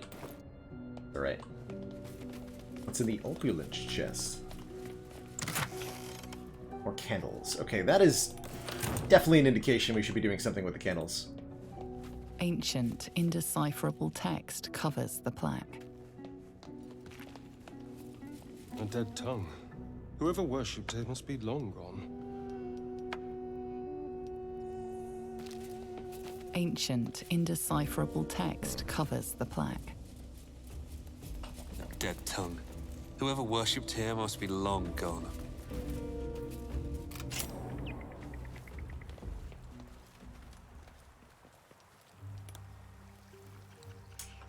And we're back here. Okay, so we ended up going through that dungeon backwards, essentially, since we took the secret trapdoor over here. But now we're back to where we were originally. I'm going to save and see if we can now rest at the camp.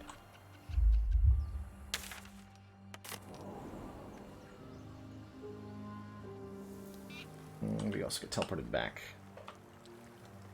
Interesting. But I want to sleep.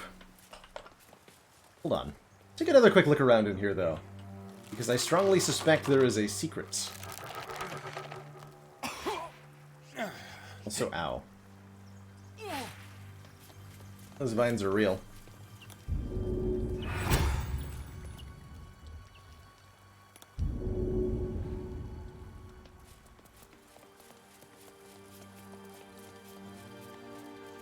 Rangers are always carrying the mail. I like that.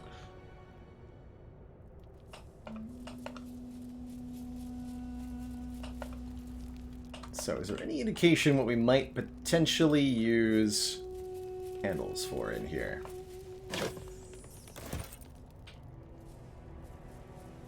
Who closed this door?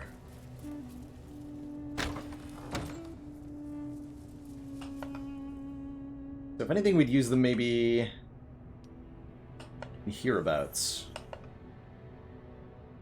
It's ominous.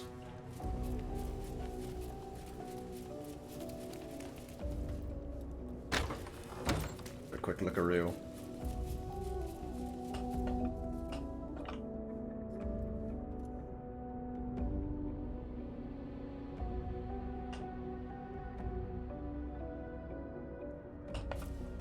Tried nothing and I'm out of ideas. Hey, Boomer! TLDL so far, we have space slugs in our brain and we have to get them out. And we just went through this little side dungeon and got some interesting loots. I think our next goal is to find a town so that we can resupply ourselves a little bit better. So let's make that the priority. Find a merchant slash a safe place to rest. We are battered after a long day in the wilderness. Very battered. God, not that again. Stupid magic vines. Like, huge damage, too. Alright, so, according to this map, we're lost.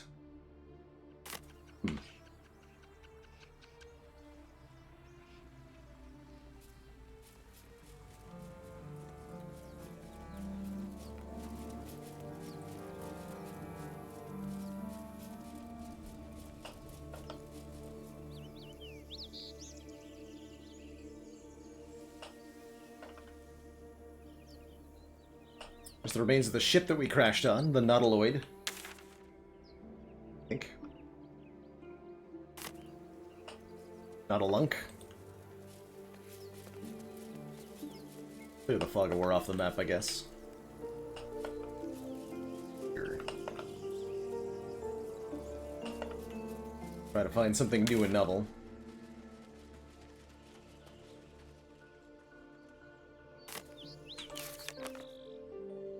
We have not investigated the ruins completely, according to the journal.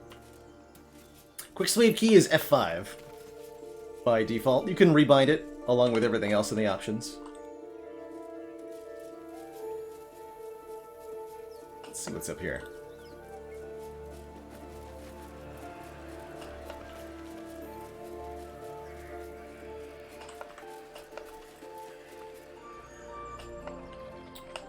A waypoint and a very steep cliff.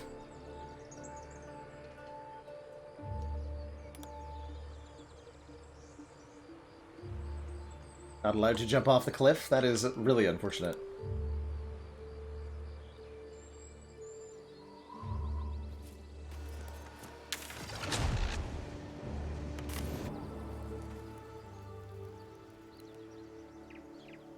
That does take us back. Resting just, like, no longer an option? How do I sleep? Please. How can I help? Just want to sleep.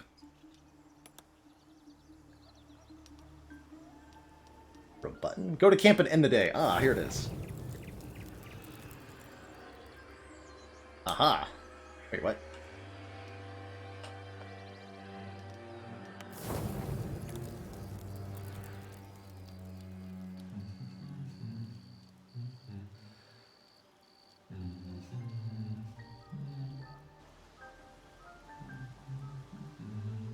What?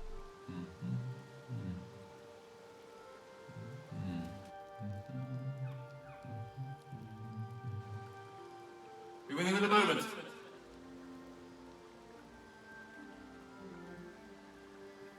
This is glorious.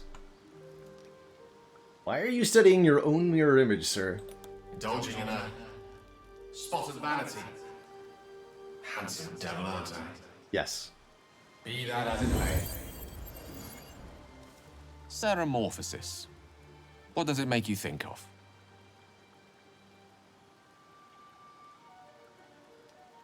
Until quite recently, nothing at all. Ah, yes. The good old days. Day 1, fever and memory loss. Day 2, hallucinations and graying skin. Day 3, hair loss and blood leaking from all orifices. Need to go on? So we're on day 2 now, yeah? Day 4, excruciating pain as the skeleton and organs reform and reposition. Day 5, the host personality has disappeared. Fingers and toes and limbs elongate. I take it you get the picture? I do, but you may as well finish the picture. Day 6, the flesh around the mouth splits to make way for tentacles. Day 7, a mind flayer is born. This is the annotated version, of course.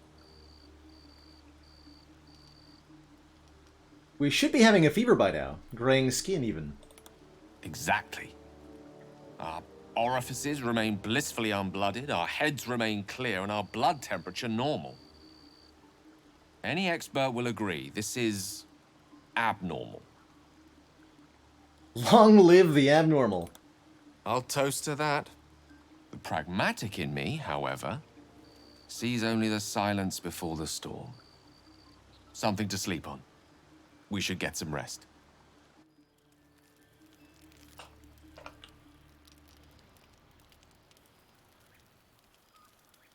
So, not a tentacle to be seen? I'm hoping... Yeah, not yet. Yet. Of course, first sign of change, and I'll have to stop that pretty little heart of yours. I am open to suggestions. Knives, poison, strangulation, whatever you'd prefer. How would you like to go? I don't think poison is for me. Nor stabbing, come to think of it. I always felt decapitation was a fine choice. One good swing and then... nothing. But we were talking about you. What'll it be? A fall from at least 100 meters. Then I suppose we'll just see what happens. Oh, he disapproves of me not Don't worry, answering. darling. I like you. I'm sure I'll make the right choice.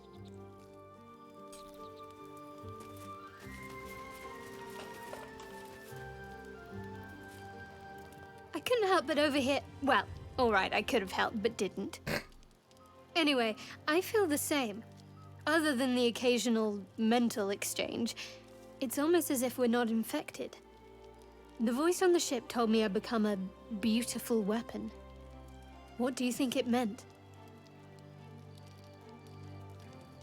Sounds like it had some kind of plan for us. Whatever they were, those plans were interrupted by the dragons. Either way, we can't take the lack of symptoms for granted. We have to find a healer. Well, I've said my piece. Get some rest. Hey, please welcome. We chose to kill the Gith fighter because there were some tieflings that told us to kill her. We said yes! It was great. They didn't join us, though. I was kind of hoping they would. Go ahead. I'm listening.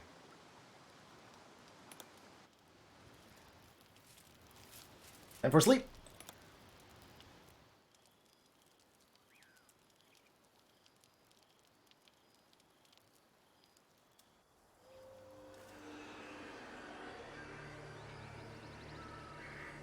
Alright, we are fully restored. So that was the wrong button.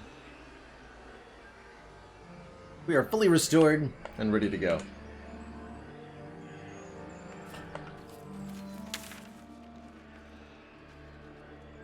Here at Sylvanas' Grove.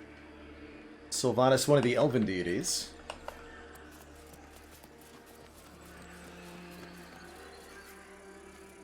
Open the bloody gate! Nobody gets in! Hey, we found a town. Zevlor's orders! That pack of goblins will be on us any second! What's going on? Goblins are on our tail! Open the gate, Zevlor, now! You let goblins here? Where is the druid? Please, there's no time! You guys can't handle some level 1 goblins? Come on. Oh, they've got wargs. Alright, fair enough. By the 9 hells! Open the gate! Wargs are pretty spooky. Oh, and a bugbear. Or a hobgoblin? Something like that. Ooh. Cannon! No!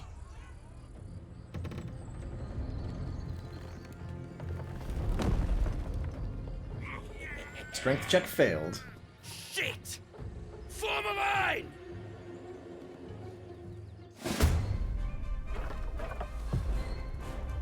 Commence battle. Woof! 12 damage? Hold on. I think I got destroyed there.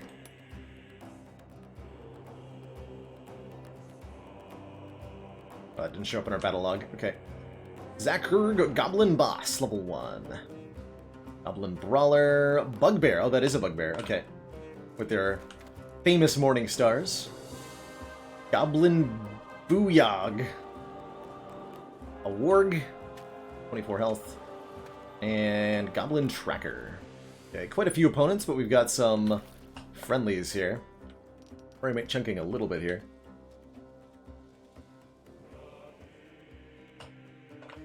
Okay, we should be able to make a ranged sneak attack, maybe? Although we're pretty far back with Zetherian here.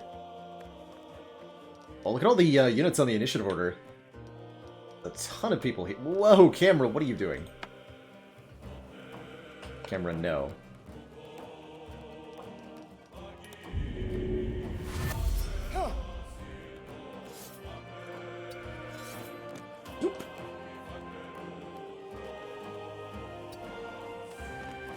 For auto-saving in the middle of combat. Set. I don't have advantage on anybody, so we don't have any sneak attacks we can do. Back our way over there. Going next, followed by the Booyog. Shoot at the Booyog.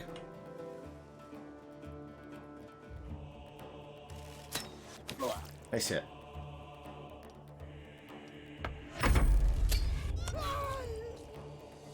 Rip that guy.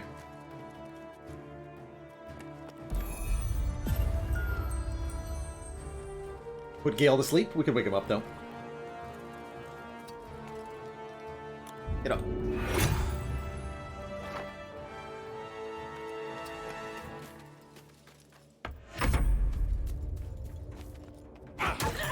Oof. Goblin Tracker fell to a lethal blow. Blade of Frontiers.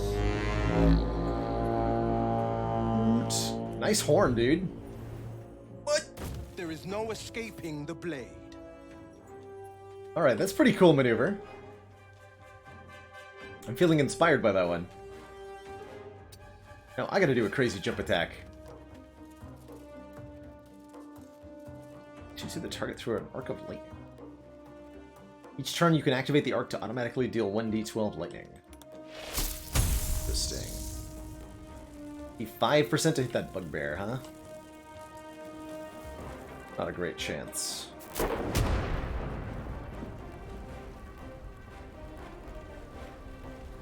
that's a short range.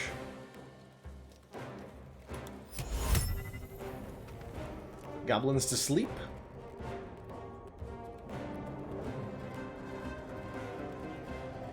Including the leader.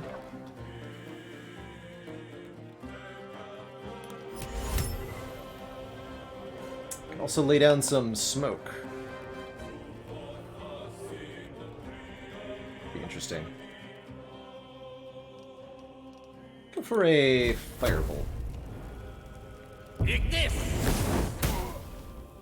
Critical miss. Still did 2 damage though. I think it does a little bit of AoE. And creates a flammable surface, yeah. So that would be the surface hitting him. Yeah, isn't there's some nice XCOM vibes that I really like. Increase max health. Interesting.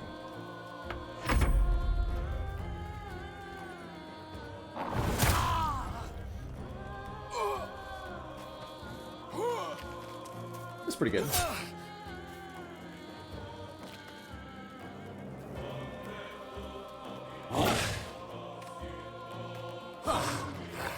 Wonder how important it is to keep these allied combatants alive for this fight. It's like a lot of them have height advantage and ranged attacks, so they should be pretty safe. This will be an easy melee wizard kill. Or I could just whiff the 88. That's fine too. Attack roll 4 with advantage. Solid, solid. Good job, me. Give him a slap at least.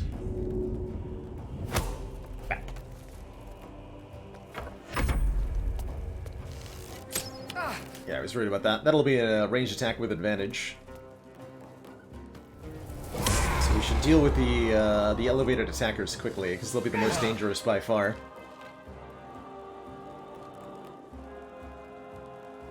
I still have this stupid brawler to deal with. Tracker up here. Actually... too high. Fair enough. That looks pretty difficult to reach. Although, we're not actually injured that much. We took a big hit, but I'm at 14 out of 15 for some reason. Probably the rallied effect.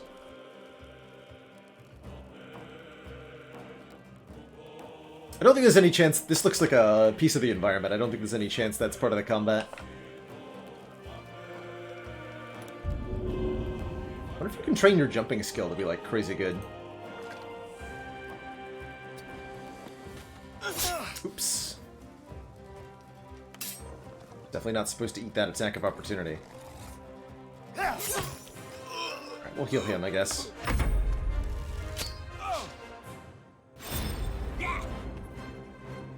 Disengage is an action you can take. Jump slash disengage. Oh. Didn't realize that was double function. Jumping doesn't trigger opportunity attacks. Neat.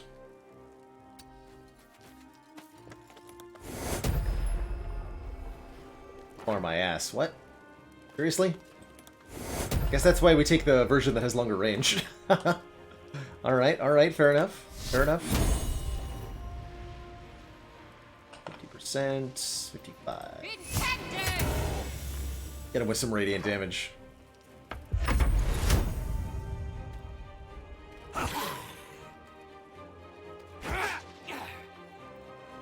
Swing and a miss.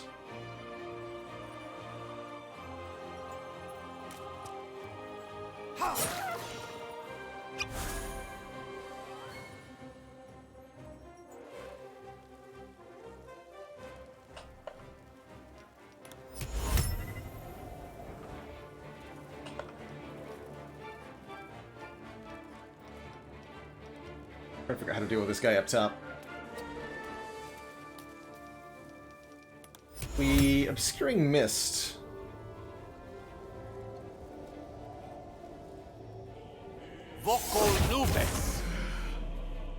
Probably just reposition, but I'm curious to see what that does for us. Drop down a cloud to prevent it from having vision on us.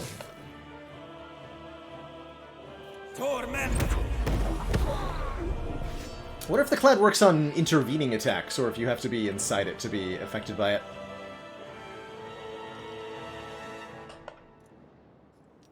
Let's not help. Dash. Hey, Terran the Third, I do indeed enjoy some Path of Exile.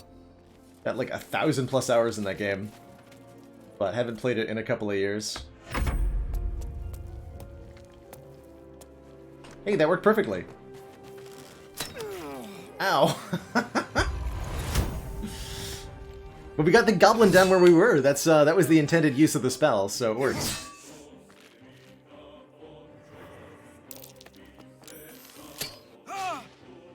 Good job, camera. So does healing get them up? Take you. Yes. Yes, it does.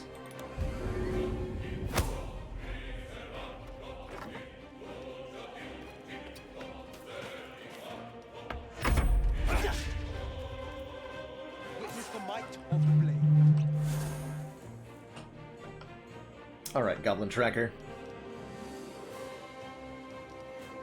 Start at speed.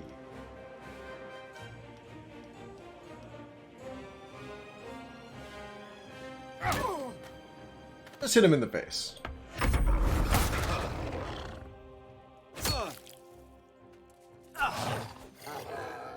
Although we might want to bust out some higher level magic for whatever this experience is.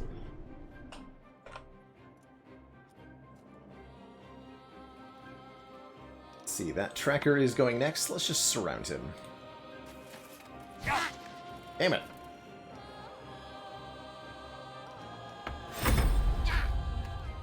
Mark to use disengage. Takes the action though, eh?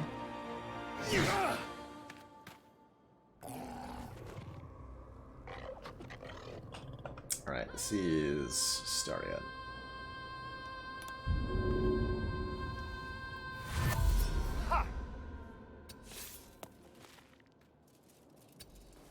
Not sure why we get interrupted during our movement sometimes.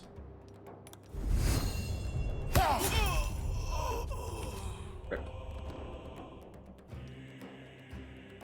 Even dash away-ish.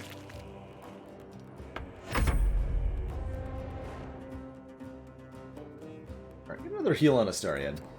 Use our level 1 spell slots at that, I guess. Feels like we can be doing better with ourselves, but I'll take it.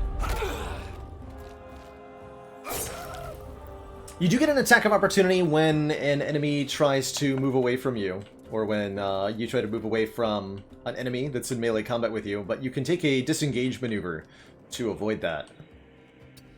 Takes up your bonus action for the round though, so you're unable to do other stuff with your turn.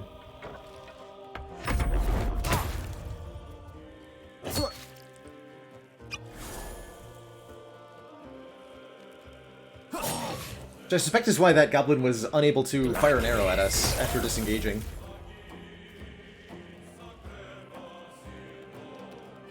Price Healing Word's not in as a cantrip? I imagine it probably will be eventually, right? I think so. I'm so slow.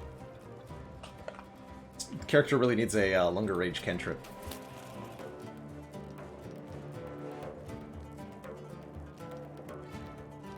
Or at least a ranged weapon or something. Or something. For the Brine Bulb. Yeah. Easy.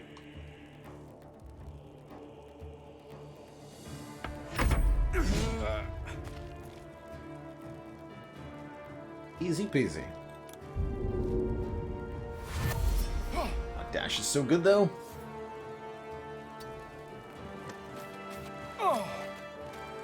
I'm so on fire.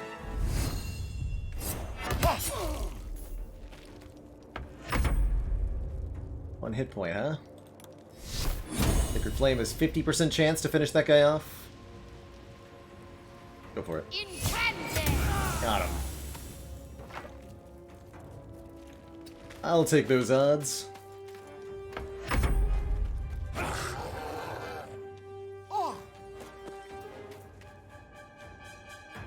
Hey, Eli Dupree, yeah, we still have the tadpoles implanted in us, but we're surprised to find that we are not experiencing symptoms yet.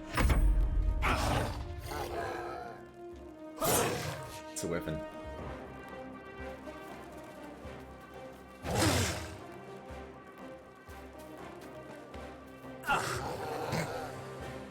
Ignis!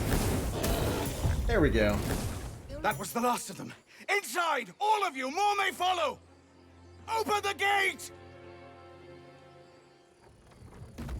Where is the bastard? Damn vermin. Ah! Quick! Loot it all first.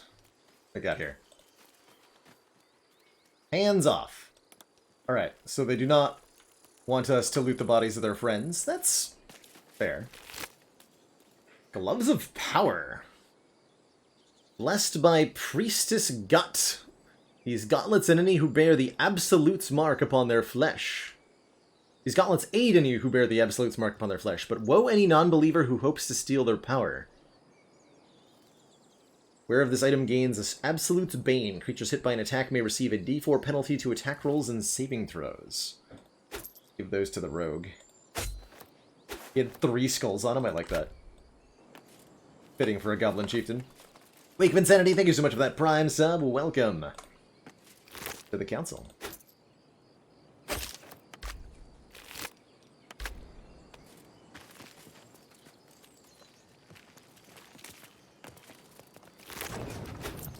From the Scimitar. Pick up basically everything. I expect we'll be able to sell it all soon. Mist is still there.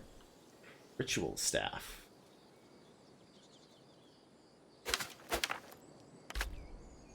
Some spell scrolls.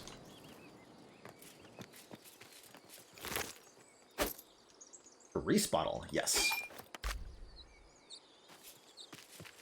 Feel like we're being watched. So, do you have loves waiting for you once this is all over? You know what? That is not the easiest of questions for me to answer. Oops. You mean just waiting? Like a lovesick puppy? Short-term amusements are much less hassle.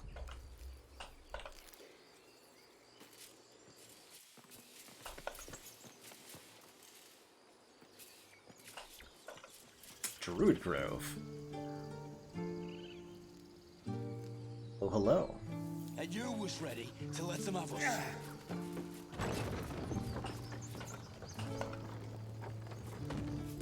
Cannon? He's gone, Archer. Cannon's dead. No! Get up, Cannon! Glad you made it inside. Doubt we'll be safe here for long, though. There'll be more coming. Goblins hunting packs. True. But you've got a fortified gate. You could hold off a horde of goblins from this position. And you'd level up, like, at least twice. Maybe, but we're not fighters. If they broke through, it'd be a massacre. The sooner we leave for Baldur's Gate, the better. How far away from Baldur's Gate? If the road was clear, 10 days walk, maybe? Jesus. But while the goblins are out there, it might as well be the other side of the world. That's like 200 miles.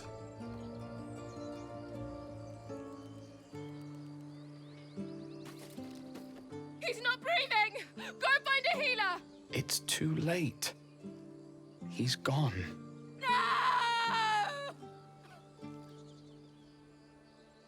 That's okay. I'm sure his death is going to be ruled as non-canon anyway. So, do you really need to mourn? He's dead. You're right. There's no point. Someone's going to pay for this. Arka, no, wait! What are you doing? Okay, bye. We don't have an explanation on why there's so many tieflings, no. I don't know if that needs an explanation in 5th edition or not. Chunky, though. Cannon's belongings.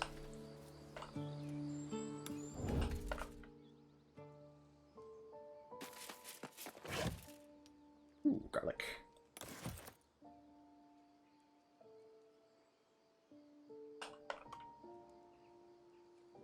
One of these is Cannon's belongings.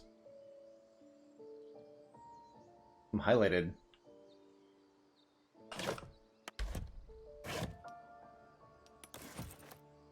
Eat the cheese. Yes! Steal the apple!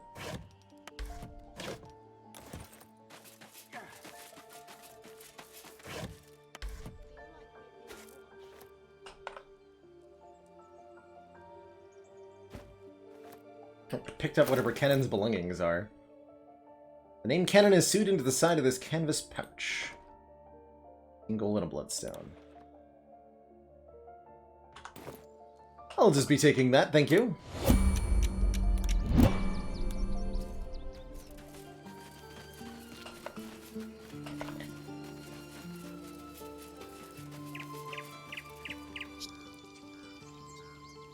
Have some respect. This really isn't the time to talk. Okay, bye.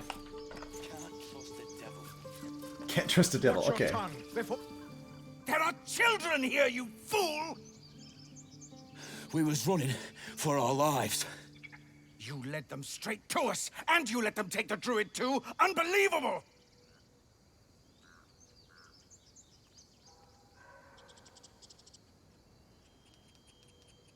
One fight just ended and now you're picking another? Calm down, everybody. Tell that to the dead at the gate. Shut it, Horns! I'd be lying dead next to the goblins if you'd stalled. My duty is to this camp. Oh, God forbid you risk your precious tail. But I shouldn't be surprised. Foulbloods ain't known for courage.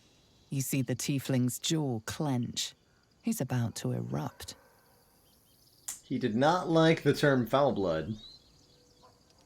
Take a swing at the tiefling. Aim a blow at the human trying to knock him flat on his back. Or make a persuasion check. Or stand back and watch. Let's bop this human. Get dunked, stinky human. If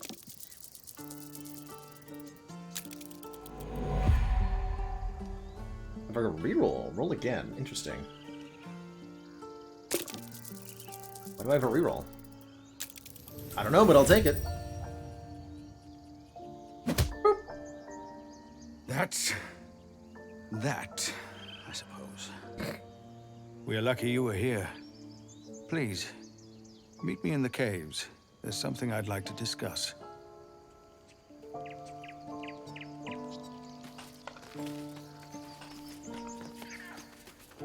Seems his skull isn't as thick as I thought. First I damn near die at the hands of goblins. Then I get sucker punched by a bloody dwarf.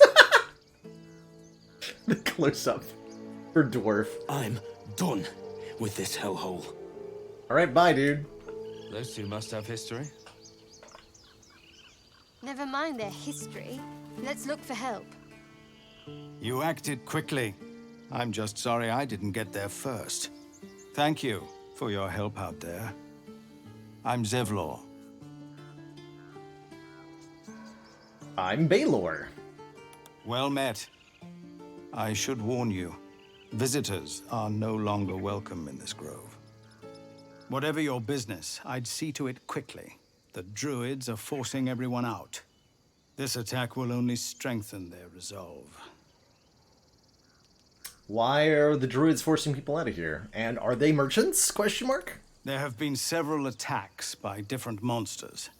The druids blame us outsiders for drawing them here. Nobody's welcome anymore. They've started a ritual to cut the grove off from the world outside. We can't stay, but we'll be slaughtered if we leave. We're no fighters. You look like a fighter to me. I need a healer, though. Goblin got you. The druid Halsin's a renowned healer, but he didn't make it back from Aradin's expedition. Oh, of course. If it's not too serious, you could try his apprentice Nettie. She's with the other druids in the Inner Grove. I'm afraid it is serious. They've withdrawn there to prepare this damn ritual of theirs. We're gonna need somebody who's at least 5th level. Can we maybe stop the ritual? I've tried. Korga, their new first druid, won't even see me. You, though... I know it's not your business, but she owes you for saving this place. Love the flame in his eyes. Perhaps you could persuade her. For more time to prepare. Really cool effect. If nothing else. I'll see what I can do. Wait, actually, what are you offering? What are you gonna give me? Yeah. We'd owe you a great debt. What little we have, we'll scrape together. It isn't coin we need. It's time. See what I can do. Really? We're messengers now. We'd owe you a great debt. If we're forced to leave now, we won't make it to the city. You'll find the druids at the heart of the grove. Please, make them see sense before more lives are lost. I think I could do that. Potatoes. And carrots. Delicious root vegetables. Perfect.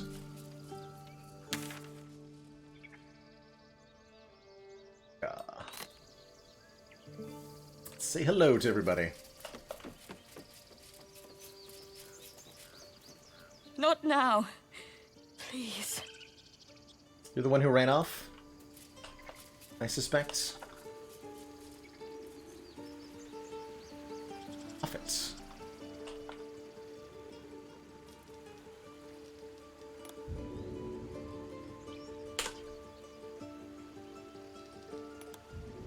Alley-oop.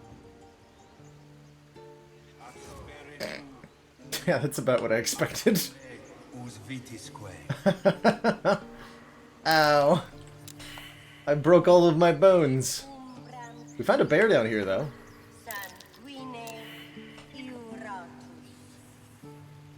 And I'm just gonna fail those death saving throws. He's dead. He's dead, Jim. Died as he lived. I did say that's how I would die, actually. A fall from 100 meters or more. Not quite 100 meters, but I'll take it. So that's where Featherfall would help. Yeah, I think we found the use case for it.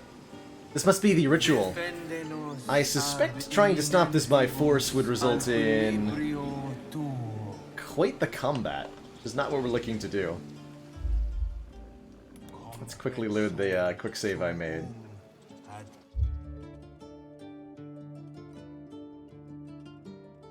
God, that's funny. Had to try, though. Had to try. Died as he lived at terminal velocity. Died as he lived, well grounded.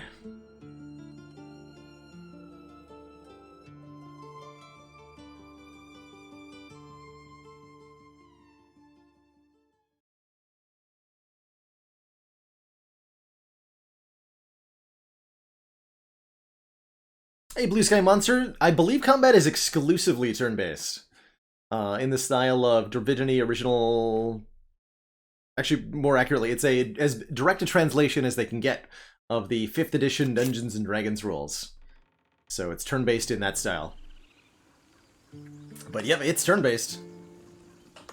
As turn-based as they come. Which I'm thrilled by.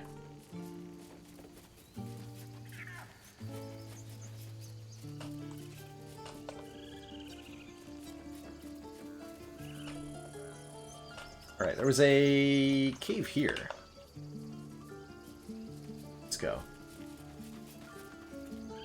Oh, that's the... that door. Okay, that's how we got in. Did so through a cutscene. We could maybe jump down slowly. Like, jump onto that, and then onto that, and then down. Could be a chain jump. Let's try to talk our way down there, though. Oh, hello. Trader! Yes! Hello, trader man! Refugees, adventurers, no one in years, and suddenly we're overwhelmed.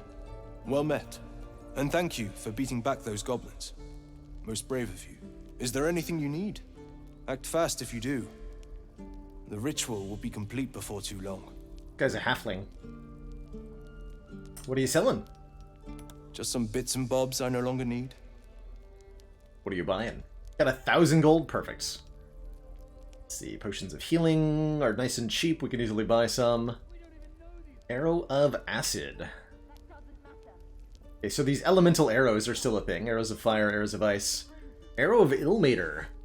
Deal a bonus 1d4 necrotic damage and prevent the target from regaining hit points until the next turn. Named by a cleric of Leviatar for her own amusement. Pretty funny. Arrow of Darkness. Create a darkness surface. Beautiful as a starless night.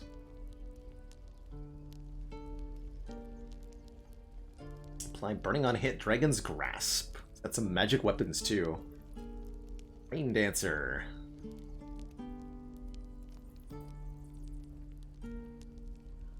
And create water. Leather armor +1. Amulet of Elemental Torments. Wearer of the item gains Nature's Vengeance. When the wearer stands in certain surfaces such as fire and deals damage, the target also suffers the surface's effects. Interesting.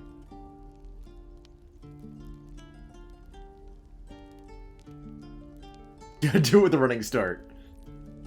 Just do a good old dwarf toss right into the center of the ritual.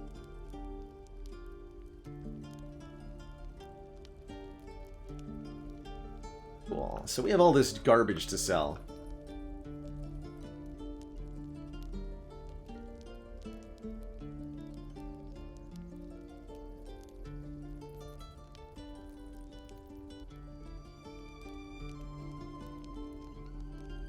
Heck, like double click on each of these?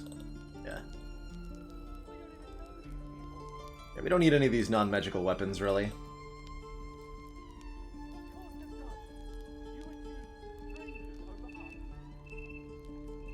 And looks like jewelry automatically gets added to your wares tab. That's good.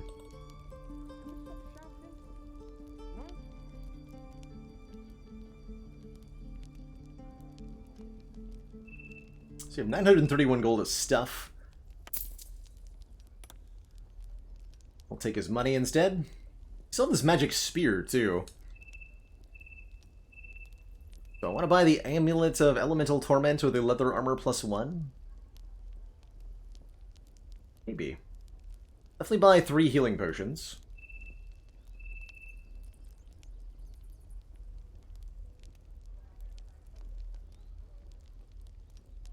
$800 gold for 4 fire arrows? You're insane. Absolutely not. I assume gemstones are to be sold. Maybe they have another purpose later on. But I'm going to assume. Actually, out of money. So I guess I will take the Amulet of Elemental Torment. Sure. See if we can't get some use for that. And I'll sell this magic spear.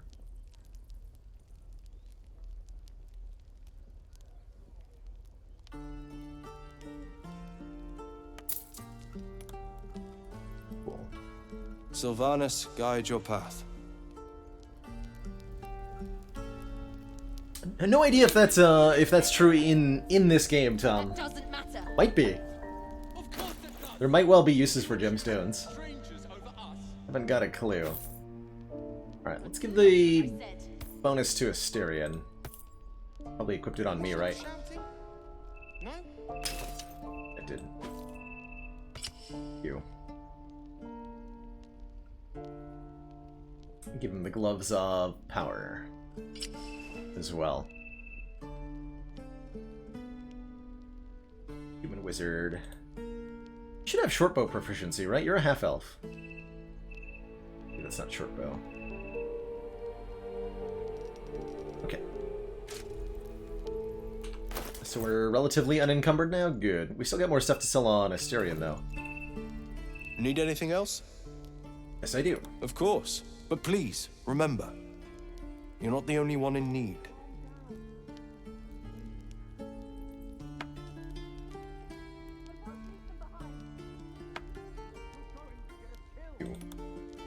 Gotta do it one character at a time? A little bit annoying. What are you even wearing? Scale mail, 14.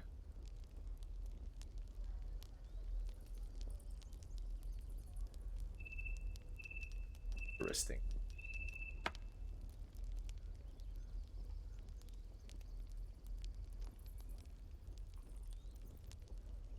What if we want a dual wield, maybe?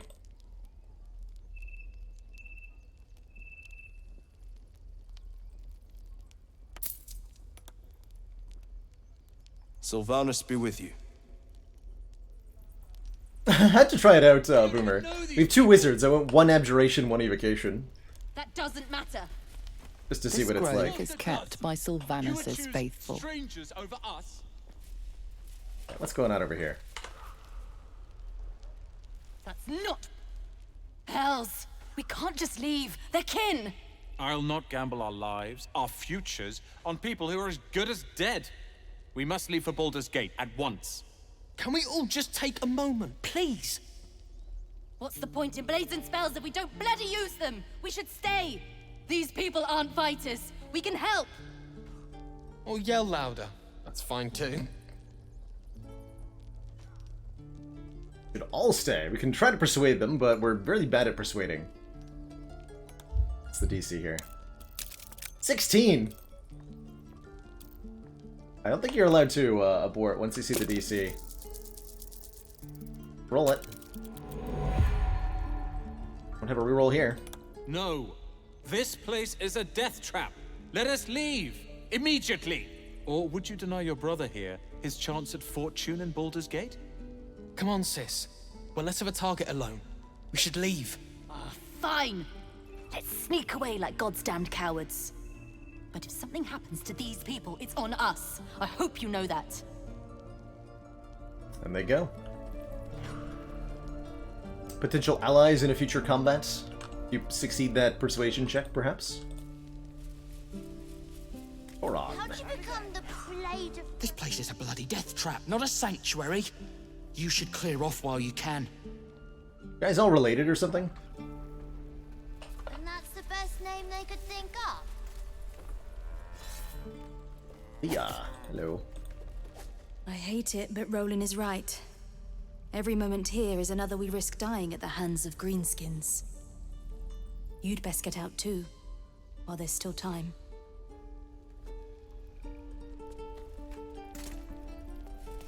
Asherock. Children! The Blade of Frontiers. Look who's here. What a thrill for the children. They're tough kids. Smart, too. The future's in good hands. Sorry, who said that?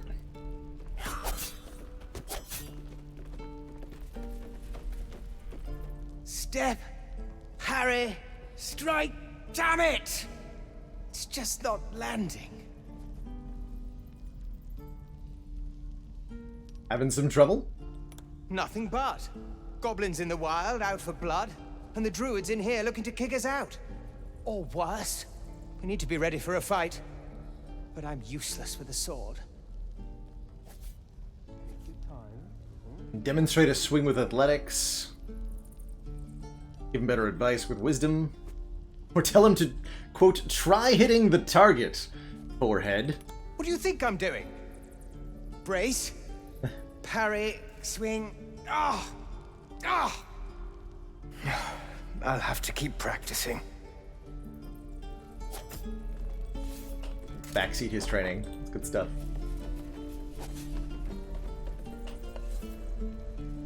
Got a whole series on the gods. I like that. Head up high, kid. To fight your enemy, you need child. to see him. You don't look so tough. Mull fought off a hobgoblin all by herself. Good for her. Good for her. Wait, Will? Swing and swing and parry. Go on. Give me your best shot. Oh, I know you.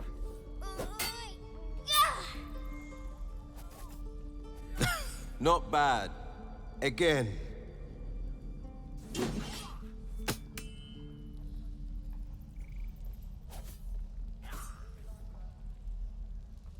Hey, keep focus. See how I used your own force against you? I can't do it. Of course you can. It just takes time. I didn't become the Blade of Frontiers overnight. This child is too soft. Get yourself a rock child instead. Ignore him, kid. The man's smile bends downward, and his thoughts become yours. An unknown face commands your mind. Rust-red skin, gnarled horns. I'll be damned to the hells. You were on the ship. A strange sensation courses through you, and your companion's mind unfolds, secrets half revealed. You can use the special powers that are growing inside of you to persuade this person. Select the Illithid option. By peering further into his mind. It's a wisdom check, but if you say so, game. Target 1. Fair enough. And we get a 20 for good measure. A shiver runs across your mind. You feel sated. The creature appears again. Red skin, twisting horns, and wings stretching wide behind it. Your minds part again, leaving your skull throbbing. Ouch. Careful you don't push the brain bugs too far. They'll leave you hurting. Keep it up, kid. If I had to guess, you took a bumpy ride on a Cameron makes some machine, fun choices. same as me. And I've been having the strangest dreams. I haven't turned into a mind flayer just yet, but sooner or later, my luck will run out. Been thinking I need a healer. And I reckon you've been thinking the same. I hoped somebody in this grove might be experienced enough to manage this. I've been waiting for this druid Halcyon to return. Yeah. They say he's pretty powerful. He could probably help us. Problem is, the goblins have nabbed him. Of course. We better go find him before we start growing talons and tentacles. If the goblins got him, he can't be that high level, right? Alright. We can look for him together. Excellent idea, but I have a condition. So do I. That's why we're trying to find a healer. Oh, you mean something different. Okay. What do you want? Look at these kids. They've no chance on the road, not while goblins infest it. I've got the grandest of plans. You and me, we kill the goblin horde's leaders. That should scatter the buggers. Frontier justice, I call that. What say you? Your plan is to kill goblins.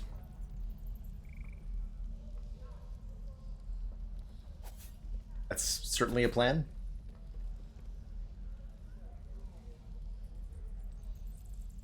Neck asks, so the events of Baldur's Gate 1/2 canon in Dungeons & Dragons? I want to say yes. But I don't know. Exactly. Yes-ish.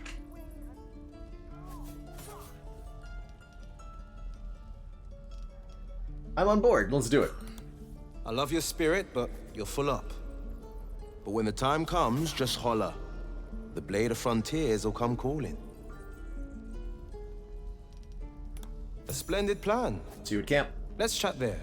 Alright, Gale at least approves. Is there a way to see how much a particular person likes me? Any questions, children? I have to wonder. Approval neutral.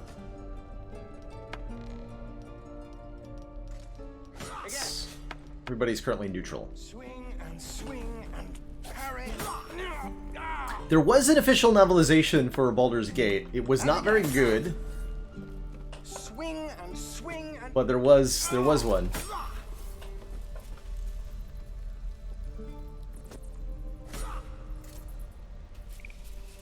Travel-worn chest. Hello. He stares right past you as if you're invisible or boring. Or worse. Both. What you looking at, kid? You see nothing out of the ordinary. As you turn back, the child slips between the rocks. Slippery little bugger. Let's see if we can find where he went. Nope. You look the rocks over, but find no sign of a way through. Clever.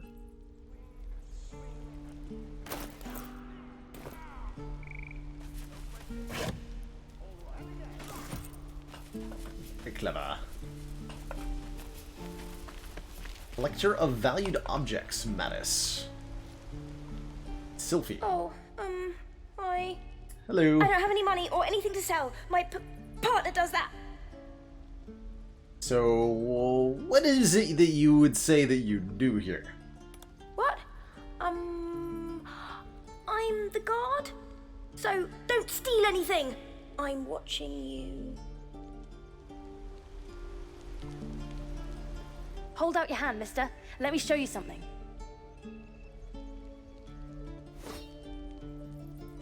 Nice ring. Go on. Take this ring. It's lucky. Call it. Heads or tails? On the ring? Tails. Tails it is! See? That's the kind of luck you get from one of my lucky rings. Amazing. I've got more where that came from. Real cheap too. Interested? I'll take a dozen. This is no magic ring. The runes are gibberish. Hey, not so loud. You caught me. All right. They're not lucky rings. I'm just trying to earn money for my family. My father left and my mother, she's so sick.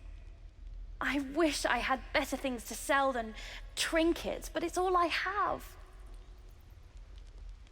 A likely story. Sounds like a scam. I don't know what you mean.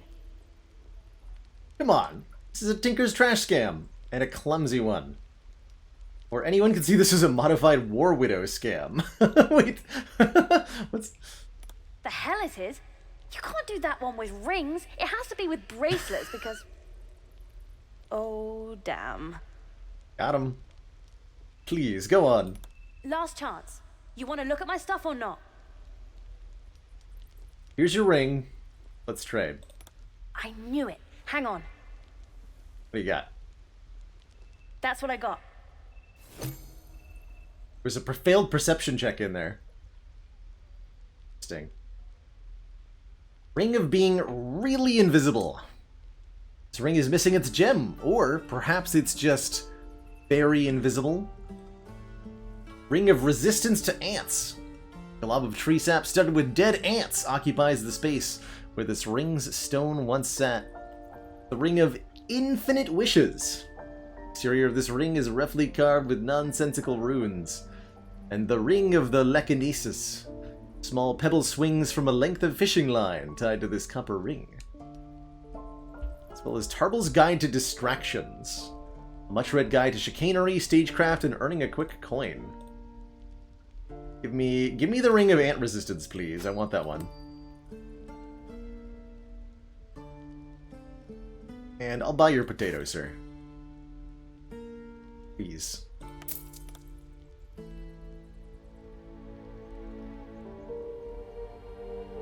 You bought something. Most everybody says it looks like junk and moves on. It is junk, but the raw materials might be useful. Really? Good thing we met then. Anyway, see you again sometime. Take care. Safe travels. Bye-bye. You spot the boy giving a sly wink as he turns away. Oh, he did have a shovel, didn't he?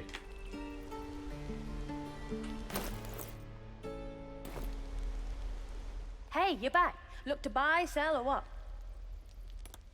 Here's what I got. You can definitely dig in the Divinity games. We'll buy the shovel too, just in case it has use. Well, what do you think? Good stuff, right? Could be worth something if I had a furnace to melt it down. Well, thanks for the honesty, I guess. You're welcome. You spot the boy giving a sly wink as he turns away. Stop winking at me. Creepy when you do that, child. Alright. Let's read the guide on how to be a better thief. I can find that in my own inventory.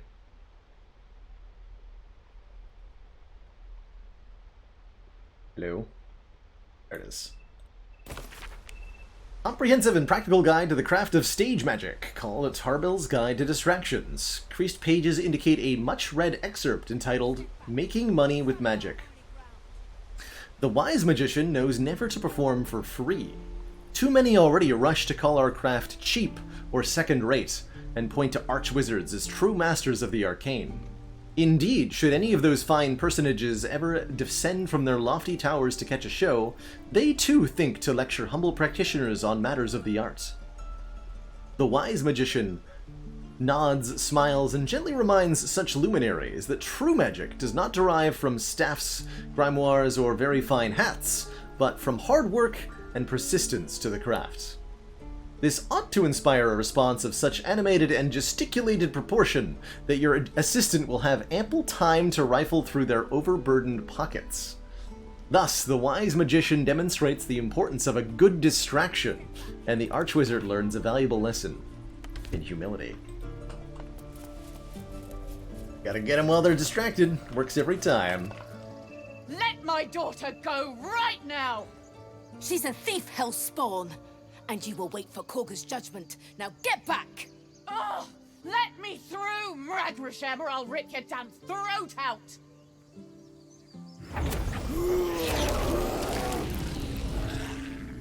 Bear is happening now. Damn it. We could have taken those guards. See, we're all wearing our designated druid uniforms. Get eaten by a bear. Hello. Stop! Move back at once! Why so testy? It's forbidden to outsiders. Korga's orders. If it weren't for me, you'd be overrun by goblins now. I'll go where I want. Keep back. Force my hand and I'll show you its claws. A moment, Giona. What? That's a gnome. Oh, I understand. You. Apparently Korga wants to see you. Go ahead. Excellent.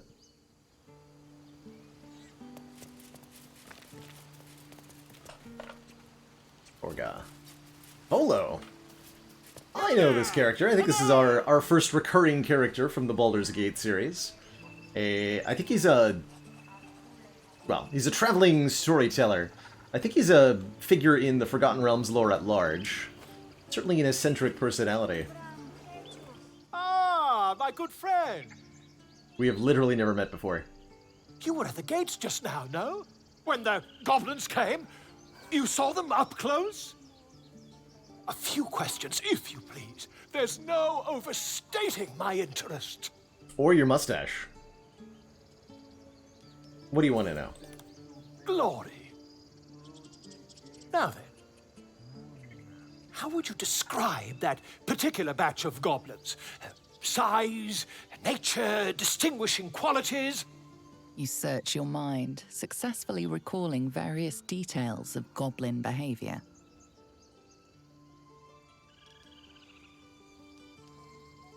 Give an exact description. Goblins? Hardly. They were shape-shifted devas. Ye gods! Can it be? How terribly compelling. And the dragon they had marching in the rear, was it of the brass or silver variety?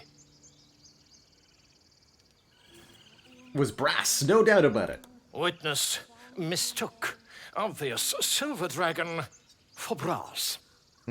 Last question, then you'll be quite free. Did the attackers rally to the absolute when they fell upon the gates? I think they had a pair of gloves with that name on them. Sure, they called out the name like a war cry. They did, didn't they? Oh, curious. Oh, curious indeed. I've interrogated one, a captive in this very camp. She reports they've abandoned their god Maglabiet in favor of someone called the Absolute. Maglabiet. The scandal. One of the goblin gobs.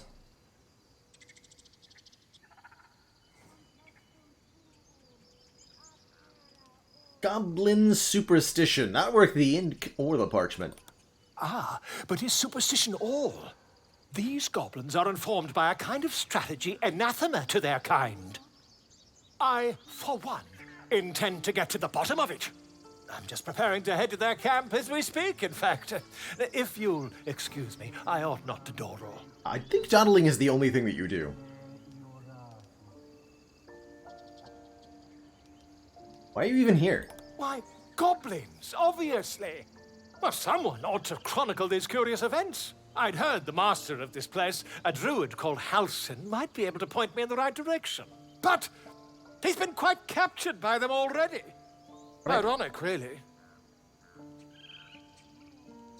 Careful, those goblins aren't known for Never mercy. you mind. Who needs mercy when you have a quick tongue and an invisibility potion stashed in one's back pocket? That's smart. Until we meet again. Well played, sir. Complexum Alar. In way. terra Idol of Sylvanas has a red icon on it. We could probably mess with it. Carrick. What's going on over here? I like your workbench. Oh my god, what is that? Is that your familiar? Find our master. Return to me then. Tingmiak. Tell me what you find. Tell only me. Understand? Hello. Speak. Are you... what are you doing? I would prefer not to. But if Master Halsin does not return, Korga will give the order. And my voice will not matter. What were you saying to your bird? The bird knows. She needs to know. You do not. Fair enough. Intimidate or persuade? I'm not your enemy. I help defend the grove. All we need to do is roll an 11. That's 50% chance. Coin flip. We get there. Can't succeed if you never try. Forgive me. It is not you I fear. It is my brethren. More follow Korga every day. They are afraid, and she offers a simple solution. Eject the refugees, and we will be safe. And you think she's wrong? Perhaps not. But that does not make it right. Only Master Halsin can stop this. I pray my bird returns with news of him. If not, I fear for my people. Any healers other than the one missing dude that we're all looking for? Find Nettie in her room. Through the carved door, deeper in the grove. Greater 2 or equal then, yep. That's right, Justin Leona. You hit the target exactly, that's a success.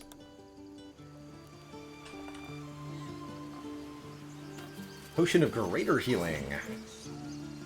Some sacks and stuff that we could try stealing from, but there's no way we're not going to be spotted doing that. I think she's a half-elf. At a glance, ooh, it's a stone door. Hello.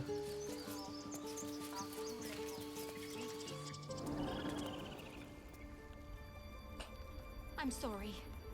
I I'm sorry. Oh, and there's Kaga, the person we're looking for. Have you lost your senses, Koga? Release her. Orga. Like the name. Please. I'm sorry. Ooh. This is madness, Koga. She's just a... A what, Wrath? A thief? A poison? A threat? Korga's I an will elf. imprison the devil, and I will cast out every stranger.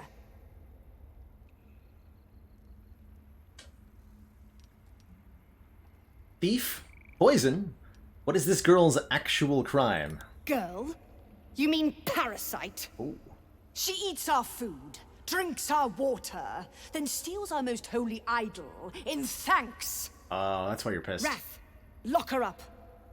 She remains here until the rite is complete. And keep still, devil. Like her armor. Tila is restless. Come, Koga. We took back the idol. Surely... Do it. We can make a nature check, which is an intelligence roll. We can go, well, actually, don't druids cherish harmony? Jailing this girl disrupts nature's balance. Target 14, that's gonna be tough. Easy.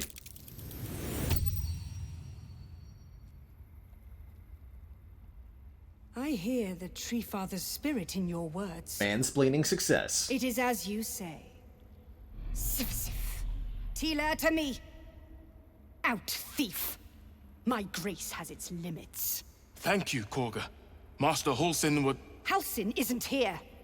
Keep his name off your tongue, lest Tila pierce it.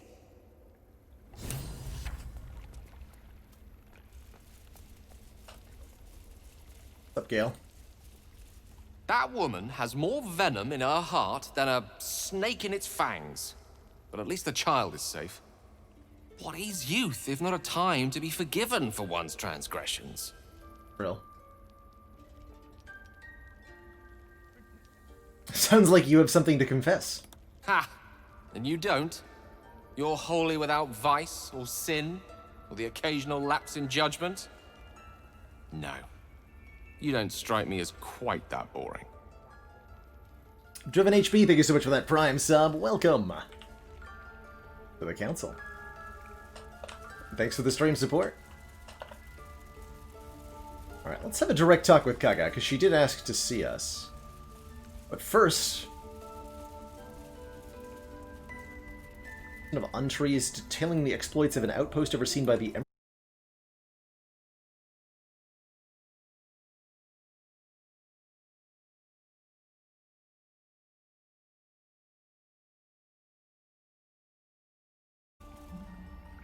Let's see, are we back? I think we're back. Yes, we're back. Okay, good. Quick little interruption there.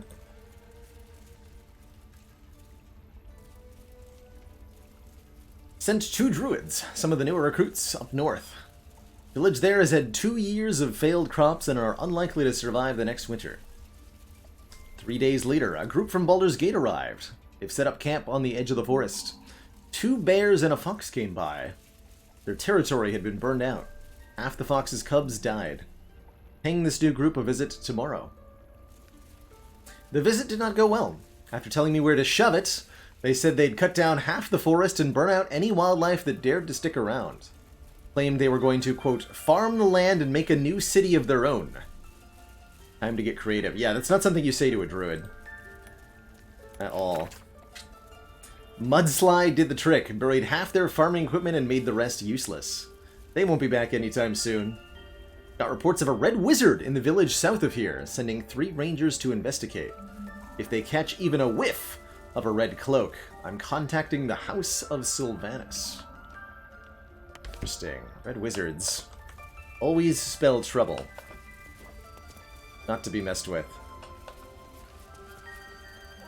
You did well to speak up for the girl. That snake is fickle. A tragedy prevented. Good job, us. Kaga seems dangerous. Well seen.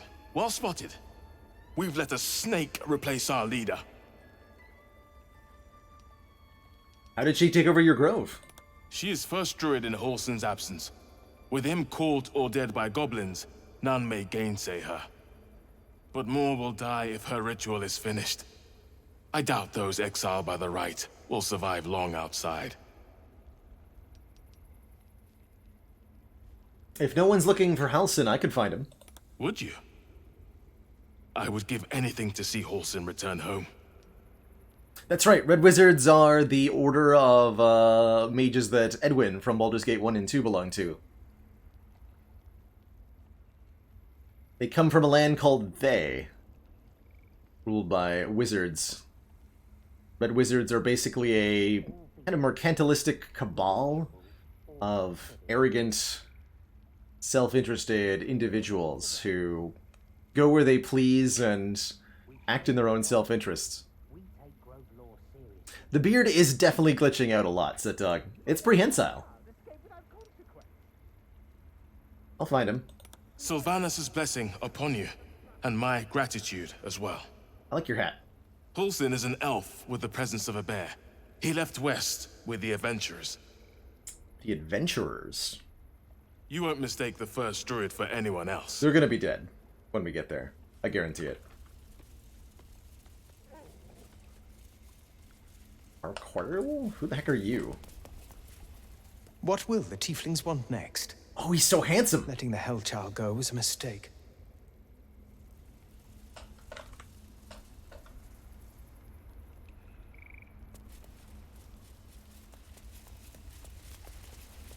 Got some rats, too. By claw and tooth, from root to thorn, the old oak's grove to wildlings sworn. The mural shows druids claiming the grove in the name of the old oak, Sylvanus, god of nature. Cool. So that's what you want? To kill a bunch of innocents? I don't want to kill anyone. Love the little bits of flavor you get for skill checks. Not again. Go on. Say it. You think I'm a monster? I think you're a snake.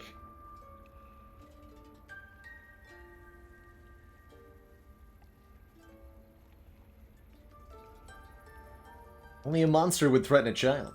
Yes, you would say so. I know your kind. You see only villains and victims. A viper bears her fangs defending her brood. I call her mother. You call her monster. No matter. I took back the idol of Sylvanus and the rite is resumed. We will seal the grove.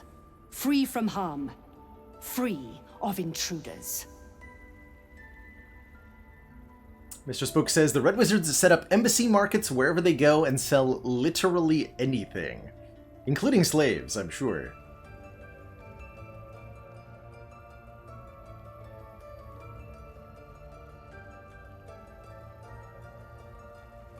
The human magician family called in Salvatore's book. Melkor Harpel? Is that his name? I don't know if that's the correct person.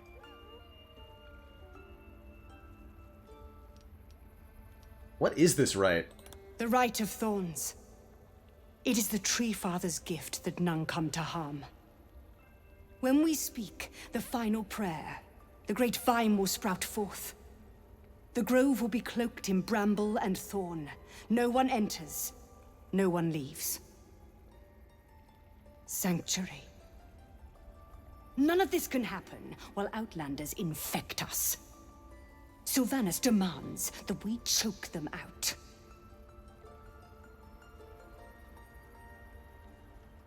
We can start a combat right now. Interesting.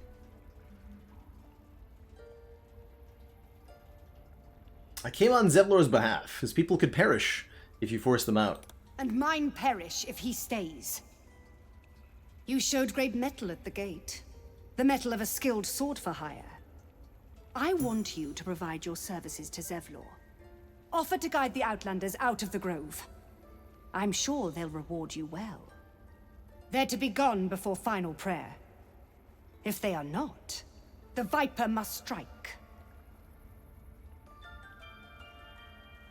Okay, so she wants us to get the refugees to leave.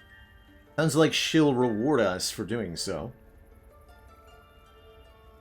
A lot of ways to tackle this quest at first glance. We have the option to just start combat right now. We can probably try to convince people to let the refugees stay. We can get the refugees to leave. And of course, we can find that missing druid. You will do more than speak. This tale ends but one way, with the Outlander rot cleansed, and the grove forever shrouded. It's good. I'll, you know, when full release comes, I'll definitely be replaying this game, so having different choices to make will help make that more interesting. Or Arabella's mother. Oh, did we just save his daughter? He'll be very happy about that.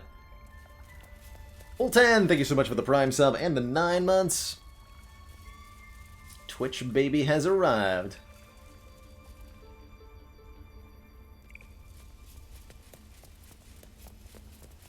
Chest. Not marked red, so I can open it and take the contents. 1 entire cup, please. That's a cool statue. Nettie. They did a number on you, didn't they? Aldred of Boiling Theriac. What that is off the top of my head. Yes, finding the missing druid is definitely the sensible course of action. I suspect everyone will defer to him. I see you. Just give me a moment. Like your bird. I'm not more important than a bird. I'll wait patiently. Vis medicatrix. There. It's up to her now. Life or death. Now, what was it you needed? Oh, you're the apprentice healer. I'm looking for Nettie. You found her, but I still don't know what she can do for you. What is that accent?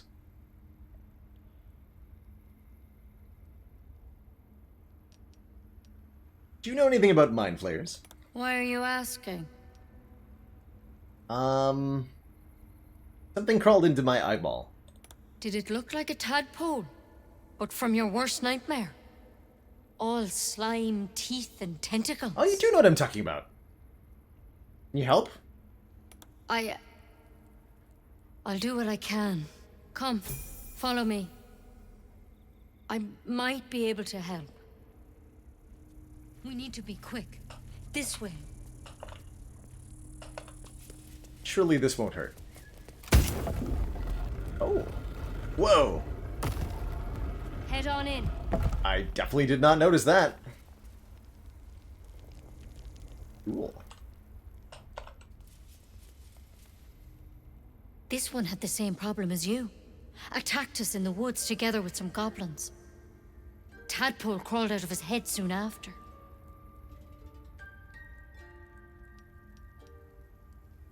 Is everyone being captured by mind flayers these days? Didn't think it was a common experience.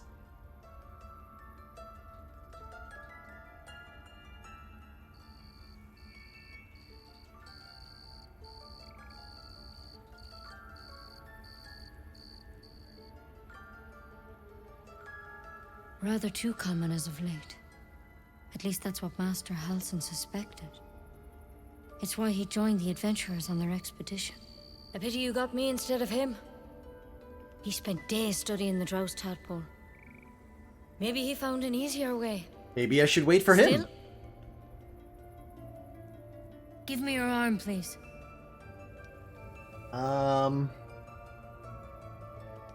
Okay. You don't have to be here for this. What? Please, don't mind me.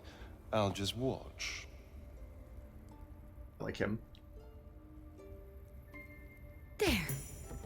Be careful. Your legs will probably give out first.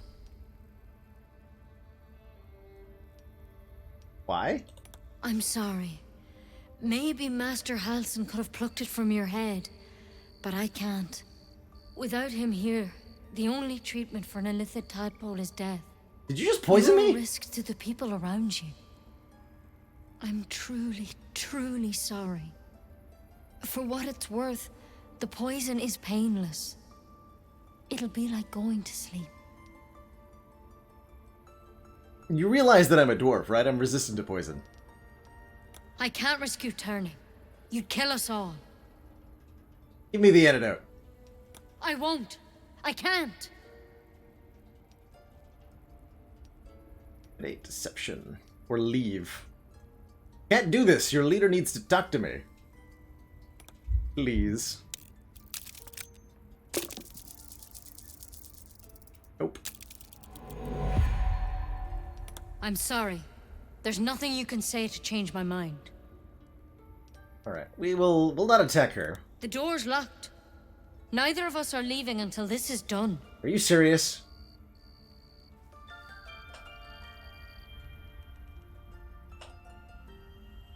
I'm not locked in here with you, you're locked in here with me.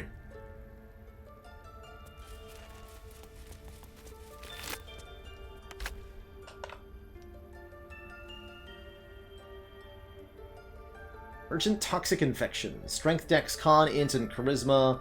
All stats reduced by 2. The more the creature rests, the worse it feels. Okay, so we have to fix this too. Dang it. Rune of the Bear. Rune of the Elk. I prefer not to kill her. What's I'll that? see if there's That might be anything in worth a look. Master Halsin's notes. He didn't find a cure, but maybe we can make you comfortable. Thanks. Notes on drow parasites. Read is in red. Gonna save. Hey, Merle. Yeah, I think it worked out. You're not gonna find the antidote. Give me a chance to beat this. Help me. Please just sit down, make your prayers, and let things take their course. Not want us to find help.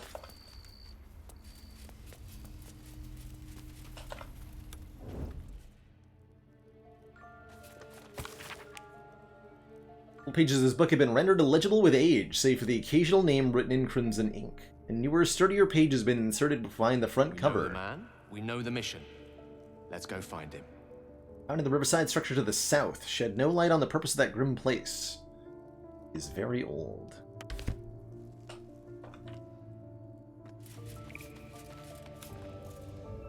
Interesting. Correspondence reports.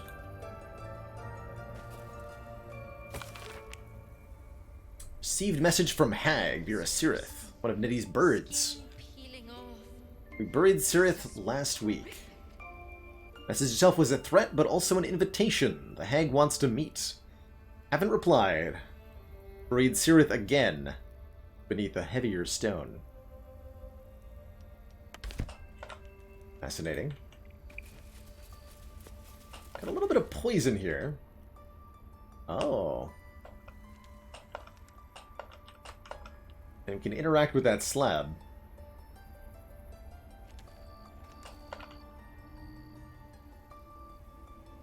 Empty socket. Rune of the eagle, rune of the bear, rune of the elk. There's obviously a rune missing.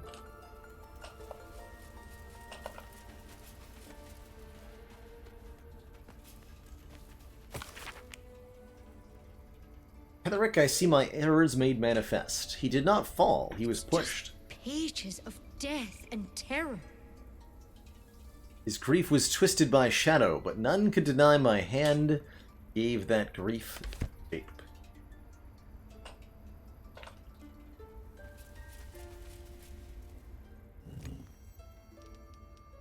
Please help me.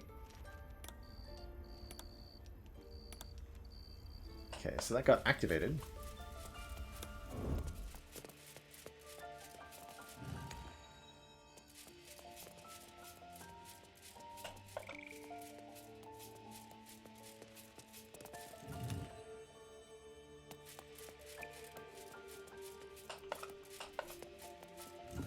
It's broken, but not too badly.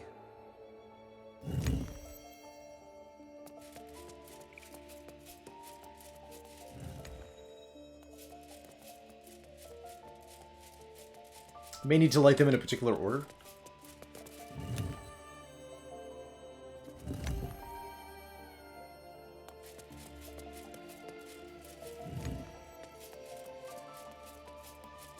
more I read, the more sure I am.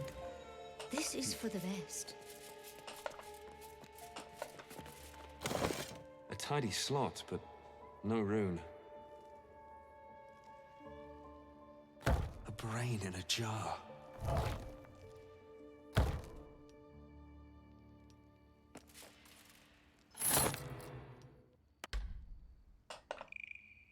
I don't think we have what goes in there. The icon is there. Yeah, let's see about the stone slab. I can't even see a lock to pick. Lock here. You guys are on the other side of the slab. But Gale got locked in here with me. Bones twisting, skin peeling off. This is horrific. Don't describe all that.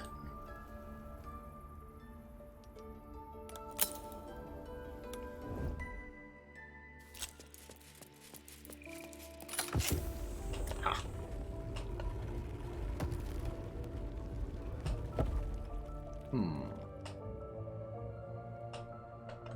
Well, that's a bit daunting. I think we've leveled up, though. Let's level up a bit. More spell slots unlocked. I think we get access to level 2 spells now at level 3. Level 3 wizard, level 2 spells. Yep, that's how it works. Lots of level 2 spells to look at. Misty Step. Teleport to an unoccupied space you can see. Your image. Create 3 illusory duplicates of yourself that distract attackers. Each duplicate increases your AC by 3. Whenever you successfully evade an attack, one of the illusions disappears. Good old invisibility. Old person. Paralyze a humanoid creature. Detect thoughts. Read the thoughts of certain creatures while talking to them. That could open up some interesting dialogue. Dark vision we don't need. Darkness to make dark. Hackers have disadvantage on attack rolls against you with blur. Blindness. Or Melf's acid arrow. Do 44 acid damage immediately and 2d4 acid at the end of the target's turn.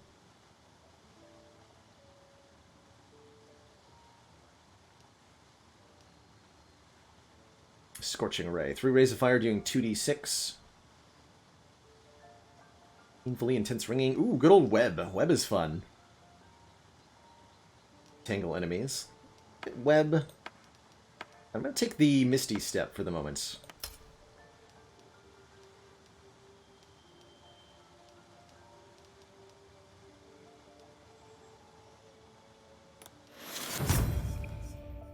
That should let me teleport over the stinky gas here. I'll take it just for the immediate utility. Twisting, skin Am I allowed to write spells that I don't actually know? Learn spell. Yeah, and it takes 100 gold. Okay.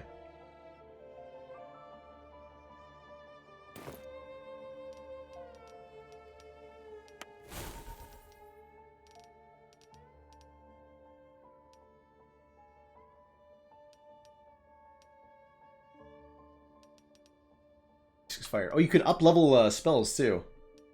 Interesting.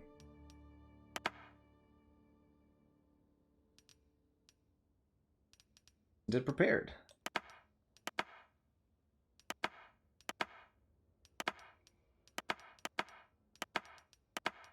There we go. It's just pages of death and terror.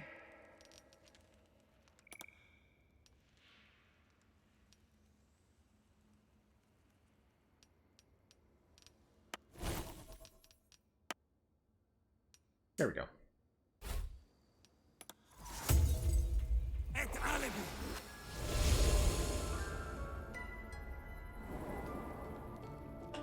Okay, that brought everybody. Okay, so we found a way out without hurting her. Good. Did some bleeding arts show up to save the druid?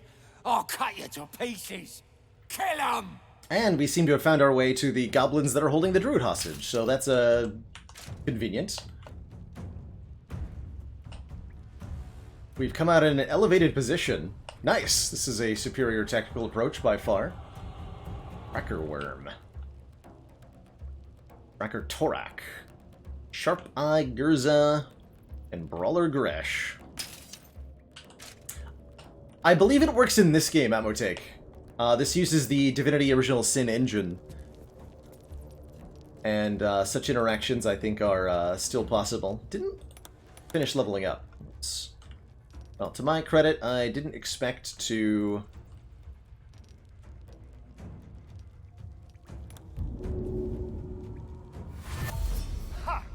I did not expect to end up in combat. For whatever that is worth.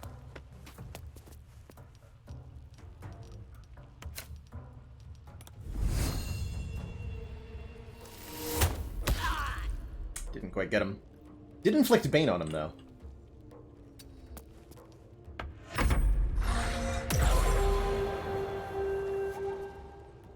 Let's see. We have created a Warg Companion.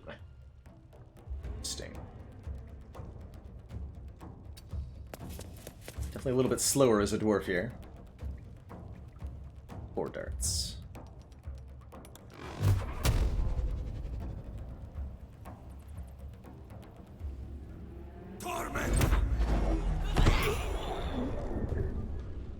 Good.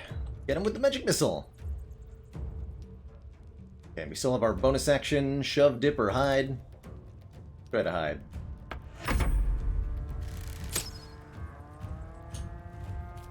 Please don't kill the down druid.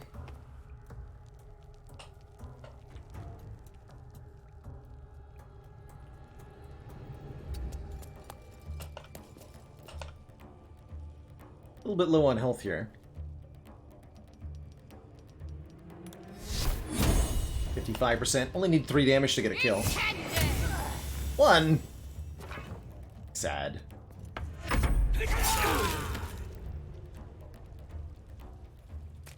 Bindle wasn't the name of the druid, right? Can't help but wonder who that was.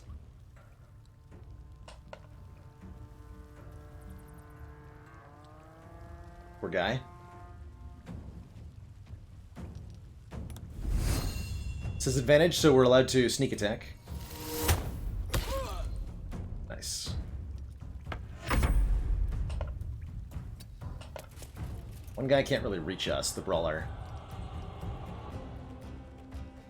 We have no ranged attack with our main character, but we can totally throw stuff at them. Bye.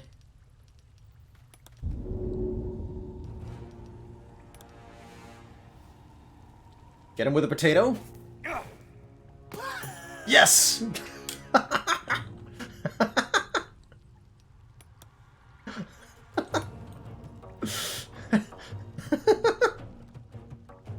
Okay, so Tracker Torek took 1d4 damage, too. The potato got hit for 4 bludgeoning damage, and the potato died. But so did Tracker Torek.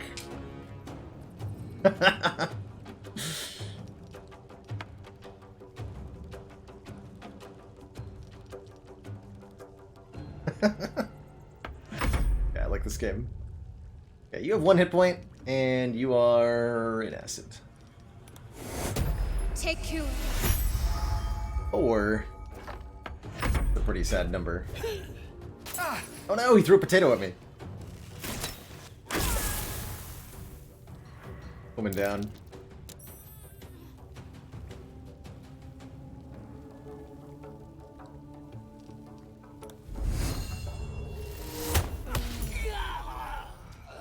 Got him.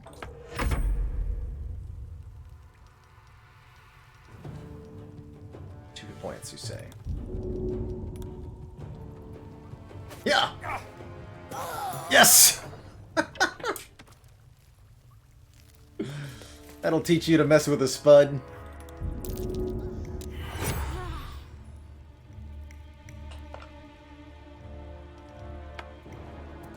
Glorious. No, don't wander into the acid. You idiots. Alright, let's level up the rest of the party, I guess. Shadowheart hits level 3, gaining some more health. Given access to Blindness, Hold Person, Prayer of Healing. All allied creatures you can see each regain 2d8 plus 3 hit points. Yes! And Silence.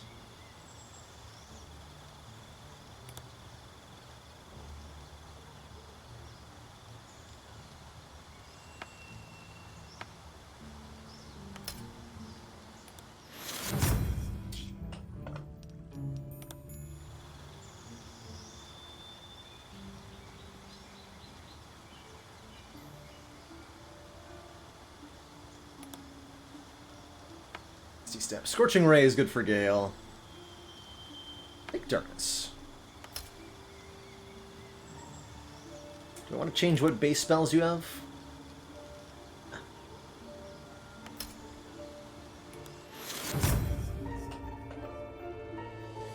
Yeah, it's an AoE heal is super nice to have. Ooh. Starion hits level 3, and we're able to choose a subclass, Arcane Trickster. Rogues with a clever touch of magic using illusions and enchantments to keep their opponents on the back foot. So this would give casting to Astarion as well. Chill Touch, True Strike, Sleep, Color Spray, and Fog Cloud. Or Thief. Thieves use their skills in stealth and larceny to acquire whatever they wish, whether from a third-story window or from the depths of long-forgotten ruins. Fast Hands. Gain an additional bonus action. Gain resistance to falling damage. Interesting. Very interesting. Take that Mage Hand. Go Arcane Trickster. Need Ray of Frost, because you got ranged attacks. Being vaguely useful.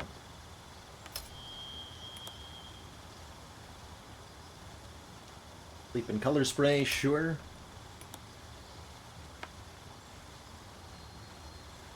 Let's try Find Familiar. Let's see if that works for him.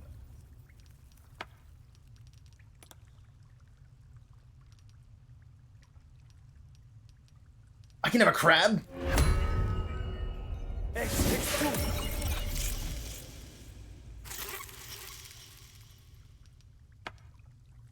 Crab.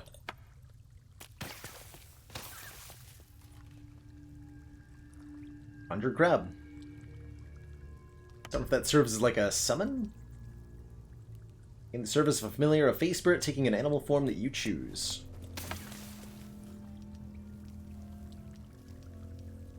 Crippling Pinch. Beep. Apply bleeding and decrease the target's speed. Let's see how that works for us. Fiat voluntas Dei. Nice. This AoE heal's super good.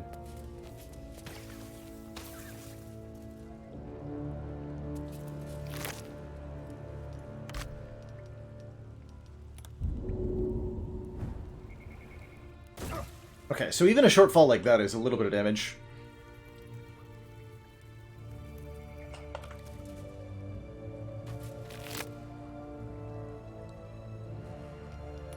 Two acid arrows.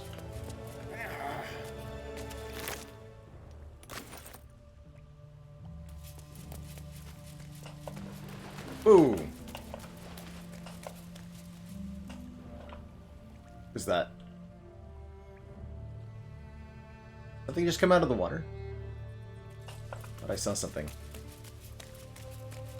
Oh yeah, who's that dead man? Findle. Who are you?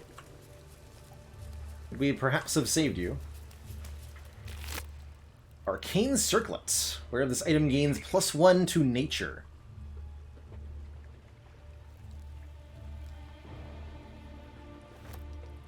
I have +1 nature now. I think that's nature lore. Like the skill check. But I like the idea that I'm more nature now.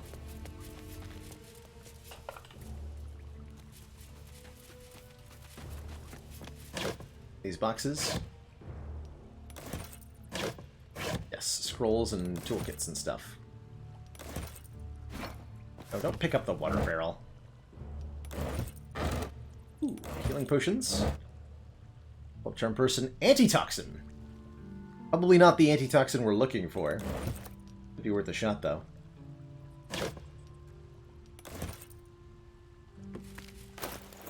Just that water barrel way.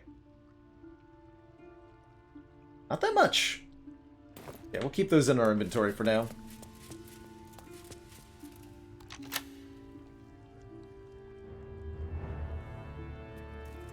Heavy chest.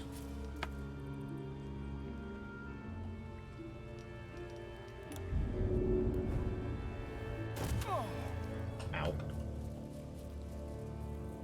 Stacking the boxes might actually work in this game. Genuinely. Okay, there's a passage up that way. Way more interested in this chest for now.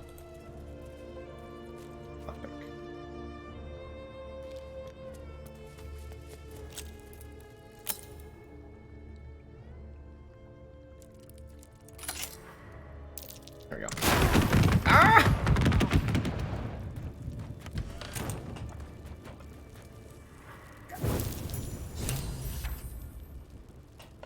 Okay.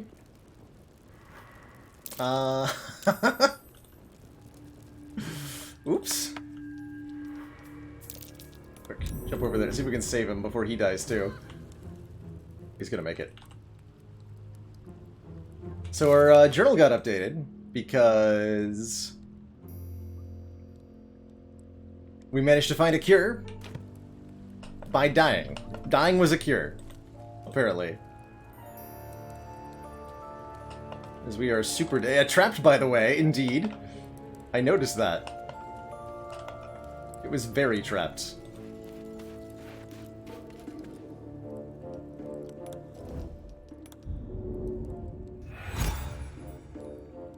The chest survived, though. Fly trap. Chance to ensnare target if it's not a plant or a beast. Neat.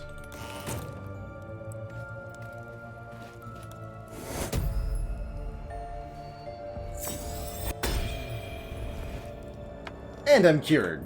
Bonus.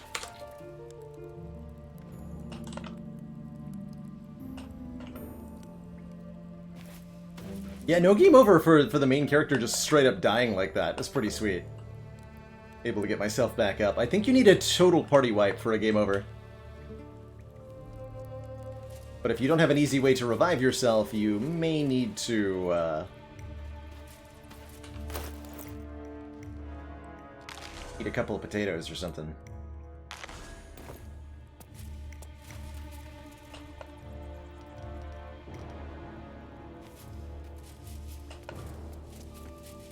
So that goes to Zevlor. Okay, so that's where Zevlor is, and here is labeled Arabella's mother. These tracks. Squat, bow-legged. Goblins, I'd say. Ah. So that's the front door that we're intended to come through. Go back in.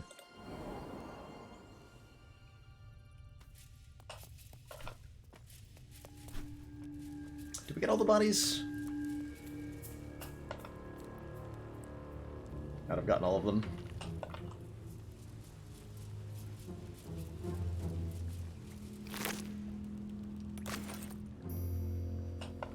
Checked Findal.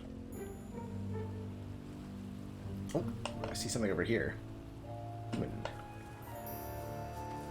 Let's take a closer look at this.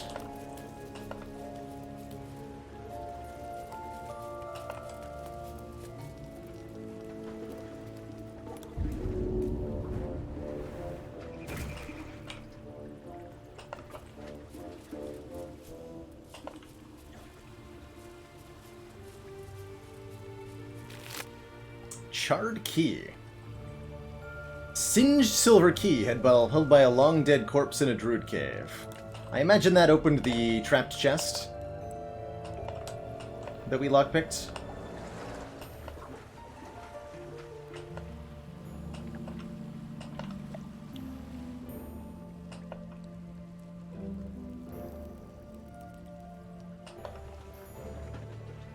We'll find though.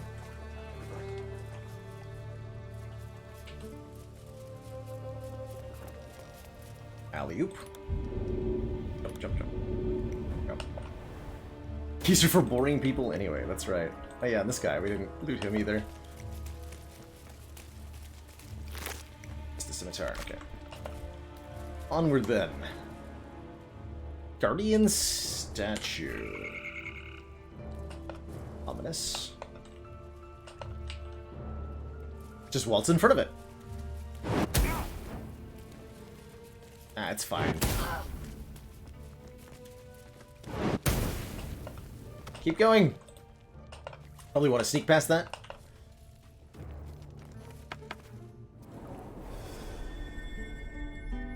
You're gonna be sorry, every last one of ya. Small child in a cave. Another AoE heal.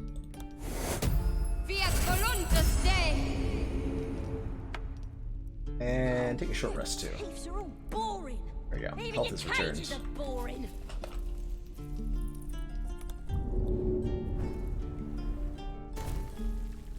You ain't gonna shoot me. Your hands are shaking. Put it down. She can't fight back. That's the point. Get out of the way. She didn't kill your brother, Arca. You're better than this. Oh yeah, this lady. Shoot before you lose your nerve, Tiefling. If you ever had it to begin with.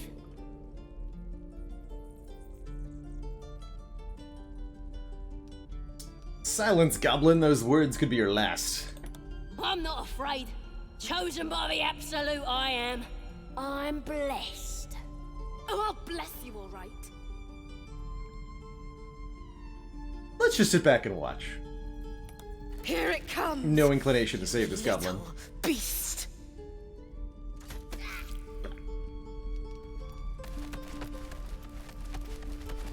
Oh god. Glitching out a little bit. Evidence chest, equipment chest. Interesting.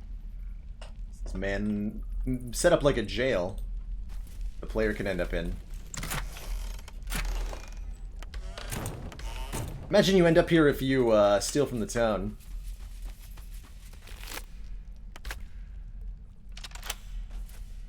Interesting. And Astarion has comments about this. Why don't you get over here so I can talk to you?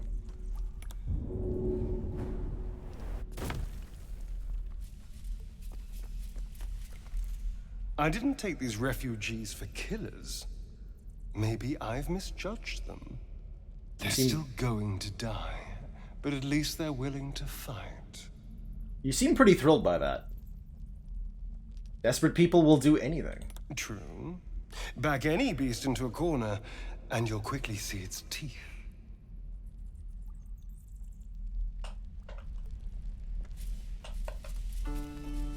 Shabby door. Also locked. Shabby door. Or PR.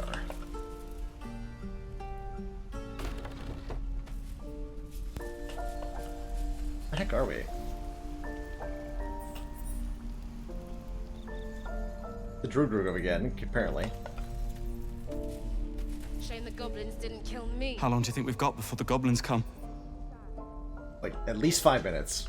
Throat if you can, rest if you can't. Okay. Again. Shoes. Alright, so the first thing I want to do is go back and talk to the dwarf lady who poisoned me. Now that I'm no longer poisoned, I want to see what her response is. Chunky. Framerate does not like this particular part of the game.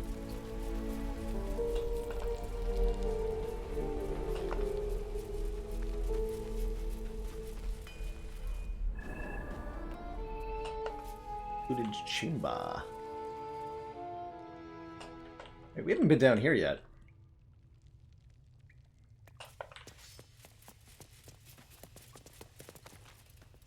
Traveler's Guide to Baldur's Gate.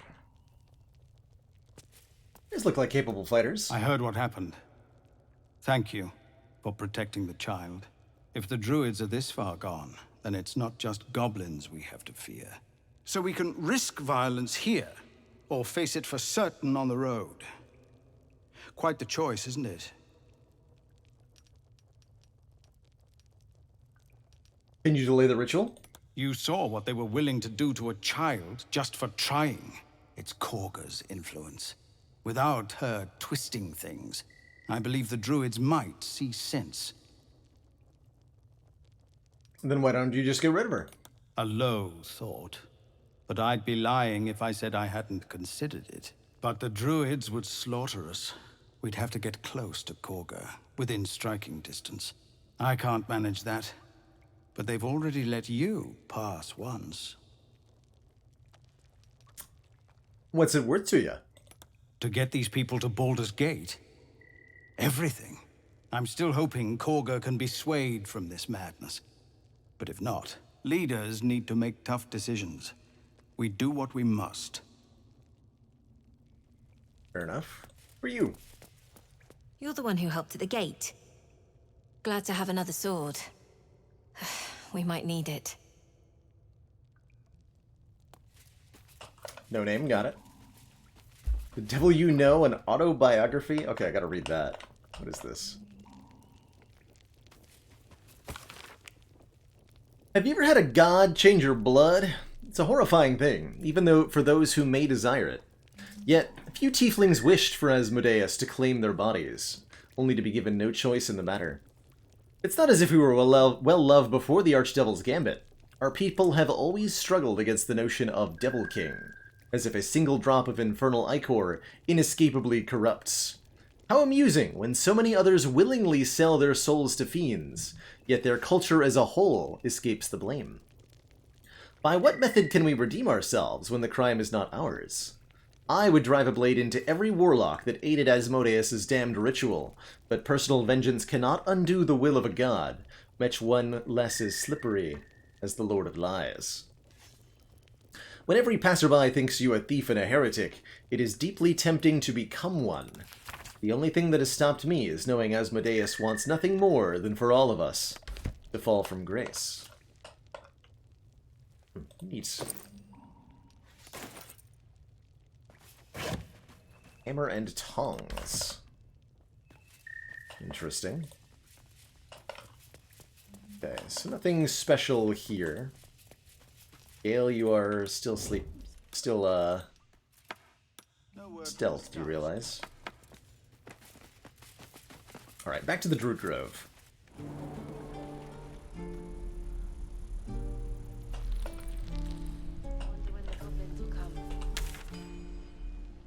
I could use some target practice. Kaga. Stuff over here. Make a waypoint? No. And orient myself.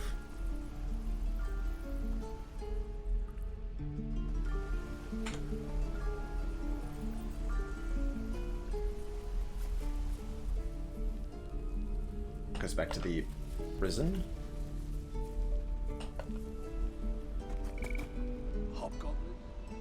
Here's the way to the rest of the grove. Are those worse than Hey, Buck Furlap. Personally, would recommend patiently waiting for the full release. There's a lot of promise here, and for a game that claims to be freshly into early access, this is a remarkably polished experience so far. Admittedly, but it will only get better with time, I guarantee you. Tiefling hideout. Ooh. What have we here? More hidey places for the tieflings.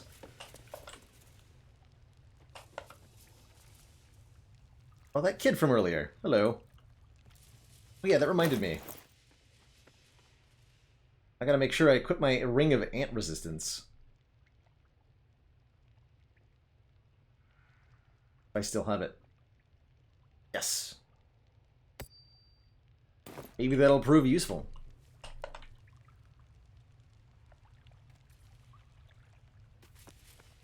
Well, look who's come to visit. Wait, what happened to you? Saved Arabella from the druids.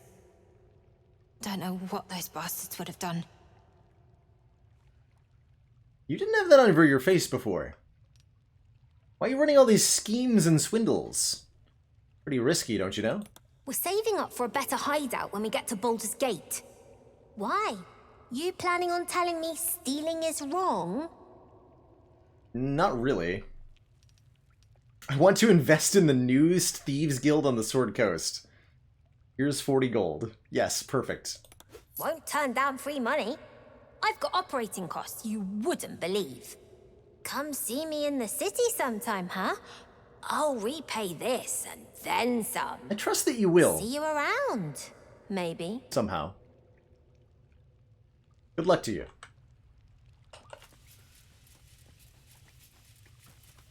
Stash. Okay, that's probably if he steals from you, you can get it back here. What is this? Smell a secret.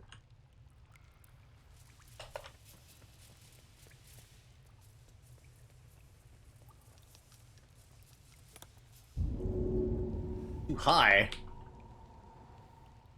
How dare you?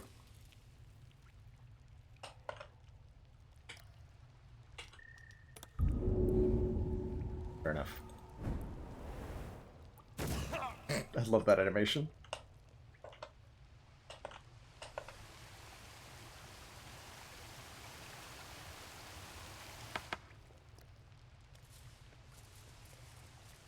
And the other one's here too.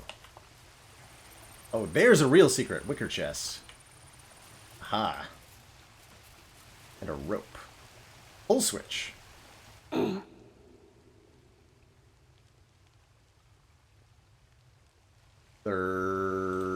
Okay.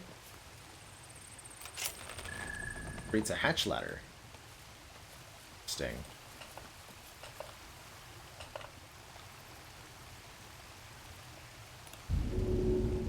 Too far, huh?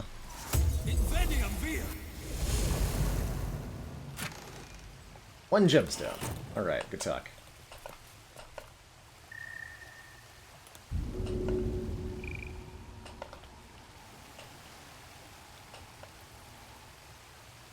As for getting back, not sure about that. Oh god. Okay, good. Camera, fortunately, decided to be merciful there. He appeared into the room, disappeared into that rocky fit approach. through. Only a dwarf could have fit. Okay, so am I stuck? Oh god. Am I stuck? I have no more casts of our teleport spell. I can't jump across again. I can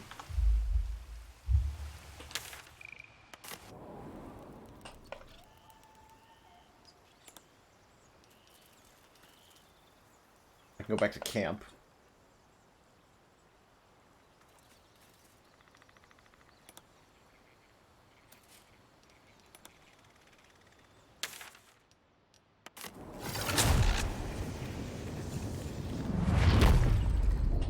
That works.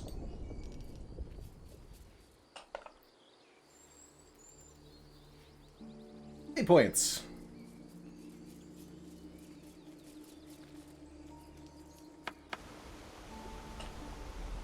Back over here. Oh, I wanted to see where that letter went. Yeah, okay. Take the long way back then.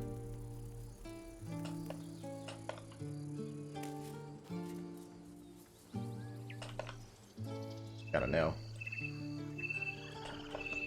Run with those little dwarf legs. As far as you can, my friend. Go!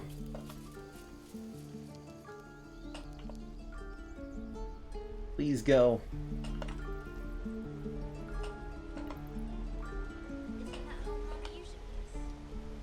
Yeah, we used our short rest for the day already. Magically.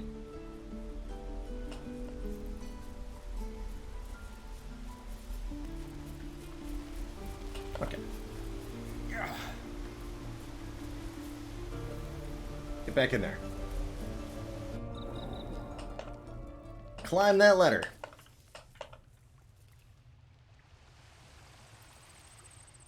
Sure, it'll take us somewhere we've already been, but gotta know.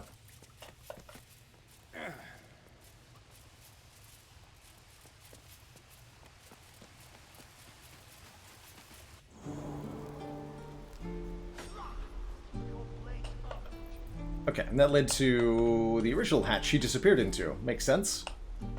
One we couldn't spot. I was trying to help. You nearly died. Did you hear me? What would your mother and I have done? Right, you three.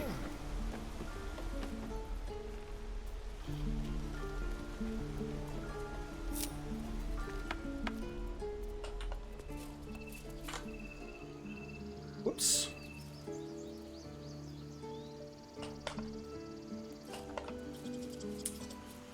The old fat finger. Okay.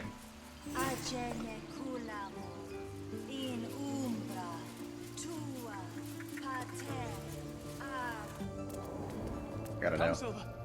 Stay close.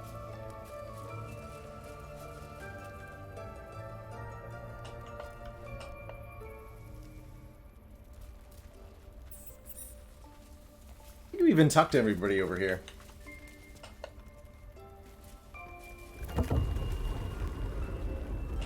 Definitely weren't in here. This chest. Hidden behind this shelf. Interesting. Hello? By Sylvanus, another outsider. Should you have an ounce of sense, you will leave immediately. Look me in the eyes when you're talking to me, sir. Rude. Of course it's locked. We have a solution for that. It definitely won't explode. Half-torn note. Onyx gem. Baldur's Canticle. The Shadow Druid's Doctrine. Ah. Of course. Shadow Druids causing trouble.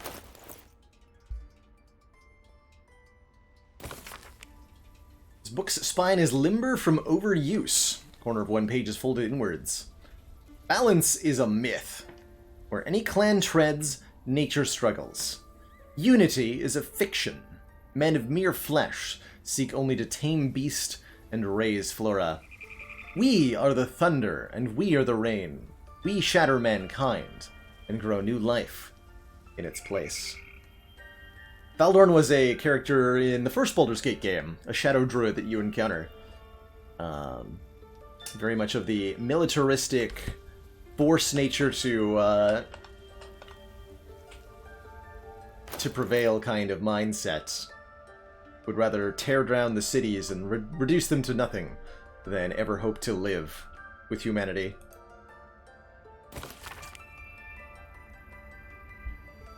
Ah, this must be the note from the hag that the bird retrieved. Kaga. Swamp docks. Tree. Meet me alone. Holodon. Interesting. We're actually given all the options. Kill Kaga, investigate Kaga, or defeat the goblins. Interesting.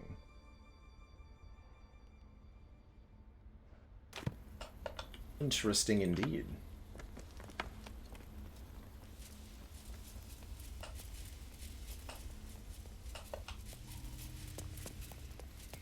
Very, very interesting.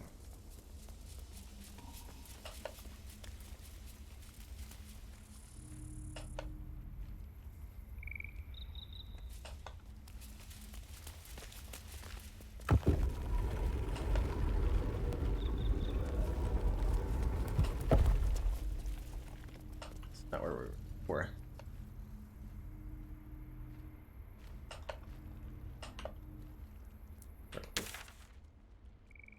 There's Nettie. Yeah, through this room, right? Bones Yeah. twisting. That's right, there was a secret Skin passage. peeling off. She locked. This is horrific. Oh, we've started combat. Fair enough. She's upset that we've left.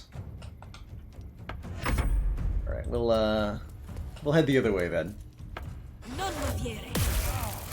Ah! You can see me just through the door, looks like. Let's see what happens here if we try to head in the other direction. One who tried to steal from us.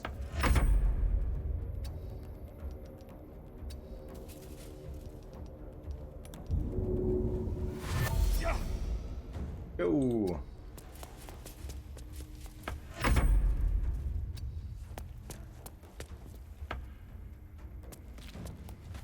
Oh, what?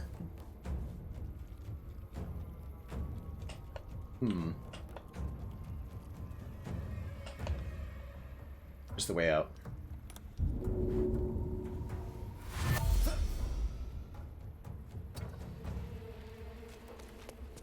This could result in more characters getting pulled into the combat. Potentially. I'm prepared to load if this goes, like, really sideways.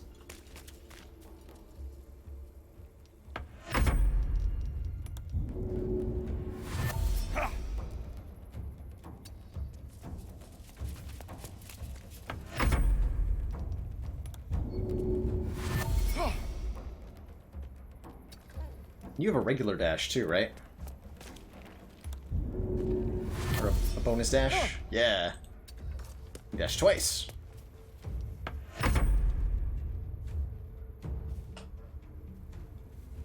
Turned into a spooter. A big spooter.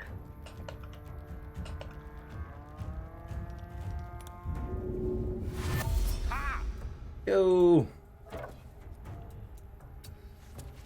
Right, ammo take? There's definitely lots of ways to break stuff.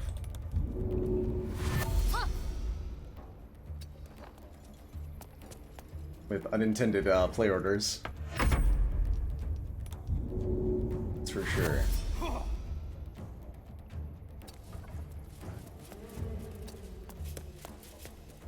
Oh, my dwarfy friends.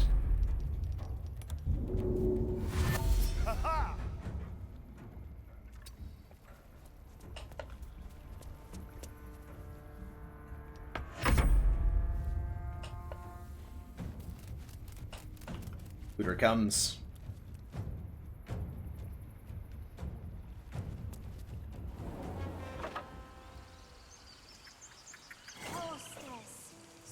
Okay, we each have to individually go through the door, looks like.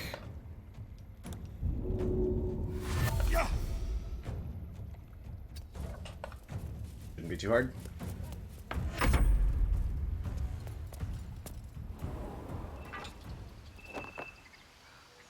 We're running from her because she's a druid. She was just trying to help. Don't want to kill her for that. I don't want to mess with the quest either. Neteria knows the rights. Definitely could do glitchy stuff though. Okay. So I think we need to go find that druid that's missing.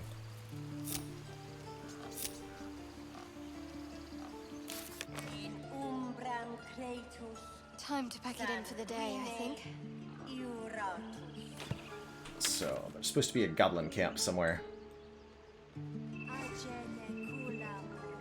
Oh, his mother. They're doing their ritual thing. We found the merchant here. Let's go on. Are you sure you want to do that? Yeah, I can imagine, right? This player wants to do what? Excuse me?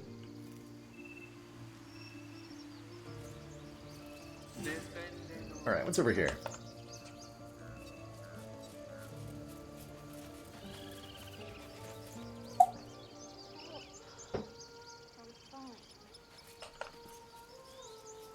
You're singing.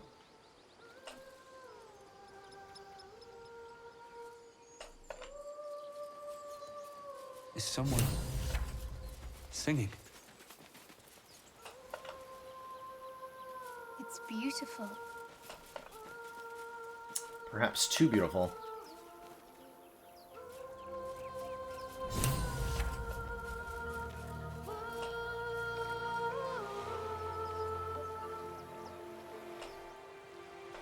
Where's it coming from?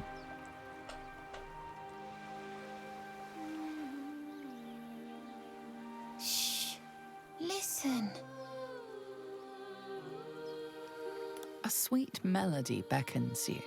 It vibrates with magic. A harpy's charm. Could try to resist or let the harpy's call bewitch us. They're magical creatures. Hideous with wings and claws, but their song is magical in nature. Sounds like the alluring call of a beautiful woman. Let's try to resist. Nice. The suffocating yearning suddenly fades as the spell breaks. You are free. Get back, kid! It's a trick! No, no. It's just a bit of water.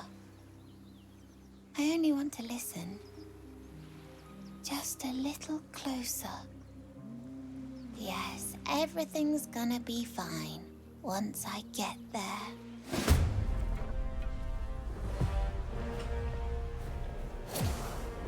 There are more than one of them. Oh, we're being attacked. Gale got hit there. I think.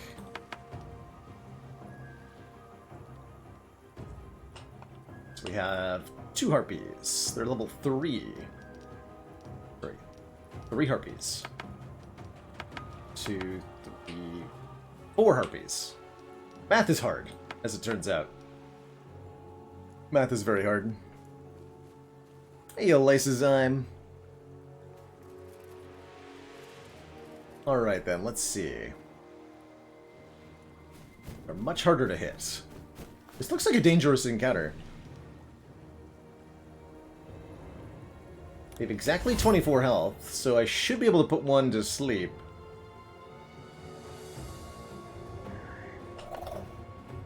Whoa, camera? That was incredible. Ah, don't do that! Just want to examine them. See if there's any resistances listed or anything.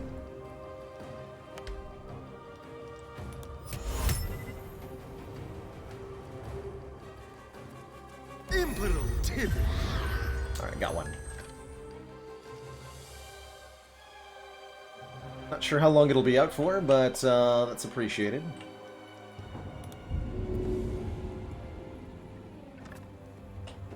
Speed. Put them up here.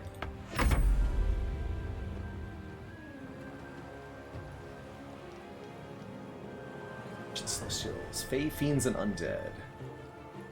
What does a harpy count as, I wonder? Give it the magic missiles. Bang.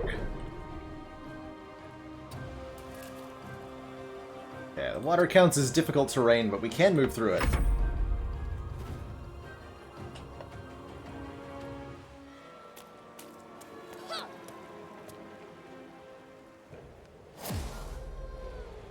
Whoa. Nice try.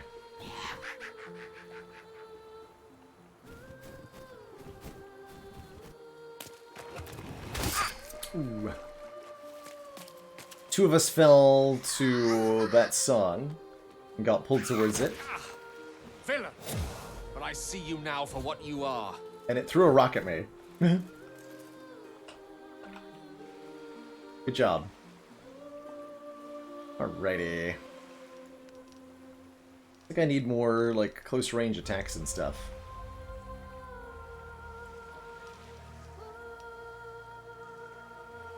So Gale's pretty injured. You can throw potatoes at them, it's true. Can definitely do that. 50%. So they're relatively hard to hit, but my spells look like they're effective.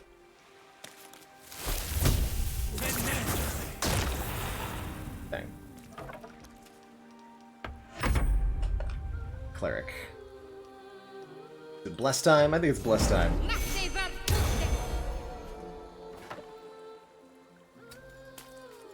Have good health. What happened? I'll skin you alive, you fell wretch! No, my spell.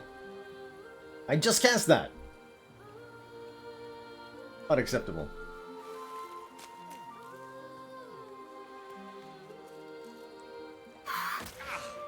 Villain! But I see you now for what you are. Yeah, Gale is 1 hit point. Got a good bap on the Harpy though.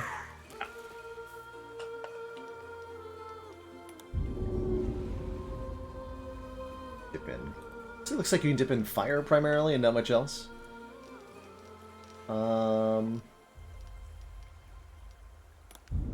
Shove it. Yeah. That'll teach it. That will, in fact, teach it. Do I have an inflict wounds available? Looks like I don't. We're mostly out of spell slots here. Gotta hit it with melee then. Suspect we're gonna lose this fight. We'll see. You fell wretch! The fact that there are 4 of them and they're able to use long-range disabling stuff, and the fact that we can't seem to hit them very well, definitely presents a bit of a problem.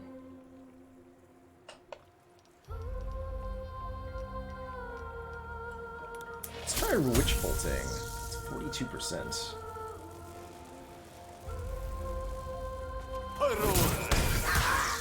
There we go. So that Witch Bolt will stay connected and Gale can do some recurring damage next turn.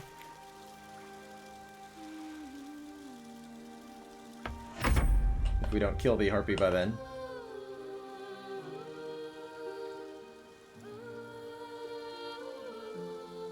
Dot.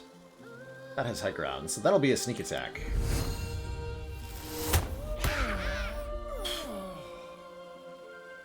Nonsense.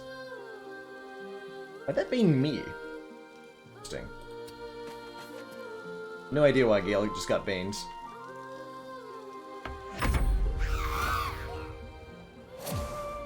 Harpy killed Gale.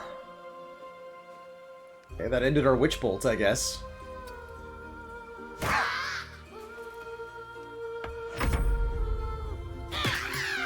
There we go. Okay, 1 down. Only 3 to go. Not a problem, right?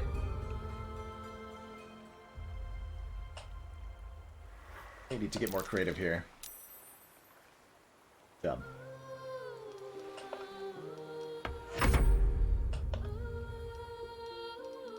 Let's see. This one is just singing. Why don't we run behind it and stab it?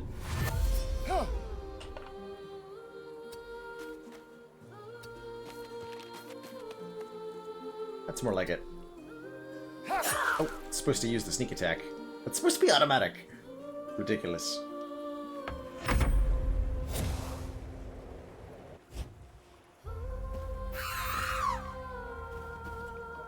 Wow, they're still hitting Gale. Rude. That's very rude, you know.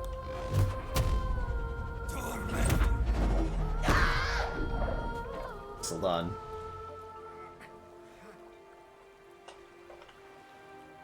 Still one up there, so I'll see if I can reach it. We'll use the cleric to get up Gale. I'm sure he don't die.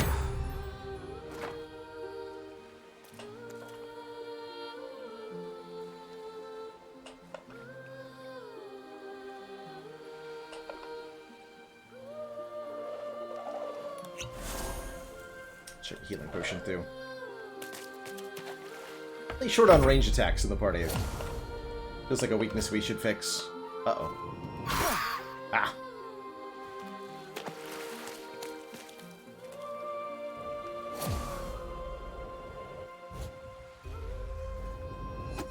And back down. Villain! But I see you now for what you are. I'm immune to lured for some reason. Not sure why, but I'll take it. Still got level 1 spell slots. We could keep slinging magic missiles here. It's not a unreasonable choice. I will do that. Although, let's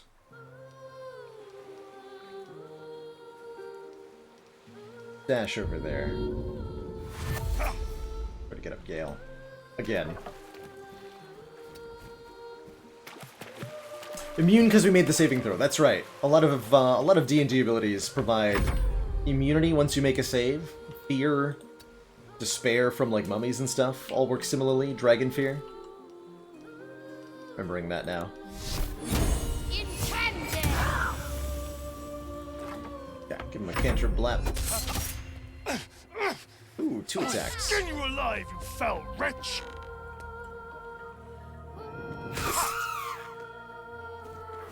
At least he's dodging competently.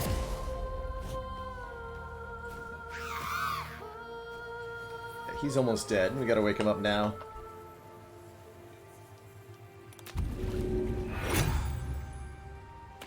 They do seem like they're interested in killing permanently characters who are down, which is very rude.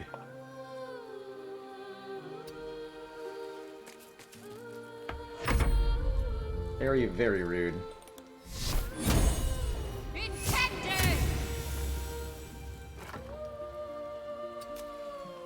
But I'm like way outmanability here. Oh! I'll skin you alive, you foul wretch! The crit there. How come he never got his turn?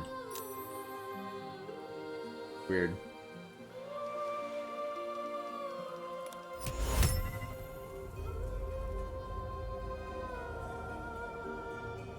Imperativi.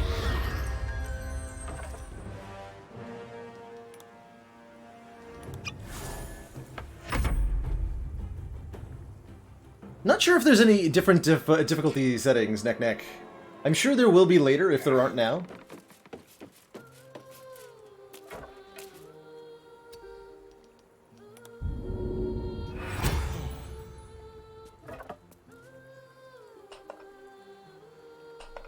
We have no actions left.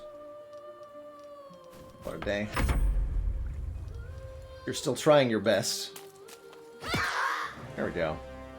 And that stupid singing.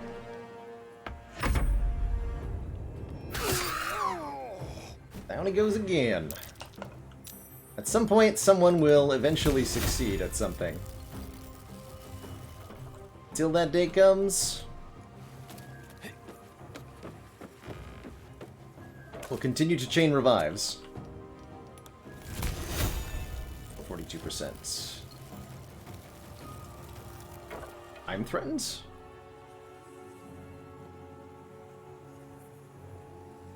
Clear. It's at 65%. But I don't have a good shot.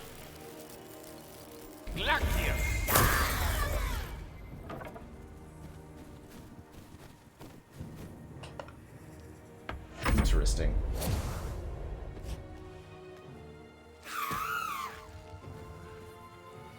Yeah, they're going for the kills where they can.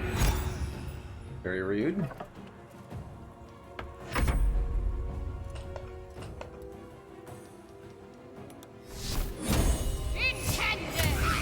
There we go. Okay. Should be a little bit more under control with 2 of them down. I think a weird situation we've ended up in. We go back to singing? Nope, you're gonna hit me with a rock. Good job.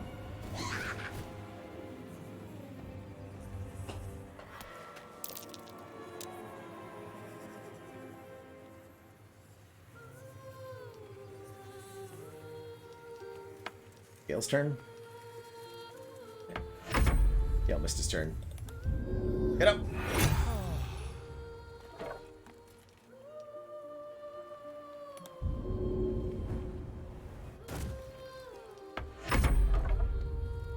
Here we go. Out of actions. Can I... Oh. Hoping to shove it off the cliff.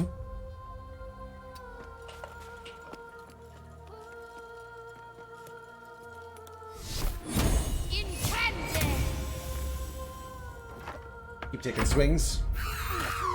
And keep getting hit by rocks. Ah! Ooh, 2 people down. And we're lured. Uh-oh. Actual trouble is here.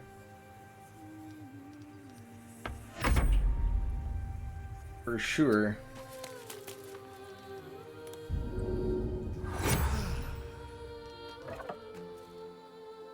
Really do anything if this keeps happening, though.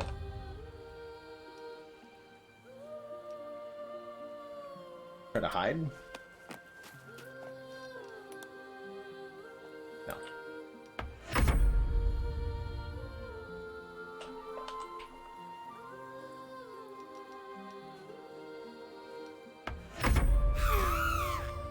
Stop! Foul-winged charlatan! Your tricks will cost you. Okay, we're making our saves over there. Need them to, like, miss or something? So we can break the stalemate that we are in. For just a second. Please. There we go. Foul-winged charlatan! Your tricks will cost you. And Gale is in big trouble here. Time to do some damage.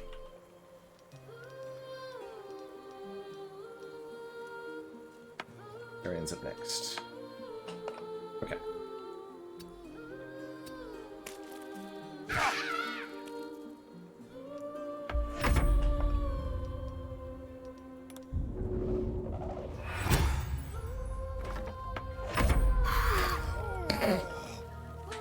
Please.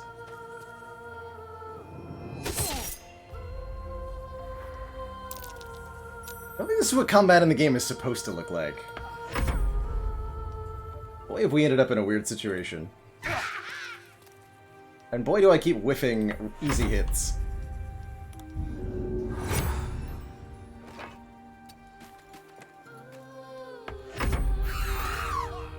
And they keep easily hitting us. Let's see. Oh, they're giving advantage. That's why they're hitting so easily. Why are they getting advantage on their attack rolls? Right? Unsure.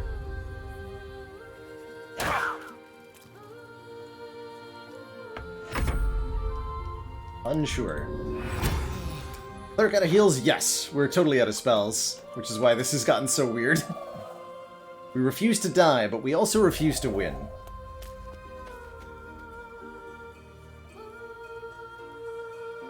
Okay, we have just a bonus action left. We can try to shove the harpy again. Do that. Or climb down there, that's fine too.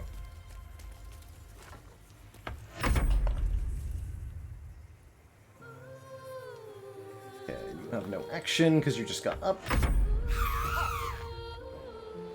They missed. We are level 3. They are a little bit better than us. By virtue of numbers, mainly. I'll skin you alive, you foul wretch! What's this? Down wizard. Hit it! Yes! Keep doing damage.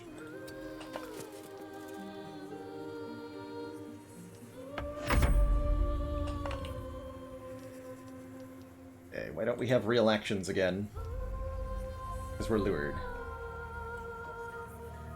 Let's move on its turn. Get back up there and help our other person up, please. Yeah, I think so. It's there should be something to prevent you from doing this, quite frankly. Some sort of stacking penalty or limit to the number of times you can get up in one combat. One, to avoid weird stalemates like this, and two, to force some consequence to combat. Skin you alive, you foul wretch! Villain! This is just ridiculous. I see you now for what you are. What this is. This is ridiculous. Okay, we do have a magic missile left. I'm going to use it. Foul-winged charlatan! Your tricks will cost you. There we go. Okay, get up. And stay that way.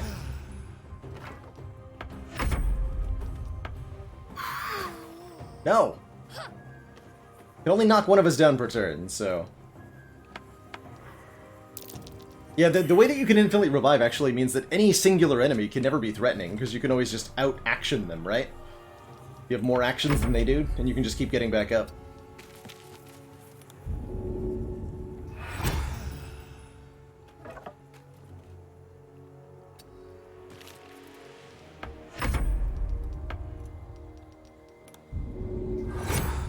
Okay, we're all on our feet for the moment. Dang it. We are winning the action economy game.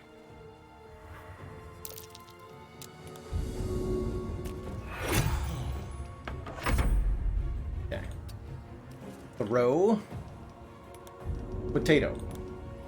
It's too far away. Cannot throw potato from this range. Tragic. Truly tragic.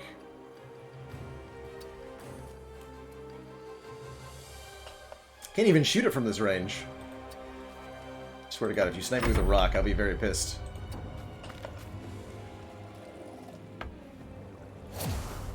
That's more like it. We can hit you there. Now.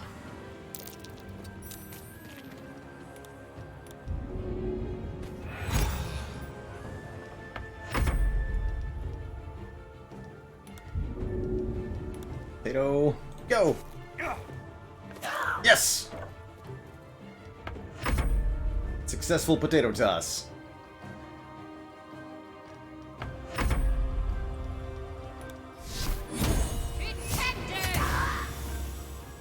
Go. We've dodged. Great success. Eat this!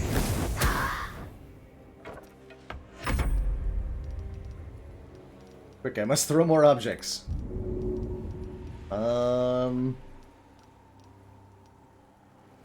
Throw the Book of Distractions at it. Success!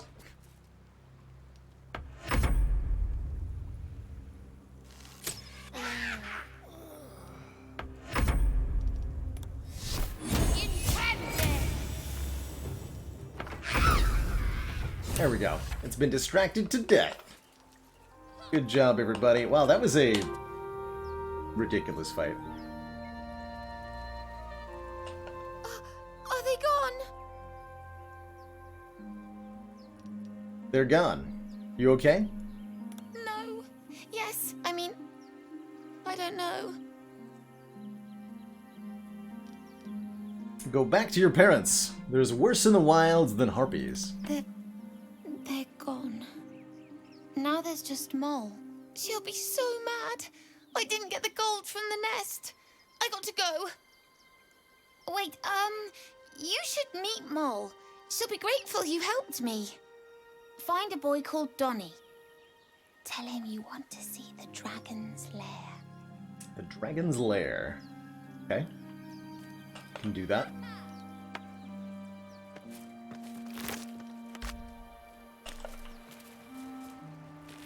And you mentioned something about gold on the nest, which I am interested by. Tell me more.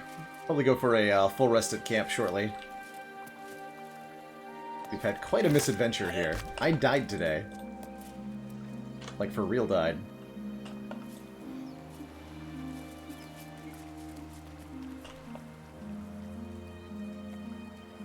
Pile of bones.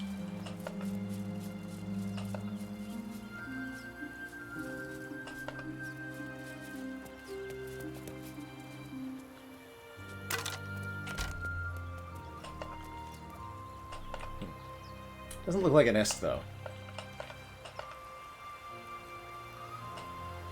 Let's peek around for loots.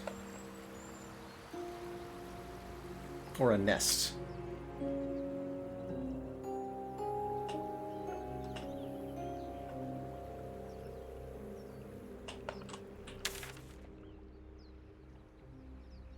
No markers. Aha! Chest down here.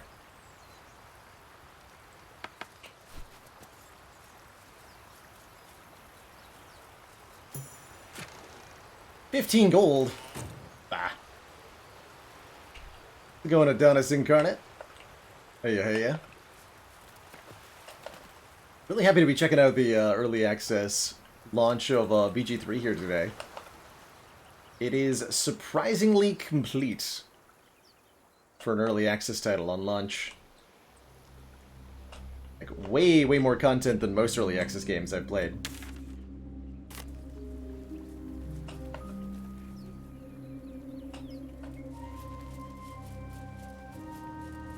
First impressions, really impressive. Like,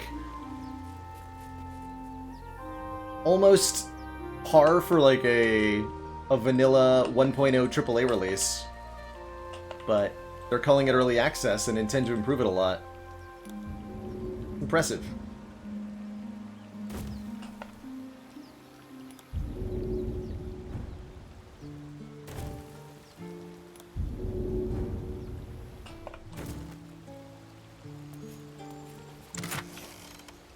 One malachite, okay. Sure. How about the waterfall? There's gotta be something behind that, surely.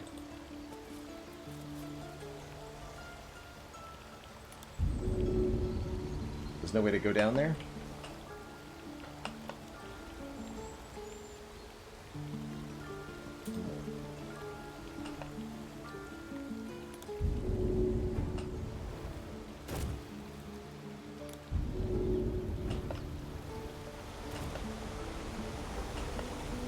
Can send the camera behind to look for us. I don't see any secrets back here.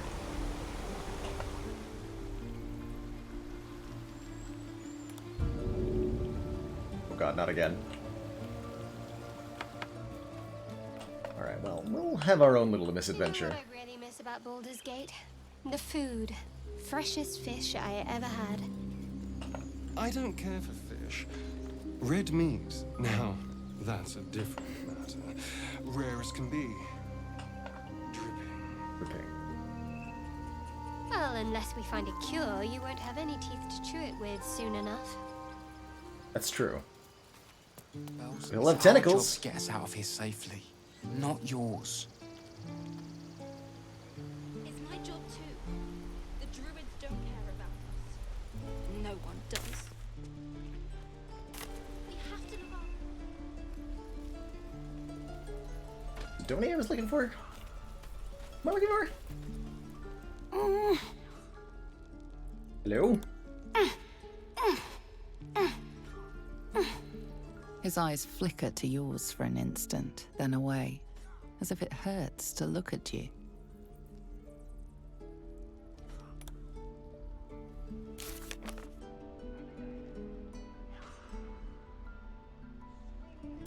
Know where Mole's hiding. Time to pay her a visit.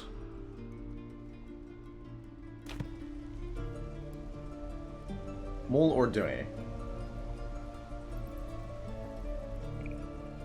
Hello?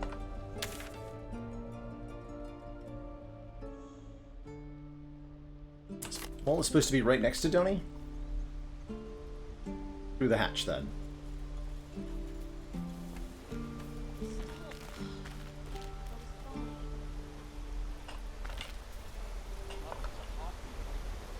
A rocky crevice. That requires the dwarf, who is stuck. Quiet, you pup. Ah. Okay, let's end the day then.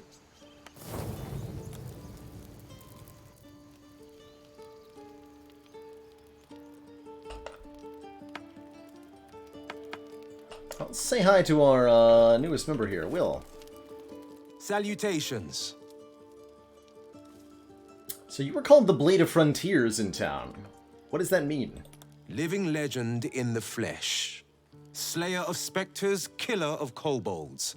The pride of Baldur's Gate. Very nice. Yeah, I've heard of you. So you know the stories. All true, I might add. Won't be long before they're telling new tales. Mind flayers, flying ships, dragon attacks. The legend grows. What's up with the eye?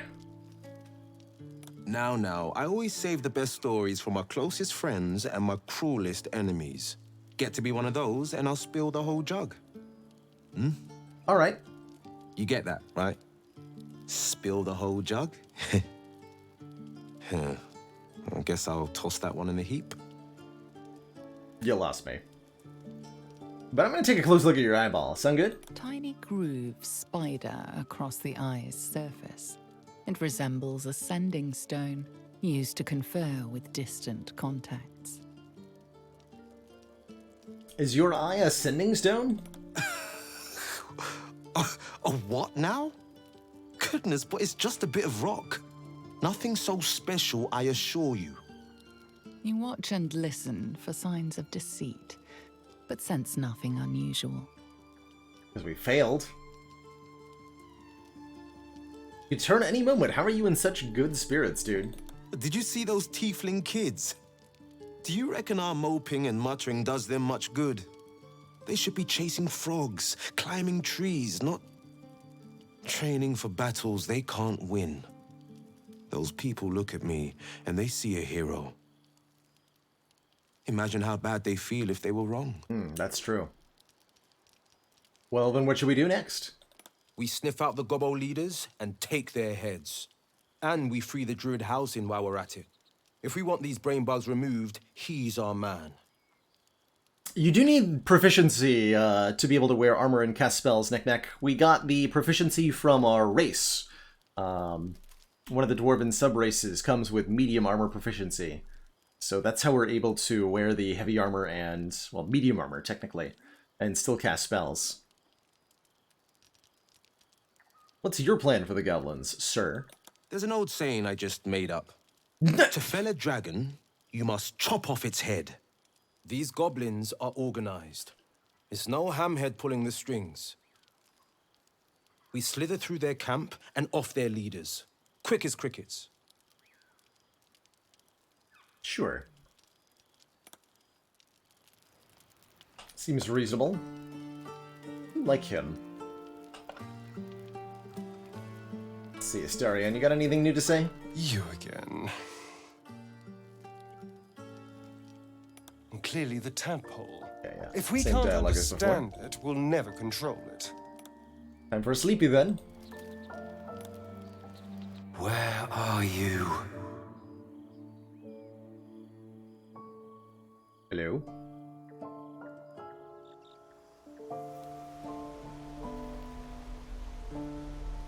Interesting. Alrighty, so we're refreshed, right as rain. We need to go find some goblins, but I think that's gonna need to wait for another day. It's already, geez, so past 7 p.m. here. Been playing for almost 7 hours and really got sucked into the experience. That is where I'm going to wind our stream down for today. I will definitely return to this game. I want to continue this playthrough and explore more of this. I don't know if that'll be tomorrow or not. We will be live tomorrow, not later than noon Eastern Standard Time, or at least that's currently the plan. The idol. What were you thinking? I was trying to. So many things to check out. I still want to play more Spelunky 2. There's more Spire to play. There's more FTL to play. There's more Hades to play. Not really sure how to choose, but we'll be doing something tomorrow. Thank you so much, everybody, for joining me. It means a lot to be able to check this game out with hundreds of folks hanging alongside. Hope you had a cozy time with it. Hope you had a really cozy time with it. Very interested in getting BG3, but unsure how complete it is yet. More complete than I expected from an early access launch, but definitely not complete. See you later, Atmotake, Ivy Blade, Twitch forgot my account, Tridonium, Vercomod, Adonis Incarnate, and everybody else. Thanks so much for watching. Ta-ta for now. I'll see y'all soon. Bye-bye now. Bells, it's our job to get us out of here safely, not yours. It's my job too. The druids don't care about us. No one does.